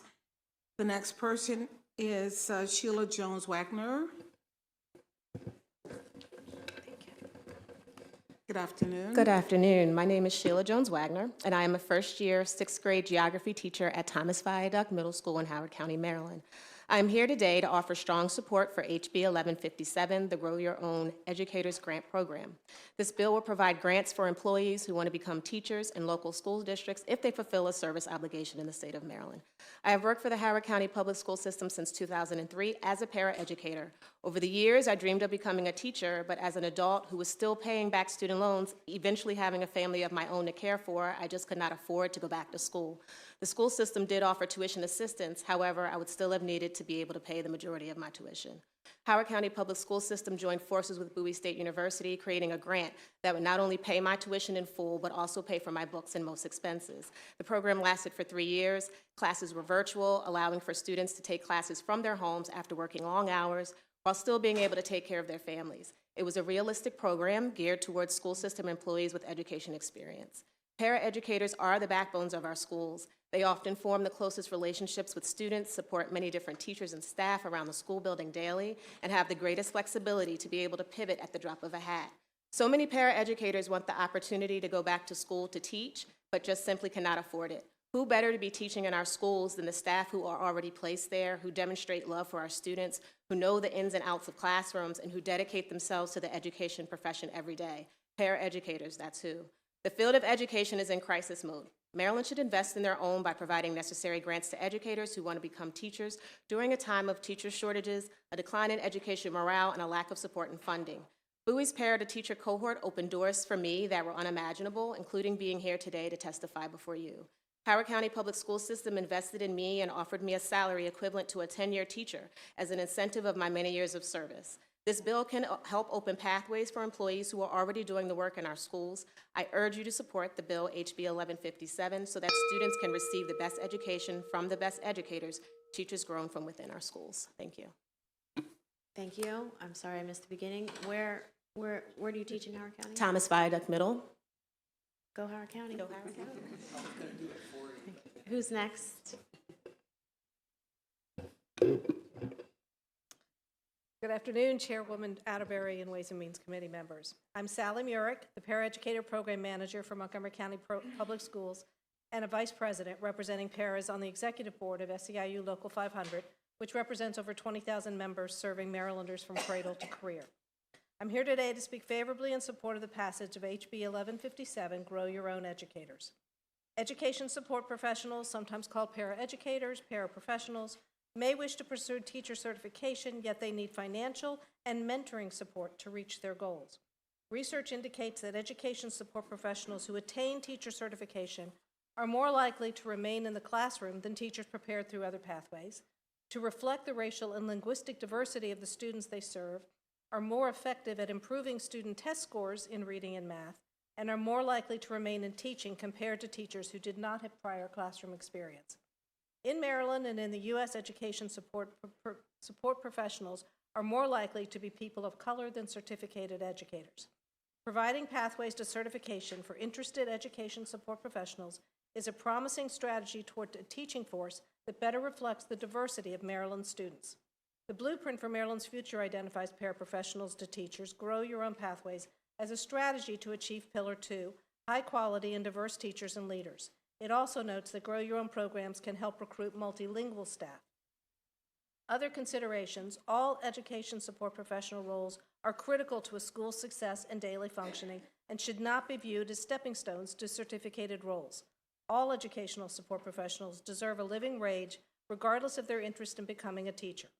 Grow Your Own programs often require a commitment for participants to teach locally for a certain number of years upon graduation, though policies may also include caveats for those who are unable to complete the program or find a job. The development of diverse and highly qualified mentor teachers is an important element in successful Grow Your Own programs, and LEAs should consider how their career ladder to help mentor teachers to support Grow Your Own. I ask for a favorable report on the bill. Thank you. Thank you, Chair Atterbury, members of the Ways and Means Committee. My name is Christopher Cano, Director of Political and Legislative Affairs for SEIU Local 500. We at SEIU Local 500 represent over 20,000 members who teach Marylanders from their early childhoods to their careers and beyond. And many of our members are educational support professionals serving as paraeducators in Montgomery County Public Schools. Oftentimes, these members serve vital roles in students' education, and many seek professional growth within the classroom.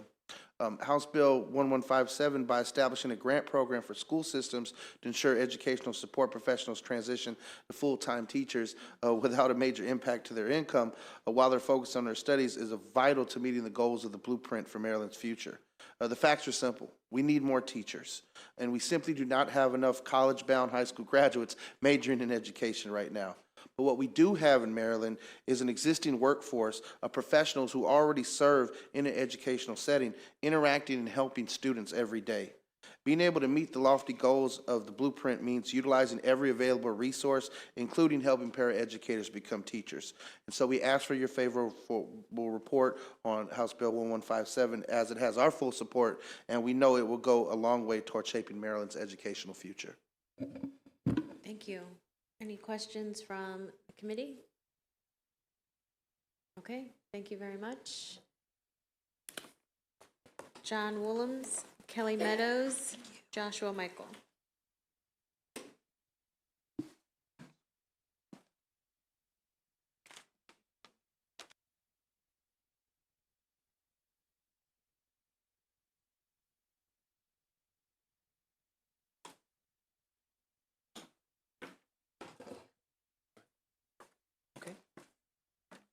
Madam Chair, members of the committee, John Woollums, representing the Maryland Association of Boards of Education. Me too, for the reasons you heard outlined by the preceding panel of experts. MABE is a strong supporter of this legislation to incentivize the promotion and development of our educational support professionals as classroom teachers, and believe that this bill will facilitate a critically important pathway to do so, and urge favorable report on House Bill 1157. Hi there. Good afternoon, Chair Atterbury and members of the committee. Again, Josh Michael, Vice President of the State Board of Education, here today to offer and underscore our support for the full board of House Bill 1157. I'm also joined by Kelly Meadows, who is our Assistant State Superintendent for Educator Certification at MSDE. We believe, in addition to supporting non-certified education support professionals through teacher preparation, it is critical to also support conditionally licensed teachers. We have offered an amendment in our testimony that adds conditionally licensed teachers to those eligible to participate in the program. We have right now, more than 5,000 conditionally licensed teachers employed in local schools across the state, which makes up 8.4% of our total workforce. This is a growing group of teachers. It is also significantly more racially diverse than our certificated personnel in schools.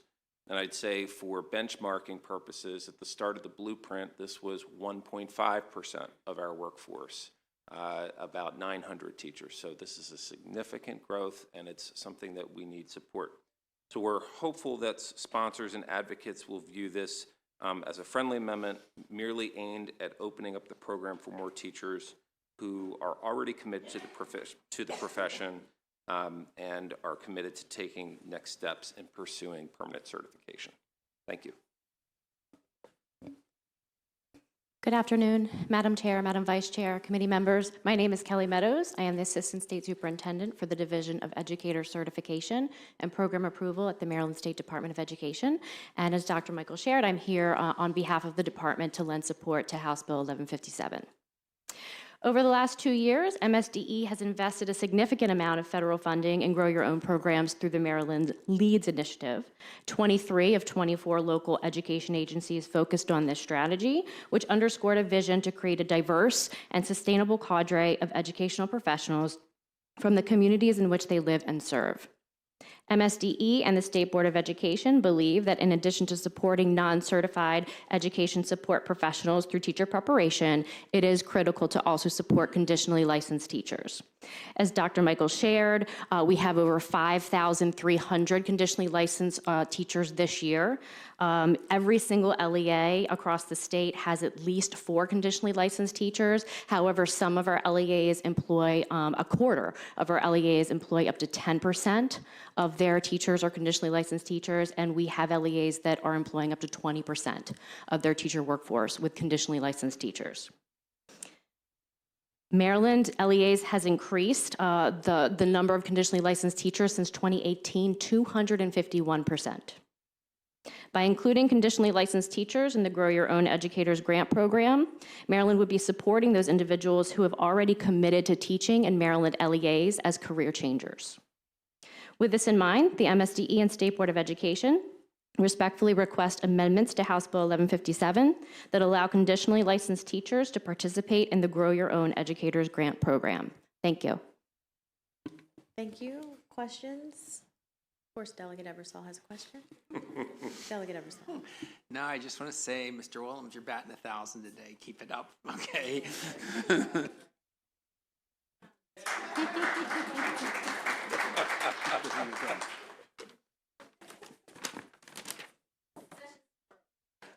Yes. Any questions? Okay, thank you very much. Is Ms. Cross on with us virtually? No? Okay. Then that concludes the hearing on House Bill 1157. Our final bill of the day, Delegate Jones, House Bill 785. And I have your panelists Skip Dye, Michelle Alexander, Cheryl Bost, and Irene Padilla. And you have some virtual, and Donna Miganardi, and then 2 virtual that we'll call after. All your in-person folks. Do you have enough chairs? Yeah. Some virtual, and Donna. So if you're virtual yet, please turn off your live stream. Would it be appropriate if we put one more chair Yep. at the table? Go ahead, you're just gonna have to pass the mic. Or you can move over. Yes, and then we can just move the mic down as appropriate. Whenever you're ready. Thank you so much, Chairwoman. And to the committee, I know this has been an incredibly long day. I appreciate each and every one of you, and I hope that we're able, actually, in my view, to talk about something that is my favorite subject of all, and that is libraries. So thank you, and thank you to my panel for being here. For the record, I am Delegate Dana Jones. Chair Atterbury, Vice Chair Wilkins, and members of the Ways and Means Committee, I come before you today to proudly introduce HB 785, the Freedom to Read Act. 785 will protect Maryland's library collections and the librarians who curate them. This crucial and timely legislation will safeguard our libraries from becoming the next frontier of censorship, protecting literature and the freedom for readers to choose for themselves.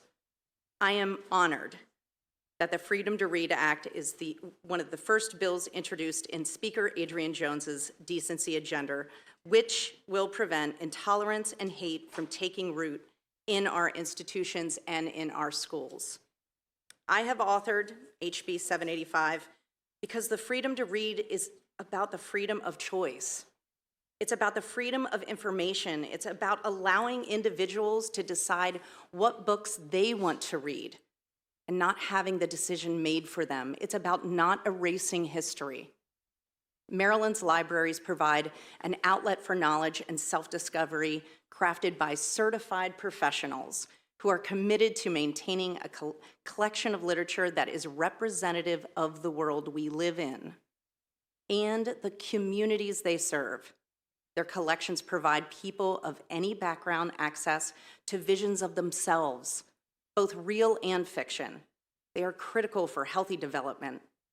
Unfortunately, Maryland has seen a significant increase in attempts to ban books from our library shelves.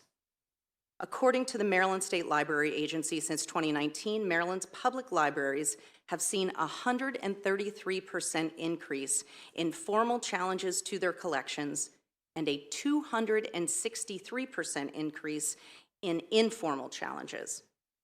Maryland has experienced at least 15 public library system jurisdictions with book challenges, some of which have been significant, including Allegheny, Anne Arundel, Baltimore County, Calvert, Carroll, Charles, Enoch Pratt, Frederick, Garrett, Howard, Kent, Prince George's, St. Mary's, Talbot, and Wicomico. This increase is not exclusive to our public libraries. In September 23, a survey by the Maryland Association of School Librarians stated that over 70% of respondents reported book challenges at their school districts. These challenges attempt to ban certain titles like Water for Elephants, Slaughterhouse-Five, The Handmaid's Tale, and even a book by renowned author Judy Blume, who, I have to admit, was critical in my childhood. These challenges overburden our librarians and prevent them from doing their work. What does the bill do? The Freedom to Read Act establishes a set of state standards for libraries which enshrines into law that libraries exist and are operated for the interest, the information, and enlightenment of all persons the library serves. Additionally, that libraries should not exclude material from its collection because of origin, background, or the views of the author, much less for partisan or doctrinal reasons. The legislation also protects our dedicated library professionals from punitive actions for their commitment to upholding these standards. As outlined in the survey by Massel, 52% of public school librarians reported not purchasing books, which they were afraid would be controversial. Others stated that they second-guessed themselves and their decisions when it came to purchasing books because of a sense of fear and repercussions of losing their jobs. HB 785 also safeguards Maryland Public Libraries collections from planned attempts to take or damage materials, also known as shadow banning, by increasing the fines already in code for the offenders. Finally, the bill directs any library, school library resource center, or other libraries to adopt and follow a written policy consistent with the state standards.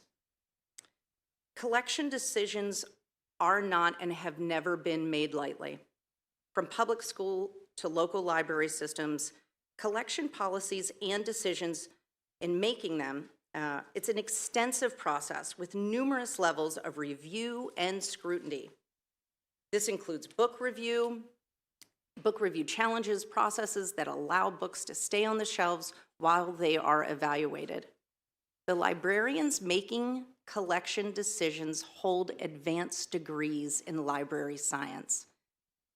This has provided them the necessary training to understand how to curate and appropriate collections that serves the need of their students and their communities in their part of the state.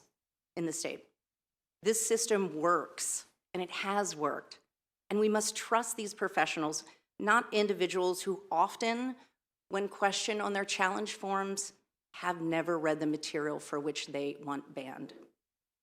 Tragically, some librarians have started self-censoring by not ordering books that may cause a controversy, an understandable reaction when, according to the survey by Massel, from 2019 to 2023, there was a 600% increase in threats to staff and 11 incidents of bomb threats to library branches. As efforts to ban books grow exponentially in Maryland and nationwide, we must act proactively to prevent them. We must trust our library professionals to make collection decisions, and we must actively protect them in doing so. I know many have teased me in the past for being such a library lover and a library nerd. It is true. that growing up in Allegheny County, in the heart of downtown Cumberland, the Washington Street Library was in fact the cornerstone of my intellectual growth. It sparked my imagination and offered endless access to knowledge. Within those stacks, I discovered the keys to my future.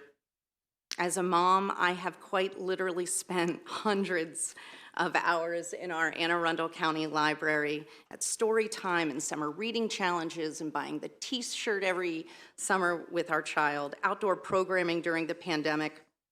While I thought the magic of the library was given to me in my childhood education, it was participating as a parent with our child that the library grew to mean so much more to me. It was this amazing treasure bestowed upon us. It was the spark that aided in my child's educational growth. Witnessing those moments in our child was amazing, and I am forever grateful. The profound impact that libraries have had on me and our child drives me to present this important legislation with you today, and to protect those librarians and to protect the libraries for other families.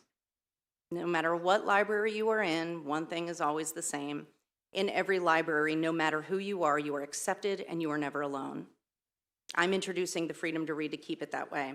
And Madam Chair, if I can for a second, the last couple of weeks, but in the last 7 days, I think that the amount of disinformation and purposeful misinformation has been staggering on this bill and what it does, both online and media, and sadly, or potentially embarrassingly in some testimony I have read.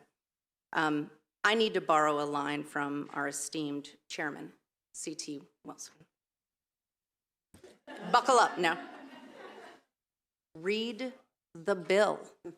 Read the bill. That is critical. The following words are not in this bill. School funding is not in this bill. Curriculum is not in this bill. Pornography is not in this bill. Restriction of parental rights is not in this bill. Teach or teaching is not in this bill. Violence, sexuality, Board of Education, none of this is in this bill. While jurisdictions must be consistent with the state standards, jurisdictions still write their own collection policies. So I thank you so very much. I respectfully urge a favorable report on HB 785, and I will turn it over to my panel. Okay, thank you. Good afternoon, Chair Atterbury and members of the committee. It's such a pleasure to be here today to talk about House Bill 785. I'm Irene Padilla, Maryland State Librarian, and I want to begin by thanking Delegate Dana Jones, House Speaker Adrienne Jones, and Senate Majority Leader Nancy King for their leadership on this important piece of legislation. I'm proud to be part of their team. The Freedom to Read Act is critical to the future of Maryland's public libraries, school libraries, and academic libraries, and the communities we serve. Libraries provide access to a host of resources, materials, and information that benefit communities from Western Maryland to the Eastern Shore. Yet libraries today are facing a growing number of book ban attempts, threats, and politically motivated policy and personnel changes. The Freedom to Read Act is an important protection for Maryland libraries that I urge you to support. In January 2024, the Maryland State Library Agency conducted a statewide survey of Maryland's public library systems, and you've heard many of the facts and figures from Delegate Jones. We wanted to learn more about the prevalence of challenges to library materials over the past 5 years. 19 of the state's 24 public library systems responded and reported a significant increase in challenges to items in their collection since 2019. They also reported an increase in the number of individuals submitting these challenges. And there's a short summary of this information in my testimony that I refer you to. And we're also happy to share with you the full results of the survey after the hearing. Materials on topics related to LGBTQIA+ and gender identity were challenged most, along with materials on race, religion, and disability. Libraries reported numerous instances of customers hiding library materials they found objectionable, and in some cases bragging about how they checked items out just to make sure that no one else borrows them. So in short, I just want to say that in addition to what Delegate Jones has mentioned today, the fact is that we are in great need of this bill in our state of Maryland, and I appreciate your time. Thank you. I'm still Cheryl Boast. Good afternoon, Chair Atterbury, Vice Chair Wilkins, and members of the committee. I proudly represent more than 75,000 educators as part of the Maryland State Education Association, and we are proud to stand with this coalition on this bill. Across the U.S., public schools and libraries continue to face a wave of politically motivated attempts to ban, restrict, and otherwise censor books and educational materials that celebrate diversity and grapple honestly with our history. We know that these extremist campaigns often target Black, brown, and LGBTQ+ authors. And although most people oppose book banning, we have seen how a small number of people seeking to politicize learning can impact the education of our children. From Carroll County to Howard County to Montgomery County, Maryland, we are not immune to book bans and attempts to censoring honest and inclusive education. Our students suffer when they are denied a complete education that teaches them to think critically about real-world topics and work toward a better future. They suffer not only when books are removed from shelves, but also the chilling effect that these bans have everywhere when library media specialists hesitate to put a quality resource on display, or when teachers are encouraged to gloss over difficult discussions. This legislation is modeled after laws in other states that have already taken action to deter book banning. It protects our students' rights to learn about a diverse range of experiences and perspectives, and ensures that educators can continue to use their professional judgment to evaluate which reading materials will best support their work to provide every child with a quality education. It is unfortunate, but legislation like this has never been more timely and necessary. I urge you to support Maryland students' freedom to read by issuing a favorable report on House Bill 785. Thank you.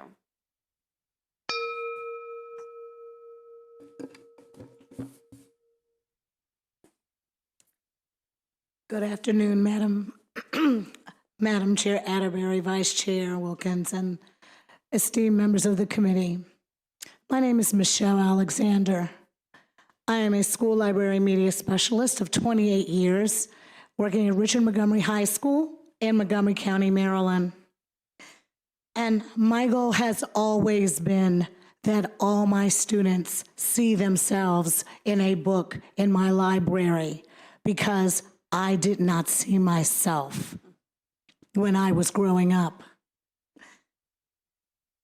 When books became available that showed princesses from different cultures, I couldn't wait to buy them because there were no princesses for me when I was growing up. And we can add to the list that there are book challenges in Montgomery County because they just did a challenge on genderqueer. But our school was teaching the MSDE LGBTQ curriculum, and I had bought additional books to support that and to support our students that when they heard of banning in other jurisdictions formed our banned book club. I had most of the books the committee needed to review the book, so that while we'd like to think that this is happening in other places, those challenges are coming here. My school is an international baccalaureate school. I have students that speak over 200 different languages. And what is really most important for our students to be able to compete in a global economy is that they have the freedom to engage in the marketplace of ideas. When I was growing up, they were thinking about removing the Communist Manifesto. Now it is books about LGBTQ. It is the 1619 Project. And so I would urge a favorable report on this bill. Thank you so much for your time. Chair Atterbury, Vice Chair Wilkins, and honorable members of the Ways and Means Committee, thank you for having me here today. My name is Skip Dye. I am chair of the Intellectual Freedom Task Force at Penguin Random House. I'm here to state my company's steadfast support for the Freedom to Read Act. Penguin Random House is the world's largest trade publisher. We create books for everyone. We believe that books and the stories and ideas they hold have the unique capacity to connect us, to improve us, to carry us toward a better future for generations to come. Westminster and Hempstead, Maryland are home to 2 of our 4 nationwide distribution centers. We care about being a good community member to our Carroll County neighbors and also to everyone here in Maryland. There is a dangerous national trend of book banning. It silences our authors. Book bans take a variety of forms. They include restrictions. They include removals and rating systems. Even when a student can access a book independently, the ban still shows the government's contempt for the book and thus the reader, a mark that creates fear, isolation, and self-censorship. Attempts to interfere with and punish the essential work done by library staff is ongoing. By doing these things, they not only compromise the autonomy of libraries, but also threaten the basis of our democratic society. This relies on our free access to information and the lively exchange of ideas. The Freedom to Read Act is a critical step forward in these challenging times. This proposed bill outlines the various roles of libraries based on the fundamental principles of the Constitution. And it's not only a guide for building great collections, it is a pledge to Maryland's essential values of liberty, of democracy, and of diversity. We are proud to be a part of Maryland's rich literary landscape. We are committed to supporting libraries and make this state a beacon of intellectual freedom. We urge you to support the Freedom to Read Act. Let's work together to keep Maryland a place where literature is alive, where ideas can grow, and where the right to read is protected for our future generations.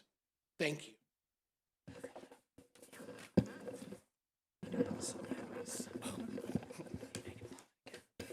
I feel like I should say good evening. Yes. My name is Donna Mignardi, and I am the president of the Maryland Association of School Librarians. I am also a school librarian. Thank you for the opportunity to testify today in support of House Bill 785, the Freedom of Read Bill Act. This bill is an important step in the nationwide fight against censorship in both public and school libraries. The Freedom to Read Act establishes a foundation for school librarians to perform their essential work without fear of harassment or retribution, and ultimately allows our libraries to be the hub of a vibrant, inclusive learning environment.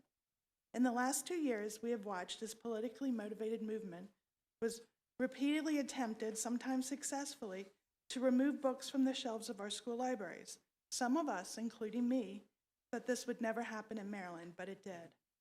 Efforts at censoring and restricting access to a high-quality school library collection prevent school librarians from fulfilling a key duty, which is curating a robust, up-to-date collection that meets the needs of our students and the community.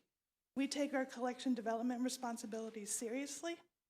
A recent survey, which was mentioned, showed that it is a statewide concern, censorship, and although we take our commitment of selecting and evaluating titles for our school library collection seriously, many librarians are fearful of job security and retribution for having diverse collections. And self-censorship is taking place. Self-censorship is just as detrimental to intellectual freedom of the school community as is book banning and unconstitutional censorship. Those that ban and censor information have never been on the right side of history. The Maryland Association of School Librarians feels strongly that this legislation would defend libraries and library staff from punitive actions for doing their jobs and adhering to the policies and procedures of their library, and will uphold and ensure school boards also adhere to the professional policies of selection, evaluation, and review of library materials. It is said that books in a school library collection should reflect the student community like a mirror, and at the same time, it should be a window through which students may learn about the wide and diverse world. Parents may, of course, decide which learning opportunities they wish their child to experience, but no one person or group should decide the learning and reading experiences for all students. The Freedom to Read Act will reassert the constitutional principle that library materials are intended to be culturally responsive and inclusive of all individuals served by the library. Thank you, and I urge you to support the Freedom to Read. Thank you. And there are two other folks that are virtual on Delegate Jones's panel, Sonia Antoine and Gretchen Breon Meisels.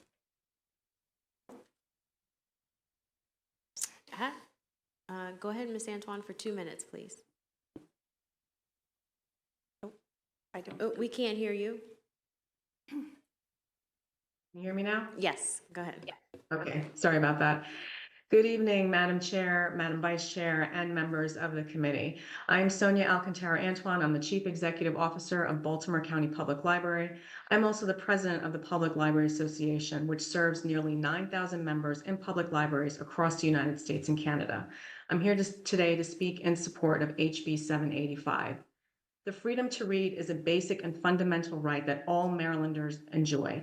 The freedom to access information freely, to learn about and explore ideas and perspectives that might be different from one's own, and to think critically. It is through this access that people can explore what it means to be human and can gain both self-awareness and respect for others, and gain knowledge about the world and their place in it. Further, having unfettered access to information helps people be better informed as citizens, which is essential for healthy and thriving democracies. Libraries have trained staff who carefully and thoughtfully curate collections for their diverse communities based on established professional standards. Public libraries provide access to a broad range of materials from diverse voices and perspectives. Libraries don't tell people how to think. Instead, libraries provide access to a marketplace of ideas and information so that people can think for themselves. Recently, however, there have been efforts within our own state that undermine the freedom to read and threaten libraries and librarians for upholding the right to read. You heard about the statistics in Maryland. This is mirrored nationwide, where in the first 9 months of 2023, 49% of all book challenges were aimed at public libraries and public librarians, which is a dramatic increase from 16% the year prior. This is an attempt by a vocal minority based on their own personal biases and beliefs to dictate what access the majority have to books and materials. Public libraries are open and welcome for everyone. We provide access to books, and building print literacy remain core to our mission as trusted community assets. The freedom to read for all Marylanders and the work that we do in public libraries should be protected, and I urge a favorable report on HB 785. Thank you. Thank you. And the other individual isn't there. Yes. So we will go ahead with questions, and if we can just have one person answer the question, that would be great. I'm going to start with Delegate Buckle. Thank you, Madam Chair. Thank you, Delegate Jones. Like you probably know that my mother worked when I was a child directly across the street from the Washington Street Library. I spent many days there, and also in the LaVale Library, where I live, about 5 minutes away from where you grew up. And I think that you know me well enough to know I'm neither intolerant nor hateful in any way. But I do have some concerns with respect to the bill. The first question, and I hope I'm allowed to ask a couple. We've been here for a while. I haven't asked many questions today, Madam Chair. A couple is, I've heard quite frequently from a number of people that the books that are being banned are banned because of LGBTQ or racially oriented or racially discriminatory content. But while we sat here today, I looked up the 6 books that were recently banned in Carroll County public schools. I'm going to get to that question about the distinction between public school libraries designed for children versus public libraries that have adult sections. And I just took a look. It ends with us. Does anyone on the panel know whether the book It Ends With Us has any LGBTQ or racially oriented content? Anybody? Yeah, I don't think it does. I think it does depict heterosexual rape and sexual abuse of a young woman in a relationship. Some graphic terms. How about A Court of Thorns and Roses? Does anybody have any idea whether that contains LGBTQ or racially discriminatory content? It does. Okay, what type of content do you think? Apparently that's a book it's a fantasy book about like fairies and elves and I don't know, all kinds of stuff. One of the fairies is homosexual.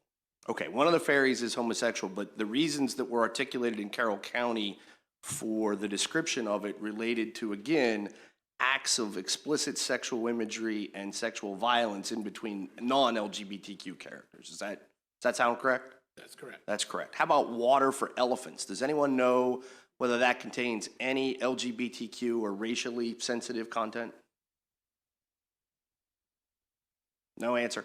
I would suggest that Water for Elephants, from a brief review on the internet, suggests that it again is there because of acts of sexual violence, including rape, significant sexual content, physical abuse directed towards women.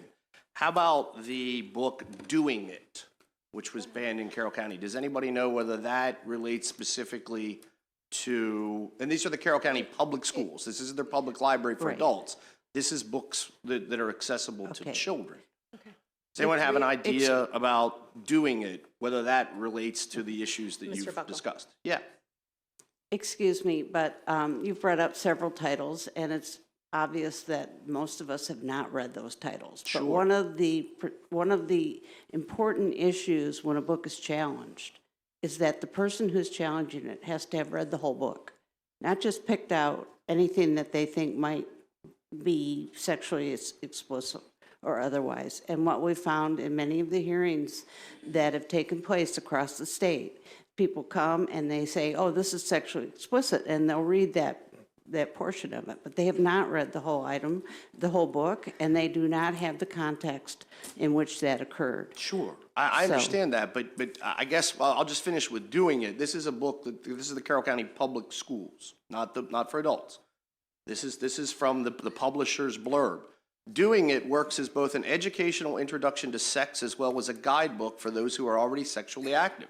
It offers valuable insight of important topics that teens don't always learn about in sex ed at school, which would seem odd that it's in a school library, such as healthy relationships, porn, contraception, sex shaming, and more. Approachable and empowering, this is the go-to resource for all things sex. Well, is that something that you think that the Carroll County library, public schools don't have the capacity to restrict in their own school libraries? Well, Mr. Bucko, as you are aware, because I know you read the bill, this bill is not about a specific book. This bill is about trusting librarians to curate their collections based on the needs of their community. And so we're not talking about one specific book. In our day, Scarlet Letter was something that was quite scandalous. Now, today, it's not. I do have to say that this bill is not about one specific book. Okay. This is about a slippery slope of censorship. This is about taking books out of libraries, and when does it stop? And I will be honest with you. I never thought that I would say this, but I agree with Governor DeSantis of last week, who now has called upon his legislature, asking them to roll back the book bans in their state because they don't have any books in the school. They don't have any books in the library. Literally, quote, you had this incident. Adjustments so that we can prevent abuses in the objection process and ensure that districts aren't overwhelmed by frivolous challenges.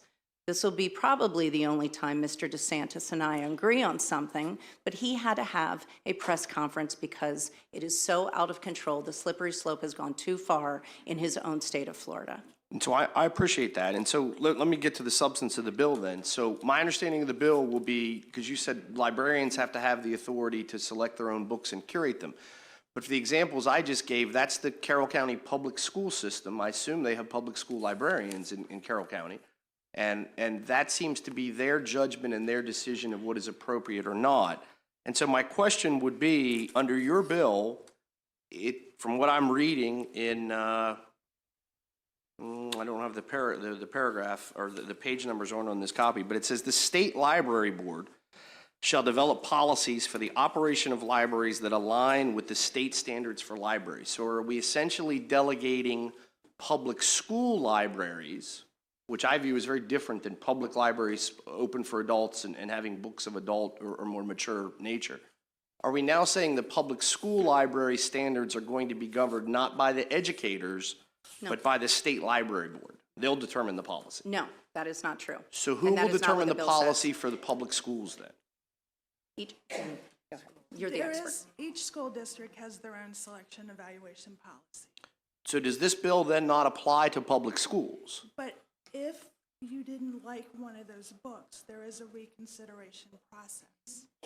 And let me be clear that on page 2, it is the intent of the MGA. You will find that line 1B, it is the intent of the General Assembly that any library or school library, and it goes through it. Multiple times throughout our code, we use it very frequently. We give instructional signaling mechanisms that it is the intent of the Maryland General Assembly that something will be incorporated within our school system. But there is no mechanism outside of instructional language.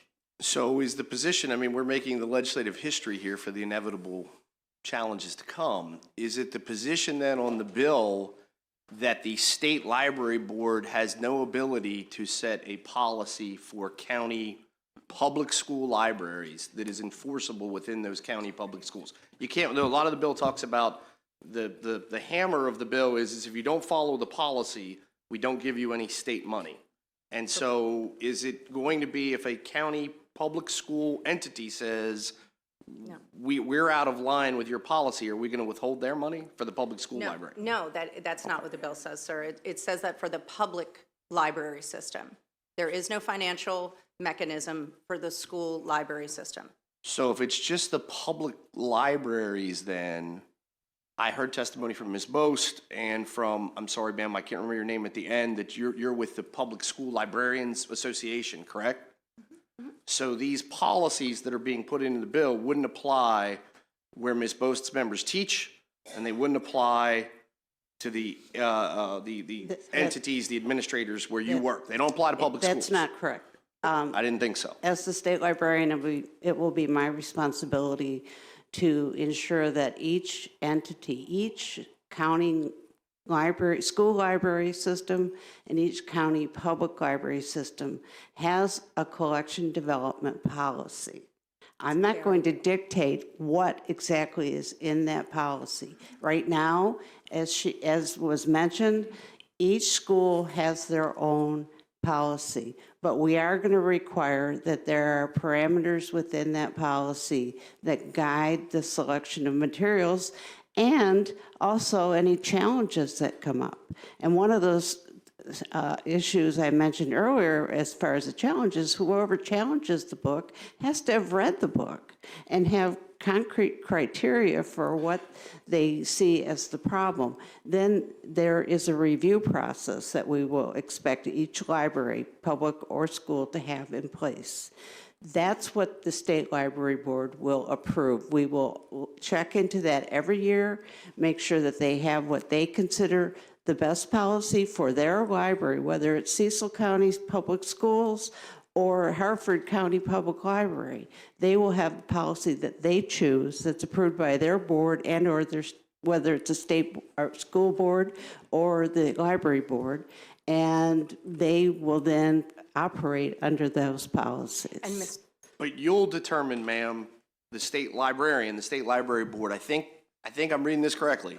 You'll determine whether those policies adopted at the public school level by individual counties align with the state standards for libraries. That's what you're going to do. Delegate Jones, absolutely correct. There's nothing specific of this kind of book, this kind of image. Right. But I think what you're telling me is, at the end of the day, a public school library system can adopt a policy, but you will determine whether or not the policy is sufficient or And not. on page 2, Mr. Buckle, 20 through 29, just that the state standards for libraries, that they have a policy that encompasses that. Right, so See who line 20 through determines 29. Who determines what book is or what material is a partisan or doctrinal is being banned because of a partisan or doctrinal disapproval, whatever that means? So who determines that? Each school board would approve their policy, their library's policy. Each public library board would approve their policy. And then they individually will make those decisions. I am not going to read each policy and try to interpret what they should do or not do. That's up to them. So if I the- need to just make sure they have the policies in place. It's like protection for the internet that was adopted, that bill many, many years ago. And every year we check to make sure they still have those policies in place, but we don't try to interfere in how they interpret them. Okay, so if the Carroll County or the Allegheny County or the Harford County or the whatever county school board develops a policy, and in their policy, they say, hey, we're not prohibiting or removing the materials because of partisan or doctrinal disapproval. As long as they have the policy, they get to decide what partisan or doctrinal disapproval is. You're not going to oversee that or overrule their decisions. That's correct. Thank you.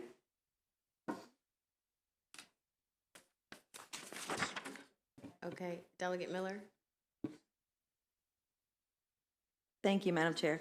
And I think Delegate Buckle had amazing points, really good points. And I think some of the confusion that you were talking about reading the bills. First of all, reading bills is not easy.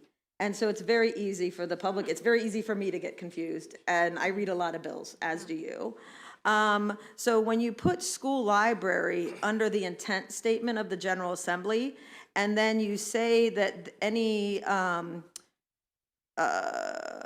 developed by the state library agency that receives funding from the state, which schools do, shall adopt and follow a written policy consistent with the state standards for libraries enumerated in subsection A. So when you put the school libraries into that piece, but then it's not over in the state about where the comptroller can take back funds or hold funds, that's where it's a little confusing for families. I just wanted to kind of maybe. Well, thank you for saying that. I have to say that obviously I worked with very seasoned bill writers here in the MG on this, and it falls in line with the rest of our code. And you'll see going through, because there are different kinds of libraries, right? There are school libraries, there are county libraries, there are there's state library agencies, there's 3 regional resource centers, which are totally different libraries. Right. And there's the governing board, so outside of the library agency. So the bill is a little bit longer in order to cover all of our library systems. And I get that. I just want to say where there might be some misunderstanding because it's in this one part, but then it's taken out of the other part in as far as funding. For that one piece, sure. Yes, for the one piece. And as far as what Delegate Buckle was saying about following the state standards. So are there any policies that allow parents to give permission or not give permission to allow children to check certain books out to ensure they're age appropriate or? This bill does not cover that. I'm asking in the library, is that? No. Are there any, in the school library or in the county library, are there any permission? I believe that Cecil County might be trying to do a permission slip situation. But no, there is no permission slip situation for us here in this bill. And I do know that where most of these bills, or the idea for the book bans and how it kind of caught national traction, they are pulling back their permission slip portion of this. Okay, I just wanted to ask if there was any kind of permission in either. Does the library have mature rated video games, music, movies that would be like rated R or no one under? Are you talking about a school library or are you talking about a public I'm library? talking about a public general library right now. Do you have any of that? That would be? Yes, we do. And so for an adult section, yeah. Right, okay, but you just said there's nothing that would prevent a child from checking out, or there's nothing We about didn't just say that. So, well, okay, No, so we a 6-year-old wouldn't be able to check those out? Who's controlling that? Not, like, are you? The parents.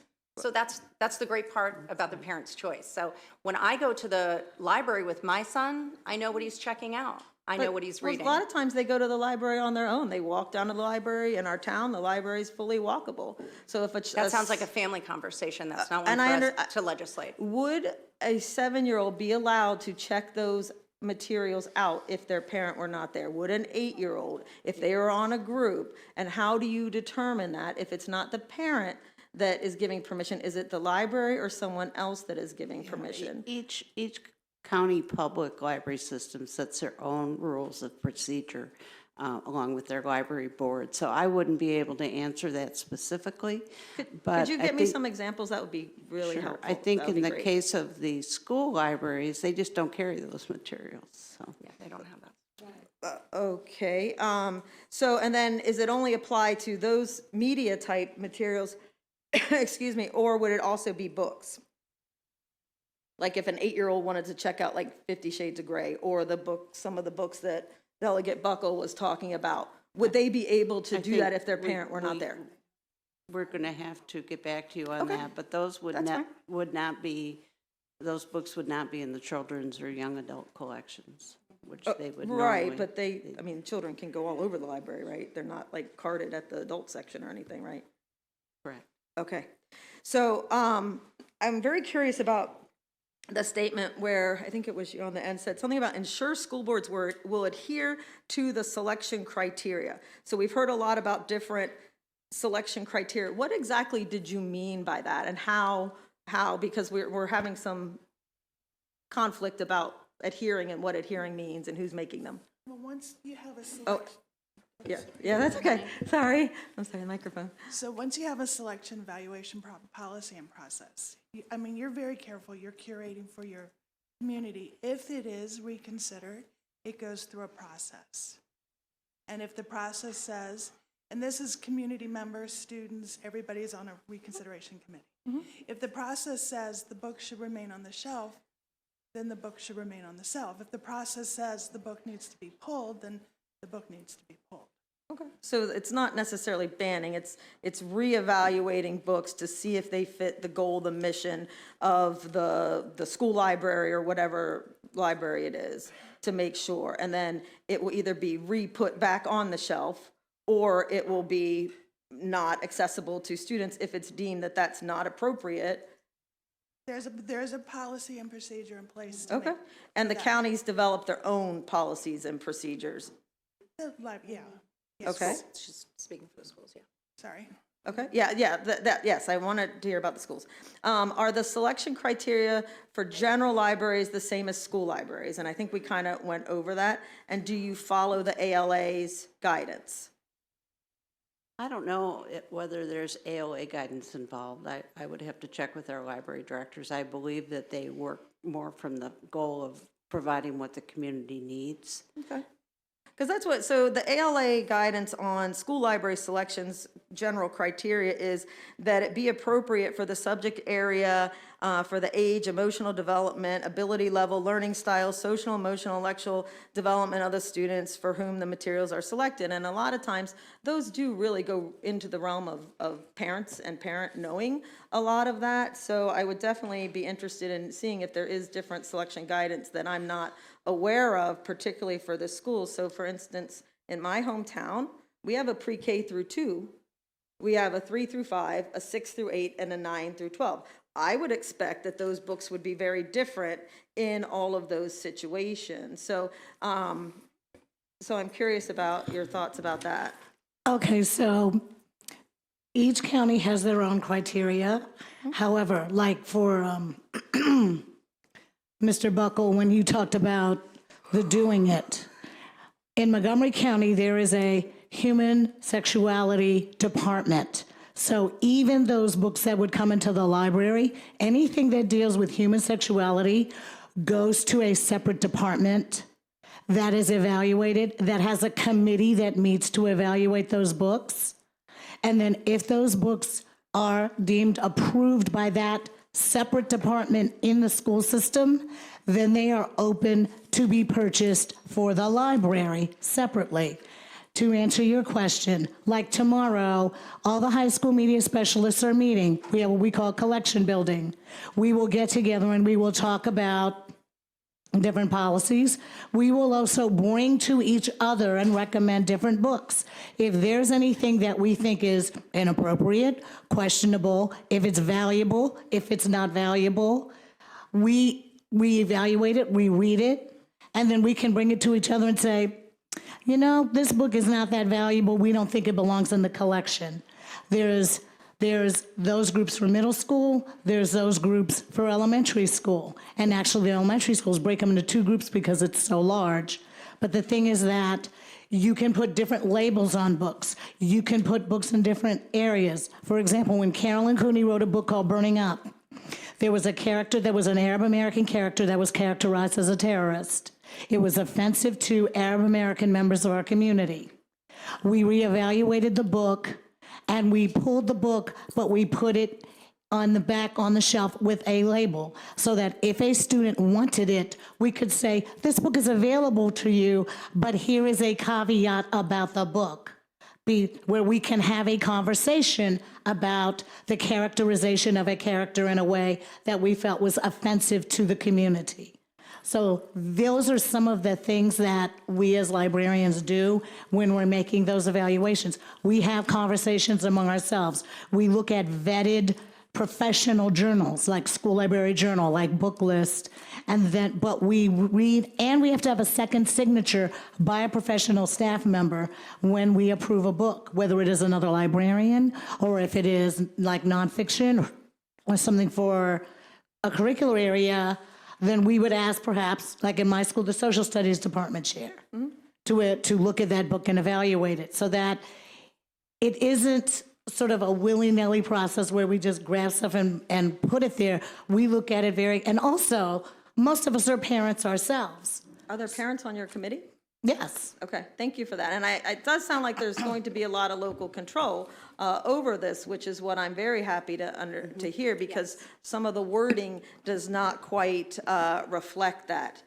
So I appreciate you being here, and I would just always err, when you have labels on books that have sensitive content, I'm always going to err on the part of letting parents know so they can have those important discussions with their kids. Thank you. Thank you. Delegate Henson. Madam Chair, and thank you to the bill sponsor for bringing the bill. I want to make sure I understand the mechanics of it. There is the expression of our goals that's in there, and then as I see it, there are kind of three to-dos, three things that the bill would do. One is require the locals to adopt the policy that's consistent with the expression of goals. The second would be, I classify it as a set of HR protections, that if someone does follow the policy, then it prevents retaliation against them, firing, all those different things. And then the third, the increased penalties portion. Are there other action things that I'm missing? Is that a fair characterization? I really appreciate that question. And if I can, you're not, that's correct. Let me first say that. And then let me drill down on the protections. For schools, aside from just the intent of the General Assembly to follow these state standards, that's where it stops for schools. In Carroll County, we had a librarian with her master's who had studied library science for years. She may have had her PhD.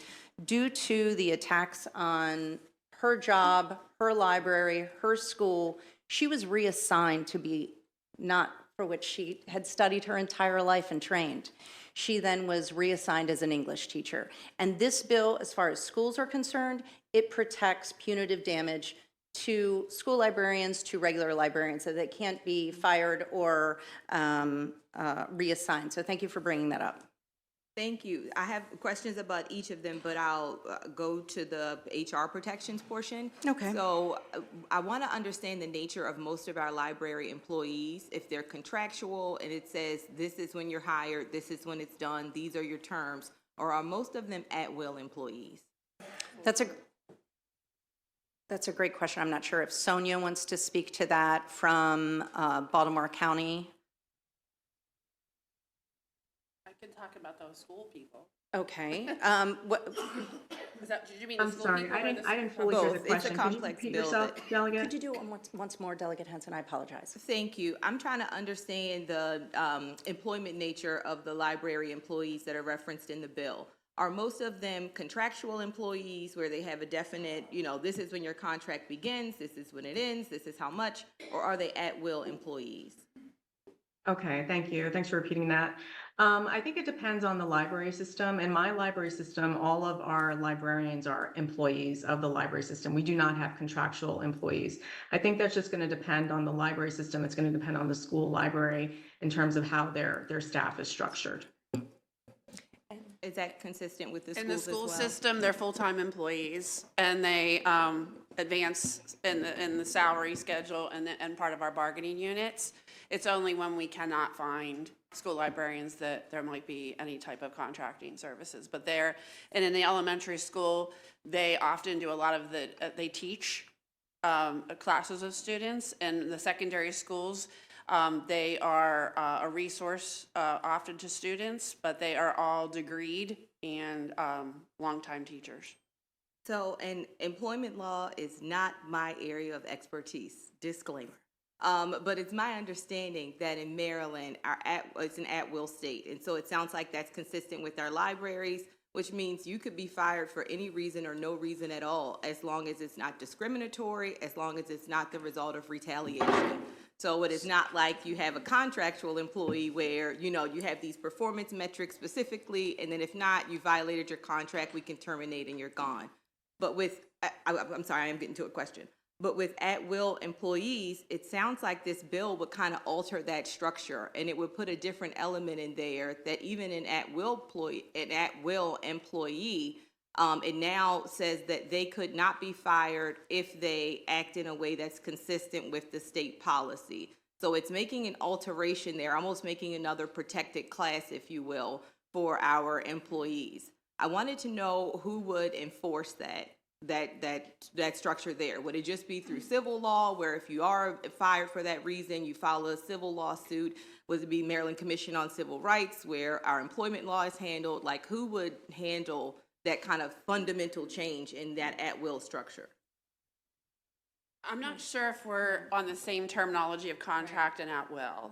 Sure. So our contract, we have bargaining contracts. So Michelle is a school librarian in Montgomery County. She's covered under the bargaining laws as a school system employee. If she were to come under scrutiny and for this, she would have to have her due process, and she would have attorneys within our union to conduct her due process with the school system. And so I'm not sure, I think we were mixing up what contract and at will, or I didn't have the same understanding. I think we are talking about contract in terms of the collective bargaining agreement that you have, as opposed to just the individual who has a performance contract that says you individual must do these 5 things. And then if you don't, we can let you go for breach of this particular contract. We So I don't think have we that. are. Okay. I think we're in the realm of at-will employees. So I'm trying to understand who would be responsible for enforcing it if someone is unfairly if the bill passes and someone's unfairly terminated in violation of the bill, what's the enforcement authority? We're going to have to get that. We're going to have to follow up with your office on that. Okay, sure. And it, like, we just figured out, it's complex because you have the contract for, you know, the labor agreement, and then you have individual employees. So I certainly can get a follow-up on that. I also want to understand the part that requires locals to adopt a policy. Am I understanding it correct that the bill is not speaking specifically to the policy, it just requires them to adopt a policy that's consistent with the goals that are expressed? Is that correct? That is correct. And I'm sorry, I'm not on the mic. Many of these localities and jurisdictions already do have policies. They have collection policies. We are also saying that the state standards for libraries should also be reflective in that. Fantastic. So if they do adopt a policy, then they've met the burden. Am I understanding that right? That's correct. That is correct. That is correct, as long as they then follow that. That's my next question. Right. So if I'm understanding the bill correctly, the affirmative duty is to adopt the policy, not follow the policy. Am I missing that part? Let me flip to the page. Okay. Governing board, SLRC funding, I have a bill on that too. The mens rea of the shadow ban. You're going to want to flip to page 19. Is one of the places. If you don't follow the adopted policies, there is a mechanism for which I think it's not a legal term, but I have heard many bill drafters say it recently, you can claw back the money. I appreciate that. The way I read the clause on page 19 is it talks about the adoption of a policy, like that's the action that needs to happen. Well, down further, the bold, line 20, including the requirement that the county library be operated in a manner that's consistent with that is the section, for my understanding, that this is the clawback mechanism. Perfect. I think we are saying something different, and I will agree to disagree on that part. When it comes to the increased penalties, where it would Yes. increase the penalty, are you looking for police to enforce that? How does that happen if a person defaces a book or does something different? Is that the state's attorney? They get a citation written, they go to court? Like, what happens Well, the there? state's attorney did weigh in, the Attorney General did weigh in. This was already in standing law. Sure. So this is just upping the fine. We add in the knowingly, because as you well know, we have a colleague very close to us who did some stuff on fine free for children several years ago. We do. And this is about shadow bans, Delegate Henson, and what is happening in our very county at the Michael E. Bush Library is there will be a large table, and Mr. Skippold can speak to this later, of books on a month of celebration for a class of people, and every single one of those books will be taken. So that is a way, and then taken and kept for like 6 weeks, so that no one can potentially learn, grow, or have that book. So this was already in law. We just upped it and added the mens rea portion. I am right now at 6:14 forgetting who, I think that's the state's attorney. Let me follow up with you. I would love to know that, because if we are talking about asking police to come into our libraries No. and to, Yes, I agree. if we are talking about asking police to come into our libraries and to enforce these with greater penalties, and then people are, in court, subject to the criminal legal process, I would want to clearly understand that while making a decision on the bill. I also wanted to ask about the portion that talks about the interest of all persons. And I think that's in the part that goes over the standard. If I'm not mistaken, that would be on page, 2 at the bottom. It says, it is the goal of the state that each library is operated in a manner that recognizes the following standards. And then it says, library materials, services, and resources exist and should be provided for the interest, and then I'm gonna skip the rest because it's, the interest of all persons. So is that placing an affirmative duty to make sure that the library has materials, services, and resources that exist for the interest of all persons?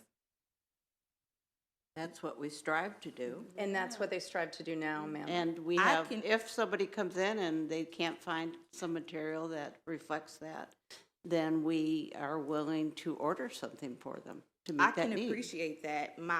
What I'm trying to flesh out is, what if a person is interested in pedophilia or violence against persons, or I don't know, what prurient interest a person could have? That's where the collection development policy comes in. That's established by each locality. I'd like to discuss that too.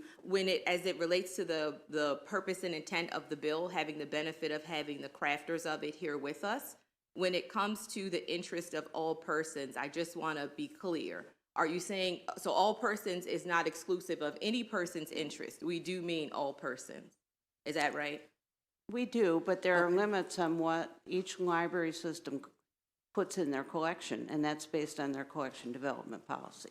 Sure, and I appreciate understanding that better, because libraries are incredibly complex in their structure of who does what and who's employed by whom and what.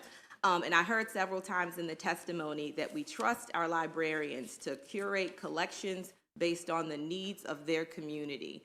But it sounds to me like this bill is taking away some of that trust, and it's saying, no, we don't want our local librarians to act uninterrupted for the needs of the community. We want to layer on this state level and this state standard, and then they can act in the needs of their community. So, I'm almost done. Subject to that state standard. And so I'm trying to understand the balance between us trusting our locals and us feeling the need to intervene as a state. Can you help me kind of reconcile those two competing interests? I'm really glad that you brought that up. So this is what I'm going to do, because it sounds like, Delegate Henson, you have a lot of questions. I do. I'm going to ask that you connect and we answer them offline if you're going to go through the whole bill. We've got other questions. I see one light went off. Thank you. And we got to get these other questions answered. So I'm going to move on to Delegate Fair. Can I just say, Madam Chair, I appreciate the opportunity to ask questions to the sponsor and the panel. And I do know that the members of the public who tune in for our robust discussions, the feedback I get is that they appreciate as well the opportunity to understand the bill as in-depth as we do. So I do appreciate it. Thank you. Delegate Fair. Thank you so much, Madam Chair. For Madam State Librarian, can you just help us understand the state, when you talk about state standards, it's referenced multiple times in the material. Can you illuminate like that process for us? How you go about building state standards? Is it just you sitting in a room with a piece of paper and a pen and jotting down, here's the state standards for everybody? No, first of all, I report to a state library board. So any standards I establish would have to be approved by them. And they're representative of various types of libraries throughout the state. But my plan is, in this case, is to assemble a group of leaders in each type of library and ask them what they feel should be those state standards, and then we will work together to establish those standards. But once again, it's not a matter of me telling them what books or other materials to choose. It's a matter of what they need to be able to comply with the standards in terms of they have to have a collection development policy, they have to have a reconsideration policy, and other aspects that I'm not even thinking of right now that we want to make sure are included. And then once that is established, we will ask each library system to establish their own standards within that, and that reflect their community and the people they serve. And we'll go from there. So a philosophical question. Do you think that it's possible that you and I have different beliefs about what is and what is not offensive material? Just a basic philosophical question. Is it possible that you and I have different opinions? Yeah.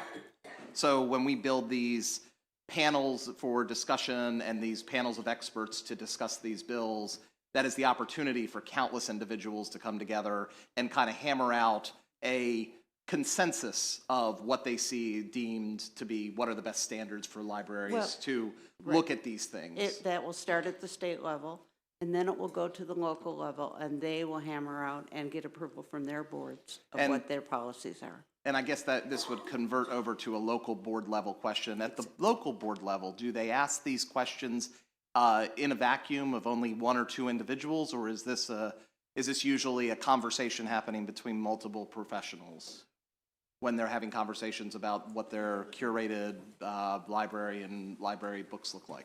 I'm sorry, I've been sitting here for a while. Can you repeat that a little bit? Apologies.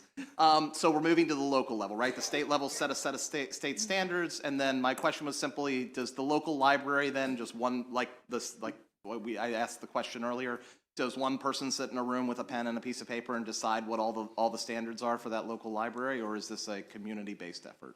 You're talking for the school library. For school libraries or public libraries, either or. I'm school, so. Yeah, I'll start with school. So our selection evaluation policy has to be agreed on by the board.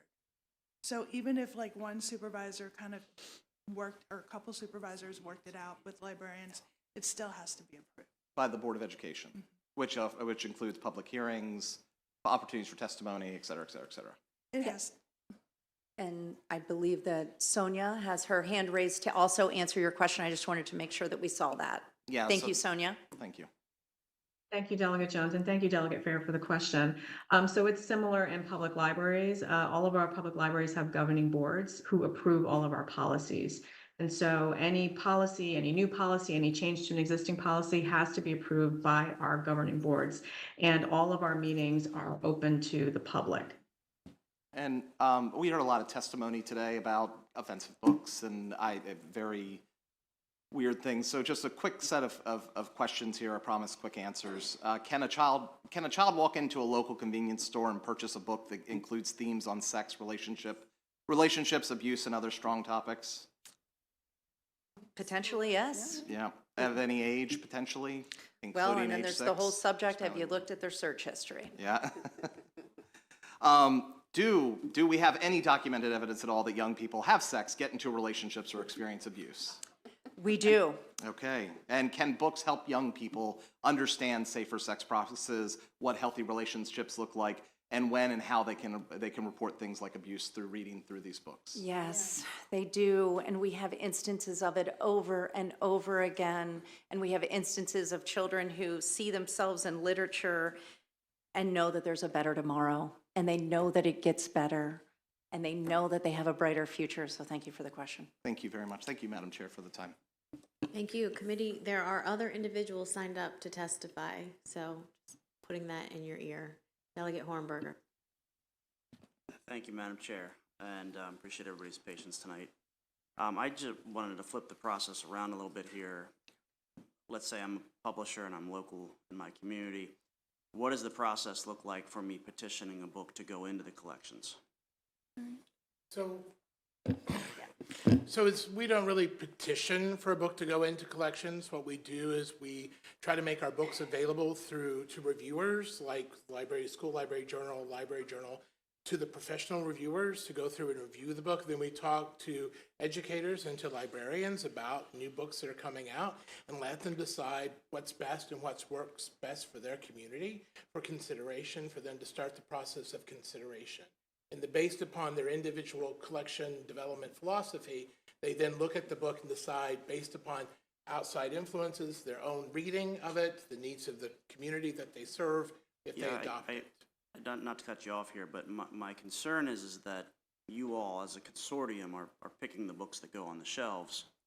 We're going to be truly inclusive here. If I'm an individual, do I have the same process that goes through for review if I want to put my book on the shelf? Can I publish it, copyright it, show up at one of the meetings and say, hey, you've got 5,000 pieces of works here that are on the shelf. I'd like to be 5,001, and I live in the community.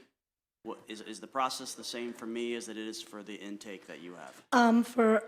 We would probably welcome your book. Like, I have colleagues, I have friends who have written books. I have a coworker, he's an immigrant, and he wrote a whole book, and he's an educator, and he wrote a book about his life coming from Africa and his success story. Right. And he gave us the copy of the book, and I read it, and I shared it at Collection Building. And not only were we very happy to approve the book and purchase it for the schools, it opened up him being able to come in and talk to students with, about his experience as an immigrant and being successful. So we generally welcome books by local authors because that also encourages author visits and creates that connection to the community. Okay, great. And then my second question is, I wanted to push back a little bit on the originality of the text here. It looks as if you're parroting a lot of language from the ALA Bill of Rights. Yes. Yes. And so my question is, if we're going to quote the Ten Commandments, or in this case, the Library Bill of Rights, why aren't you including the other points here, specifically, looks like points 4 through 8? Why I don't have 4 through 8 with me. So 4 would be libraries should cooperate with all persons and groups concerned with resisting abridgment of free expression and free access to ideas. So I'm just wondering why you're only grabbing a portion of the Bill of Rights. Yeah, they already do that, sir. So there's only 3. You've got 1, 2, and 3 here. There's 8 tenets of the Library Bill of Rights. Well, they're already being practiced, and these are the ones that are under attack. This is what's taking books off the shelves. Right, but you're only citing a portion of them. So in other words, you've gone out of your way here to parrot the Bill of Rights, but you've only done Not all of it. No, I'm not. We did look to the ALA and their policy in order to write what we believe would be the best for our Maryland code. So if we're all in belief that that's the gold standard, if someone comes along later and attacks a tenant that you didn't cover, I'm just wondering why you only grabbed part I'm of it. thrilled that you love all the ALA and that you want all of this involved. But in this case, this bill is about protecting the collection and protecting the libraries. And in doing so, those were the ones that pertained the most to our subject area. Yeah, the reason I shine a spotlight on number 4 is because it says all persons and groups. So if a group, and maybe if it's a group that you don't identify with, Moms for Liberty, for example. They already have meetings in libraries. I'm just saying, if you're going to be in the spirit of the Library Bill of Rights and put it into law, then perhaps you should look at the Well, I'm entirety not of the going to document. point to the ALA, sir, and my good friend, I'm not going to point to the ALA like other states have done, and it has not worked out. We looked at how one or two other states had dealt with the problems they were considering with severe censorship and the attacks on their libraries, and pointing to just one full document outside of their own code did not work.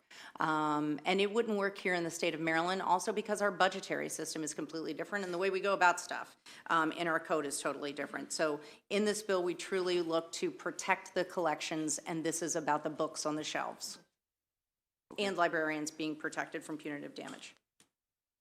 Thank you, though, for the question. I appreciate it. Delegate Griffith. Thank you for the patience, Madam Chair, and thank you, Thank you, for friend. bringing this bill forward. First question I have is, and focusing specifically on public schools, are there any books that you feel should not be in a public school library? Any book, can be any topic at all. That's for the school libraries in each jurisdiction to make those decisions. But does anybody feel, panel of experts, right? Experts are the experts here. I can't believe none of you have an opinion on this. And your expert opinion, is there any books that you feel should not be in a public school library? Don't have to name the book, but is there any book that exists on the planet that you feel should not be in a public school library? I have not read every book on the planet. I mean, but is there any book you've come across or encountered that you feel does not belong? I have, yeah, So you do? yeah. All right, so next I want to get to, and I appreciate that, thank you for the honesty. My next question is, because there are terms that have been thrown around in this hearing and in some written testimony and oral testimony about book banning. Can somebody please define that for me? The book, say what you were a little bit, Please define book banning, please define book banning. because we're using that term a lot, and I just want to know, Please. with respect to, there are books we've identified that should not be in a public school library. Please define public school book banning relative to that. Well, book ban, you asked for some, Yes. you asked two questions So- just now. So let's go back. What is Sure. book banning? Yes. So book banning is anything that you do to prevent someone from getting access to material that they would like to read. Okay. And that access could be from any main way, by making it a hurdle, an inconvenience, by making a stigmatism to go and attack that book. That can cause and be related to book banning in a broad sense, as you asked it just now. So That's it. I appreciate that. So if a public school or the public school system decides a book should not be in a public school library, that would fall under your definition. It would under your definition. Well, but I'm not so you had a clarification in there. Yes. Which I want to Yes, bring sir. up. Go ahead. I'm sorry. Which Yes, that please. clarification was about school library, right? So that is modifying the library, modifying something else, right? Grammar. So looking to that and thinking what you're saying, then I would go to the experts to that idea. So I would look to the school librarian on that stuff to talk about what they do in terms of deciding what books should not be in that library based upon their curriculum, based upon their community, and based upon what they're trying to serve with the needs of that community, the school, the children who are there. Sure. So that's their choice. So that is something that they call weeding, where they go through and decide maybe there's books that may not be no longer up-to-date information, they may remove them, or maybe a book that they don't think fits into what the curriculum they're trying to teach or fit into that. So that's a little different. That is, when we're talking about book banning, you asked me that question, versus what they do in a school, because the school is not necessarily making the decision about the book. It's looked on based upon the pedagogy of what they're working with their curriculum, and also with the needs of the community. So do you feel maybe the term book banning is not the appropriate term?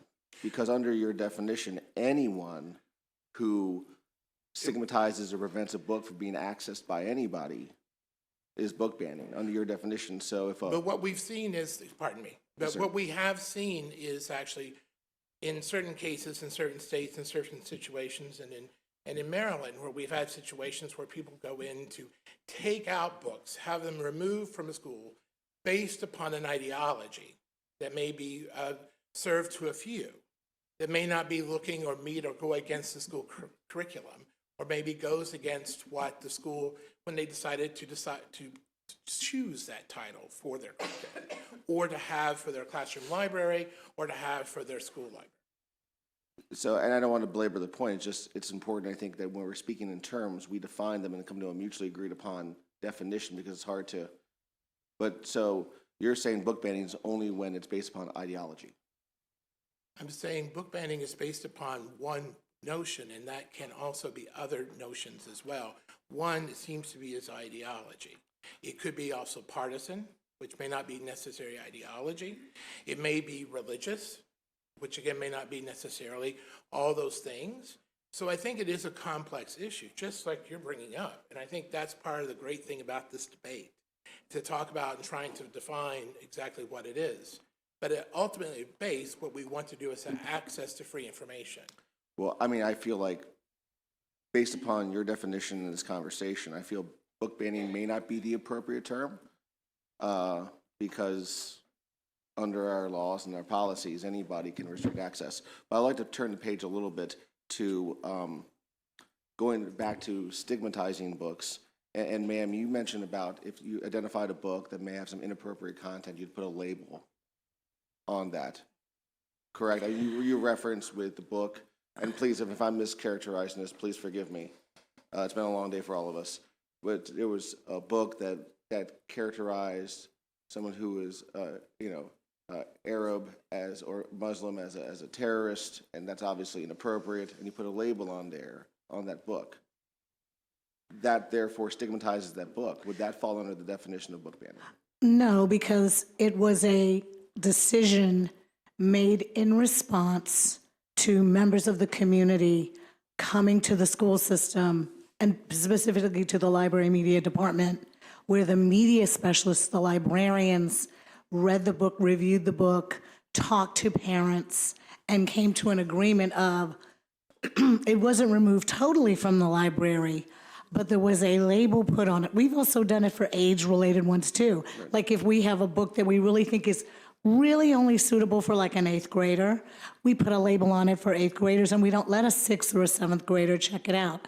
I would also add, in relation to your previous question, the difference in terms of public schools is that we act in loco parentis to students and to what they acquire, right? So that there is a legal requirement as teachers for us to also follow state and county legal guidelines in relation to materials that students access, which is very, very different from someone who's just a regular person on the street wanting to access material. Yes, ma'am. But just going back to Mr. Dye's definition, if you stigmatize a book, that's a form of book banning. So my last question, and you may have just answered my last question, but you talked about if you put that label on a book, those labels have age restrictions. And I don't know the answer to that question. Some books, when we have evaluated them, we've said, because there's a range of maturity that students have. Completely agree with that. Right? So that we have books that an 11th and 12th grader are fine reading. We have some that we wouldn't think is appropriate for a 9th grader. So we may have something that we say, this is good for this age group, not so much for this age group. That's also working with parents. That's working with each other as professionals. That's working with the community. It doesn't stigmatize the book. It basically, stigmatizing a book is a negative connotation. So it doesn't stigmatize the book, but what it says is, this book is a good book, and when you're old enough, we think this is a great book for you to read, right? I mean, you don't put your 4-year-old in high heels. Well, I mean, so I do agree that some books should be stigmatized. I think a book that depicts a Muslim as a terrorist, that book rightfully and justly should be stigmatized because that's inappropriate, right? So I think it should be stigmatized, and I think it does stigmatize it, but in a good way. But it's still, under the definition, is book banning. By the definition that Mr. Dye gave. So And what I'm trying to get to, and I'm sorry, just, so if you have that label in the book and say it's restricted to 12 years old, an 11-year-old would not be able to check that book out. If we had a label on the book saying that it really was just good for this age group, no, we would not allow an 11th grader to access it. Very good, thank you. Mr. Griffith, may I add? Yes, Mr. Griffith, in all of these cases. Ms. Jones. Yes. Not used to me calling you that. The point is that the professional librarians are making the call, right? In accordance with their area and their communities. Not someone who hasn't read the book, who's coming off the street and very upset over it. So I just want to highlight that this is the exact example and the reason for the bill, that the librarians, the professionals, the folks with the PhDs and the master's degrees are making those decisions. So I just... But again, it's just trying to define this. I think that term book banning is being thrown around a little bit recklessly and sometimes justifiable, but sometimes derogatorily, when there is forms of the definition of book banning happening on multiple points of view on this issue. That's what I was just trying to go down to. So thank you very much for your grace, Madam Chair. Okay, are there any more questions for this panel?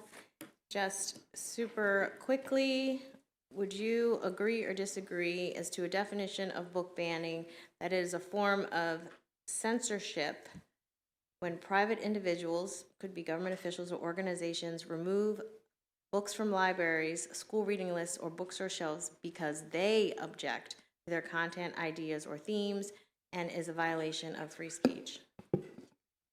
Yes, no? That's a fantastic definition. Thank you. I appreciate all of you sitting up there for as long as you did and waiting all day. Thank you very much. We will call the next panel. Neil Goldberg, Skip Auld, Lee Blinder, and Laura Stewart, please.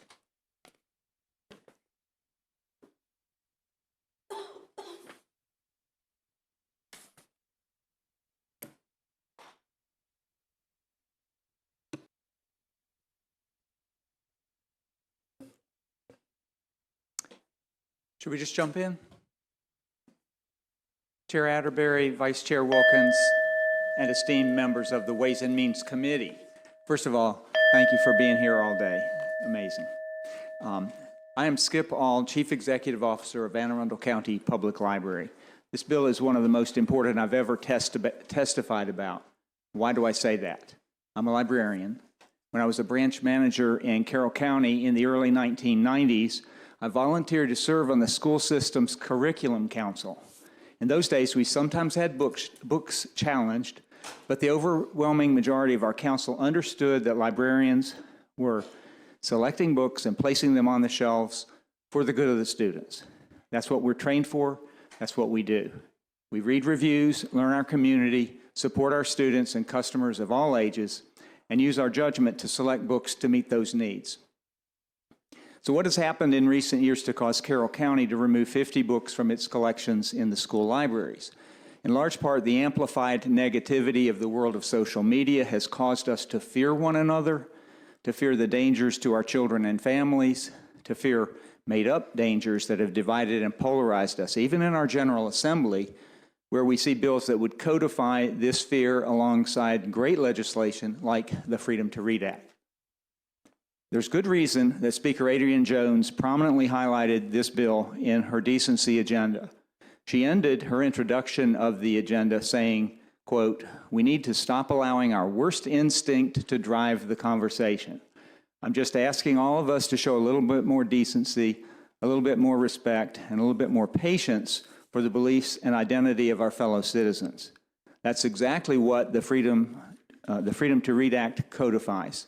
It protects librarians and library users, including students, parents, teachers, and all community members, so that librarians, using their professional judgment, will not be punished for selecting good books that fulfill the needs of everyone in their communities.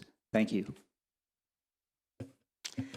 Good evening. My name is Laura Stewart, and I'm here to represent the Free State PTA, our statewide PTA, which represents over 70,000 volunteer members and families in over 500 public schools. HB 785, the Freedom to Read Act of 2024, aligns with Free State PTA's resolution on supporting diverse and inclusive books and media in schools, which was passed in 2022 by 89% of our statewide convention delegates.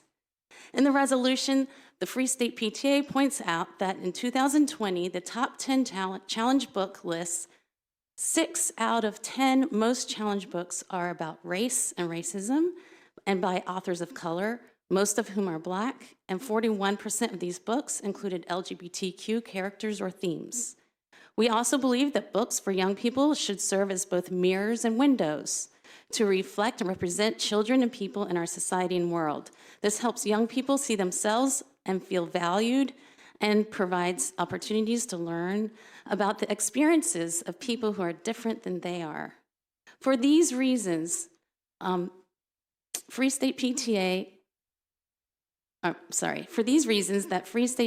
diverse books that represent the experiences of all of our families, children, and communities by authors who represent that diversity. Librarians should not be under attack for supplying these books. The resolution also states that we advocate before legislative bodies like you, educational institutions, and within print media to support the freedom to read, which is at the core of this bill. And therefore, we ask for a favorable report for HB 785. Thank you.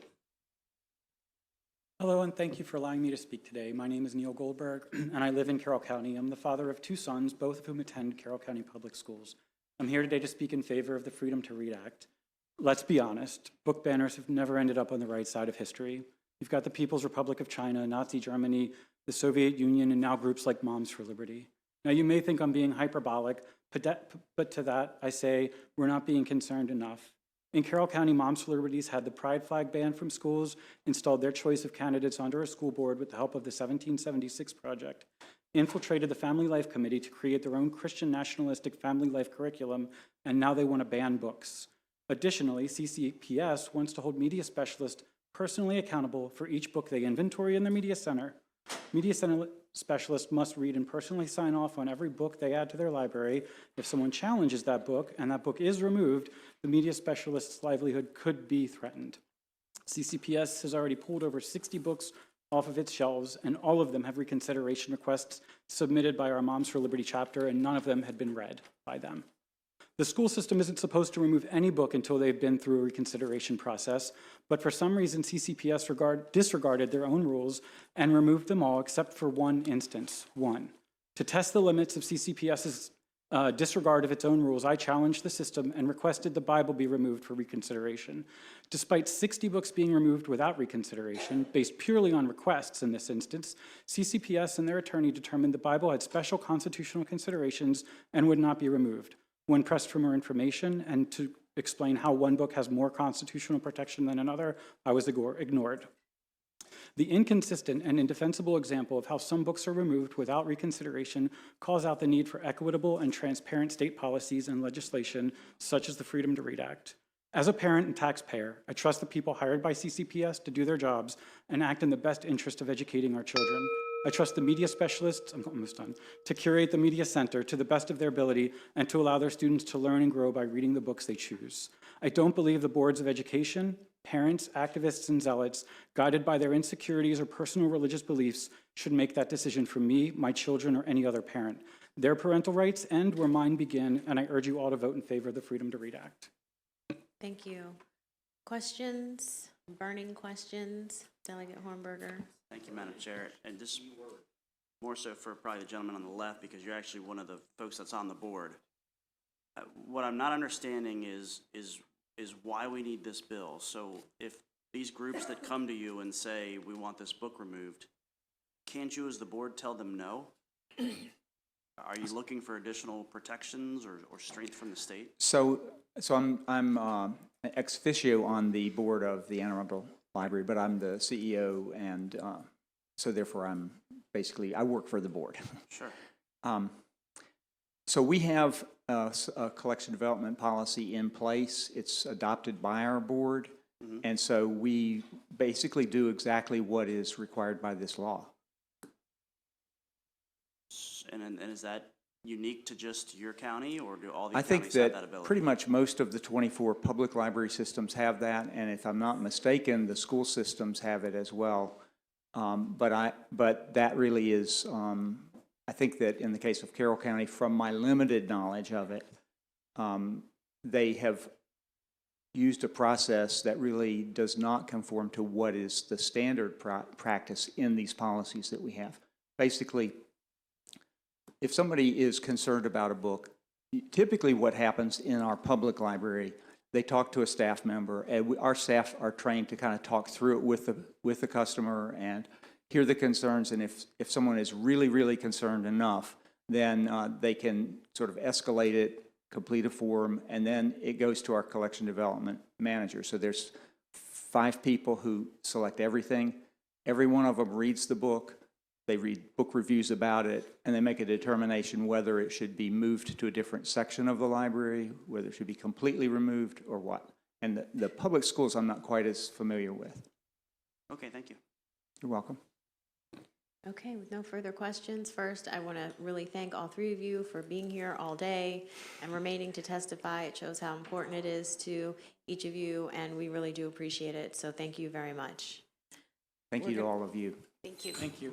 We have 2 more favorables online, so we're going to call them Wendy Novak and Nicole Hollywood, please.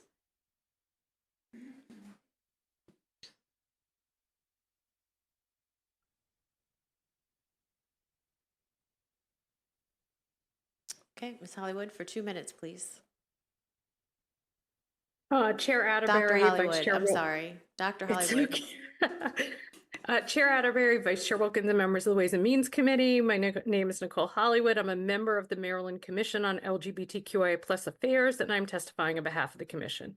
The Commission was created by the 2021 Maryland General Assembly and later altered in 2023 to assess challenges facing our LGBTQIA+ communities, establish best practices and recommendations for LGBTQIA+ inclusion, and provide testimony to legislative and administrative bodies.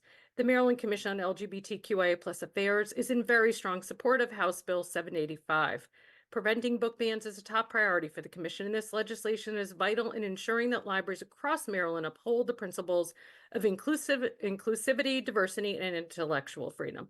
The Commission is deeply concerned about the recent wave of book bans targeting materials with LGBTQIA+ content or characters. Such censorship not only restricts access to important literary works, but seeks to erase LGBTQIA+ individuals and families from public life, perpetuating discrimination and marginalization. The Commission has extensively researched and analyzed the experiences of LGBTQI+ youth in our state's education system. Reports such as the 2021 GLSEN National School Climate Survey and the GLSEN 2021 Maryland State Snapshot revealed distressing data regarding the safety and well-being of LGBTQIA+ students in Maryland schools.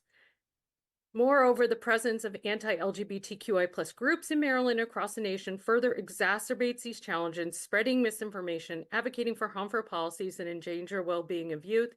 And in this context, House Bill 785 safeguards our libraries by establishing state standards which emphasize the importance of providing materials, services, and resources for the interest, information, and enlightenment of all individuals. Public libraries should reflect the communities they serve and not exclude materials because of the origin, background, or views of the creator or partisan or doctrinal disapproval. I see I'm done.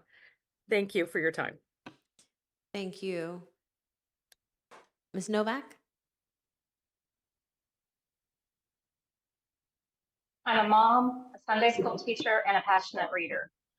Books are magical. They allow you to have a window to another world or a mirror into your own. Reading is the key to lifelong learning and helps grow vocabulary. Research shows that high-quality library programs are correlated to student achievement and can help close racial achievement gaps. It is good for our students to read. We need to be doing what we can to support them. Kids need access to a variety of books. Sadly, some parents want to restrict access for all students, not just their own. There have been a huge increase in attempts to restrict what books are available for our children to read. In Carroll County, more than 56 titles from the school libraries were removed from shelves in response to challenges organized by the local Moms for Liberty. The challenge books include a disproportionate amount of female and non-binary authors and a disproportionate amount of LGBTQ characters and characters of color.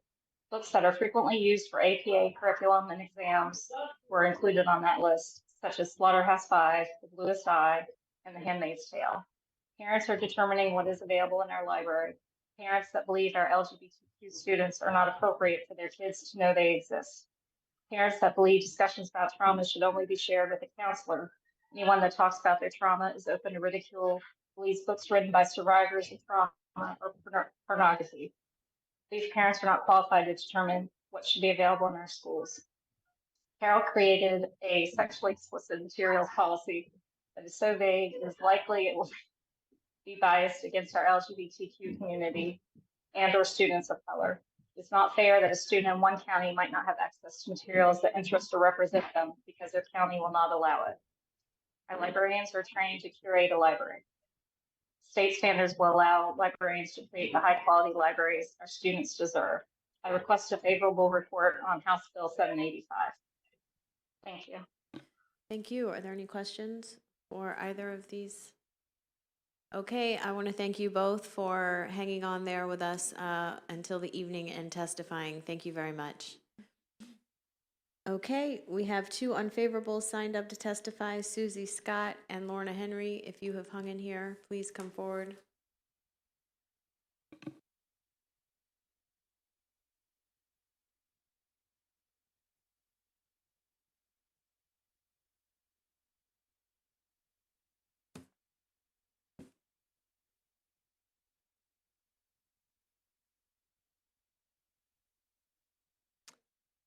Good afternoon, Madam Chair, Vice Chair, and members of the committee. My name is Lorna Henry. I am an attorney with the Pacific Justice Institute, a national nonprofit law firm focusing on religious freedom and parental rights. I am their Maryland attorney, and we oppose this legislation. And one of the fundamental issues of this bill is not the intent of the bill, it is the manner in which it seeks to promote a sense of perceived fairness. And while I had a number of things to share, I will just say, just like all of you, I've been listening to what is a very robust discussion and exchange of ideas about this bill.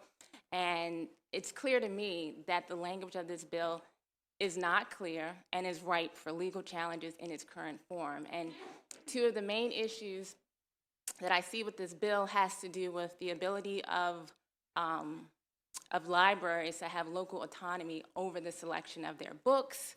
And the second issue has to do with parental control over what their children can check out. And with respect to that second issue, I would just ask, is the freedom of a 6-year-old to read a sexually explicit book greater than the freedom of their parent to determine or to direct the upbringing of that child not to read that book? And in light of that question, I think parental control over what children can check out at libraries has to be at the heart of this bill, which it is not in its current form. And so the bill has too many questions, in my opinion. There's too much at stake, and I would urge an unfavorable report of this bill. Thank you. Thank you, Chair Atterbury, Vice Chair, members of the Ways and Means Committee. My name is Susie Scott, and I'm the Chapter Chair of Moms for Liberty's Maryland's Legislative Committee. I'm also Chapter Chair of Harford County's Moms for Liberty chapter. 77% of voters are concerned that school-aged children are being exposed to sexual material that is not age appropriate. 55% are very concerned. And I'm very concerned when I find this book in my public school library or this book. These books are not banned books. I got them at our local library branch. In order for a book to be permitted in a school library, it has to have 2 favorable reviews. So this graphic novel that is in my Harford County Public Library in a section called Adult Graphic Novels is in a public school library. Genderqueer as well. How did they get there? Last year, we're talking about how do books get in libraries. Last year, I got 2 cases of Tim Scott's autobiography called America, A Redemption Story, and I wanted to donate them to the Harford County public school system for Black History Month. I was told, no, you can't do that. There are not 2 favorable reviews for a sitting senator's autobiography about his struggles and how he rose above them to become a U.S. senator. So, you know,